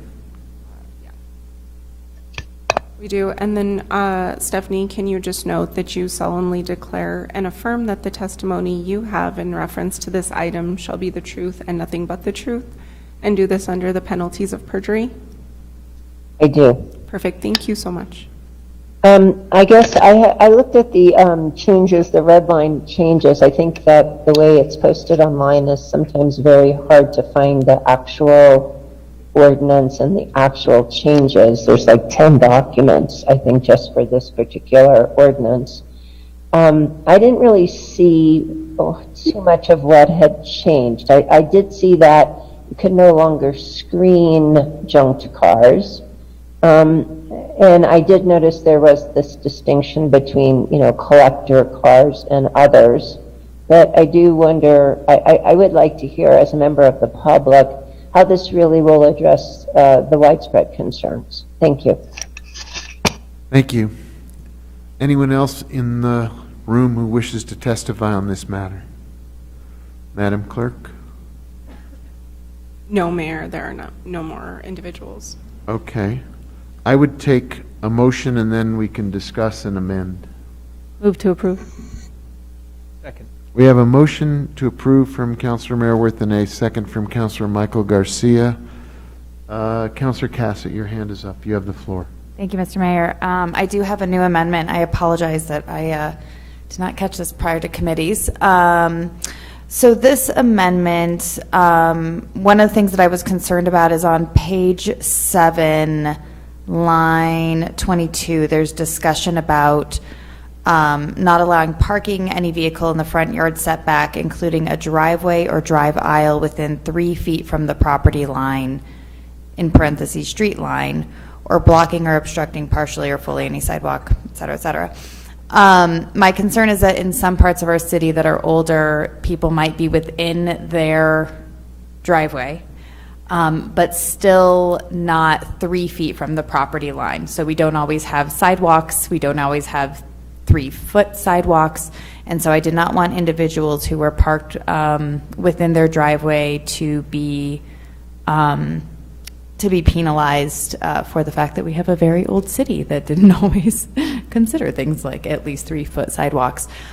So a couple changes. One, this would just strike including a driveway or drive aisle, so that if somebody is in a front yard setback, they do have to be 3 feet unless they are in their driveway or drive aisle. Then they just simply need to be within their driveway and still not blocking any public right-of-way.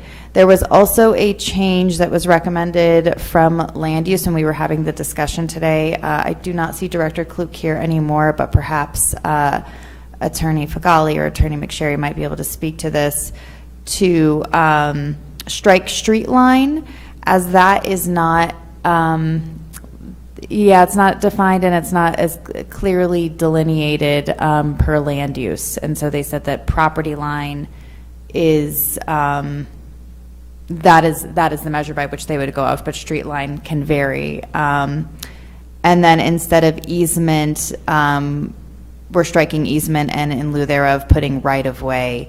And again, that is something that is more clearly defined within the code. And that is all. Thank you. So, I'd like to move that, to move the amendment. Second. we have a motion and we have a second. Madam City Attorney, are we all good? I'm not sure we have some of these things written down. Mayor Weber, councilors, I think Jesse did send out an email this afternoon to alert folks that we had loaded it soon after meeting with the counselor on this topic. Okay. So it is included in the packets that are, or it should be. I haven't pulled it up myself, but I believe that that's the case. If you can't see it, refresh and it'll show up. Okay, great, thank you. We should have a written version available, and so I understand that we have a main motion and an amendment. We have an motion amendment on the floor. moved right now by Councilor Cassett and seconded by Councilwoman Villarreal. I also just want to note that, Attorney Figali did have her hand up, and I don't know if she wanted to comment on this or not. Yes. Mayor, council members, I was just going to say that, yes, it was added online to PrimeGov, so that amendment and the red line version both are on there. That amendment is also in the red line version that's online. Thank you. Is there a discussion of this amendment? Can the clerk call the roll? Councillor Cassett? Yes. Councillor Chavez? Yes. Yes. Councillor Michael Garcia? Yes. Councillor Lindell? She's not here. Oh, sorry about that. Councillor Rivera? Yes. Councillor Mayor-Worth? Yes. Councilwoman Villarreal? Yes. Mayor Weber? Yes. Motion has been approved for the amendment. For the amendment, so we now have a main motion as amended. Other amendments to consider? Councilwoman Villarreal. Thank you, Mayor. Sorry, I'm going by the red line here. Go back up. Where is it? Hold on. Okay. So, point of order. Yeah. I don't think we have to do these amendments anymore because they attached at committee. Mayor Weber, councilors, that's correct. So they're already in the main bill? That's correct. Okay. So okay, that's your amendment that was adopted at the quality of life, my amendment that was adopted at Public Works, those attached to the bill at those points, and the amendment that Councilor Cassett made was not brought up in committee, but was just adopted now, and was the reason why it was brought here is because it wasn't considered at the committee level. Okay, so we have your amendments have already been tucked into the bill. Great, thank you. Thanks for the clarification. Other discussion of the main motion as amended. Councilor Michael Garcia. Thank you, Mr. Mayor. And I guess my comment is on the comment of the amendment that has been adopted by the Quality of Life Committee. I would have asked of Madam City Clerk if we can do some type of awareness campaign around this new change, should it be adopted tonight, because I would want to make sure the public is well aware that there's going to be 30 days and then we'll begin to enforce it. And so if we can just kind of give a quick social media blast, however else we can do some type of public awareness that there's this new law that's going to be in effect, and the more awareness we can bring about it, the better. So that's all my comments. Thank you, Mr. Mayor. Thank you. Other discussion about the main motion as amended? Madam Clerk, can you call the roll? Yes. Counselor Chavez? Yes. Counselor Lee Garcia? Yes. Counselor Michael Garcia? Yes. Counselor Rivera? Yes. Counselor Romero-Worth? Yes. Councilwoman Villarreal? Yes. Counselor Cassett? Yes. Mayor Weber? Yes. Motion has been approved. Thank you. And thank you for catching the fact that it was already done in committee. That's a change we've recently made, and I think it streamlines things. Thank you. Madam Clerk, next item, please. All right, the next item is 19B. It is consideration of Bill Number 2022-13. It's adoption of an ordinance sponsored by Mayor Weber, Councilwoman Villarreal, Councilor Lindell, and Councilor Cassett. It's an ordinance amending Section 23-6.3 to align the designated drinking area buffer requirements with state requirements to require the use of recyclable or compostable alcohol beverage containers for events on city property, and to permit tasting of mixed beverages containing liquor on city property. Thank you. Councilwoman Villarreal, you're main sponsor. Do you want to speak to this? Thank you, Mayor. I think the caption says it all. It was really just a procedural thing we have to do, in this case, designating areas. Well, I think the one in particular that I think is important is that this buffer requirements was inconsistent with the state requirements for designated drinking areas, and now this puts it in alignment with that. It also, something that we added later on was to require the use of recyclable and compostable beverage containers for these events on city property. And then lastly, permitting the tasting of mixed beverage containing mixed beverages, so that have a portion of liquor in that. So we've never had that in place, so I think this clarifies that. Thank you. Thanks. Councilor Cassett? I don't believe there is anything additional to add. As Councilwoman Villarreal mentioned, this is pretty well captured in the caption. Glad that we are doing things more sustainably, even as we have celebrations. Thank you. Is there anyone in the Zoom room who wishes to speak to this item? It's time for public comment. No, Mayor. Okay. I would entertain a motion. Move to approve as amended. Is there a second? Second.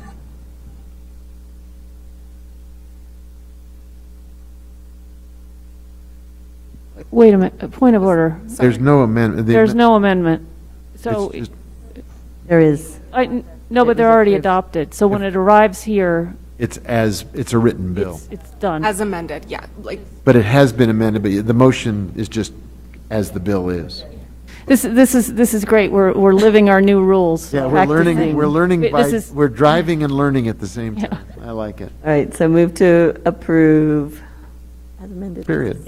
Period. Is there a second? Second. And there's a second. Is there further discussion of the motion? Seeing none, Madam Clerk, can you please call the roll? yes. Councilor Lee Garcia? Yes. Councilor Michael Garcia? Yes. Councilor Rivera? Yes. Councilor Romero-Worth? Yes. Councilwoman Villarreal? Yes. Councilor Cassett? Yes. Councilor Chavez? Yes. Mayor Weber? Yes. Motion has been approved. Thank you. Yeah, it's a process we're learning here, me included. Madam Clerk, I think we're on to 21. You are correct, Mayor. We are on to item 21A. It's appointments. We are seeking appointment for the Women's Commission. There's a Wendy Pomeroy as an appointment with a term expiring in November of 2022. Sheila Vaughn with an appointment term ending in November of 2022.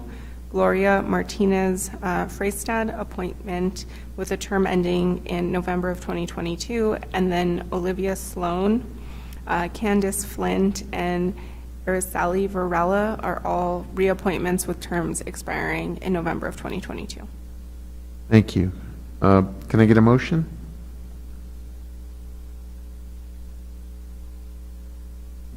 Move to approve. Is there a second? Second. There's a motion and there's a second. Is there discussion? Madam Clerk, can you call the roll? Yes. Councilor Michael Garcia? Yes. Councilor Rivera? Yes. Councilor Romero Worth? Yes. Councilwoman Villarreal? Yes. Councilor Cassett? Yes. Councilor Chavez? Yes. Councilor Lee Garcia? Yes. Mayor Weber? Yes. Motion has been approved. Thank you. And then there's item B.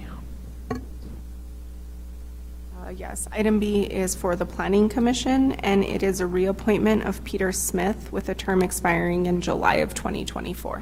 Move to approve. Second. There's a motion and a second. Is there discussion? Can we please call the roll? Yes, I just also need to confirm, Councilor Cassett, you were the second on that motion. Okay. Sometimes the motions come faster than I'm typing, so thank you for clarifying. All right, Councilor Michael Garcia? Yes. Councilor Rivera? Yes. Councilor Romero Worth? Councilwoman Villarreal? Yes. Councilor Cassett? Yes. Councilor Chavez? Yes. Councilor Lee Garcia? Yes. Mayor Weber? Yes. Motion has been approved. Thank you. Thank you all. And now we cycle back to the city attorney for our executive session, I believe. Mayor Weber, yes. I do recommend that we go into executive session. I'm pulling up my caption.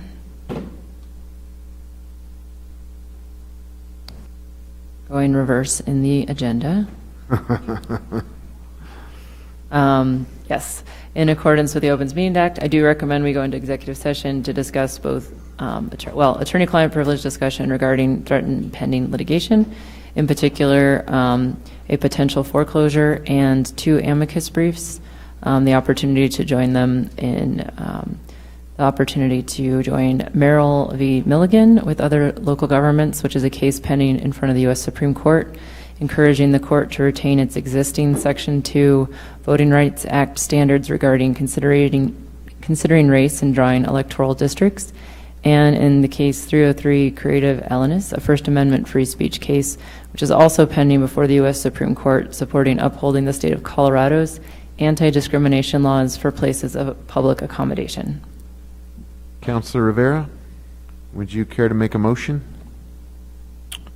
Sure. I move that we enter an executive session pursuant to the Open Meetings Act, Section 10-15-1H, Subpart 7, for discussion of threatened or pending litigation in which the governing body is or may become a participant. Is there a second? Could you call the roll, please, Madam Clerk?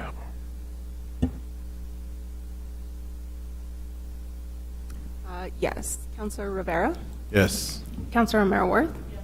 Councilwoman Villarreal? Yes. Councilor Cassett? Yes. Councilor Chavez? Yes. Councilor Lee Garcia? Yes. Councilor Michael Garcia?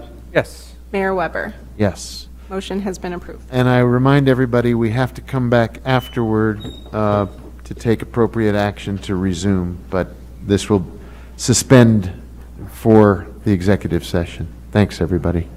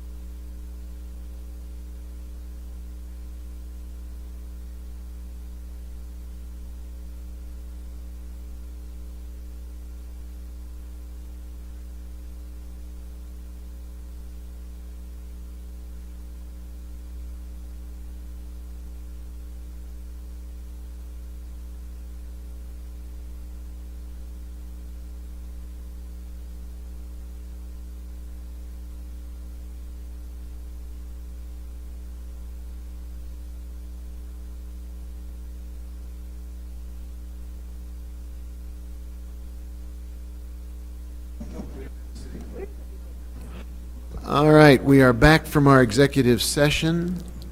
Councilor Rivera, do you want to make a motion? Sure, I move that the governing body reconvene in open session and state for the record that the matters discussed in the closed session were limited to those specified in the motion for closure. Second. There's a motion, there's a second. All in favor, say aye. Aye. Opposed? Motion carries. Madam Clerk, can you take us to the next item on the agenda, please? No, you can't, because we're moving too fast.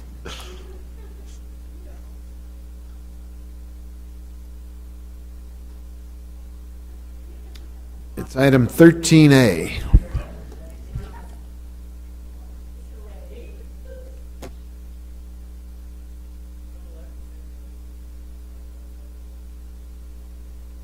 Thank you.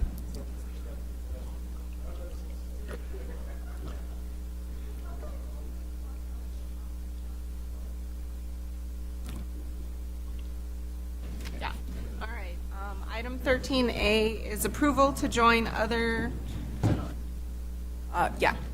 approval to join other local governments in an amicus brief in support of the plaintiffs of Merrill versus Milligan, a Voting Rights Act case pending before the U.S. Supreme Court, encouraging the court to retain its existing Section 2 standards regarding considering race and drawing electoral districts. Okay, so that is a decision for the governing body. Is there a motion on approval to join these other local governments? Move to approve. Second. We have a motion and we have a second. Is there discussion? Madam Clerk, can you call the roll? Romero Worth. Councilwoman Villarreal made the motion. Councilor Romero Worth seconded it. Or Actually, vice versa. Cassett second. Or somebody. Everyone spoke at the same time. Councilor Cassett was the second. Yes. Okay. Councilwoman Villarreal. Yes. Councilor Cassett. Yes. Councilor Chavez. Yes. Councilor Lee Garcia. Yes. Councilor Michael Garcia.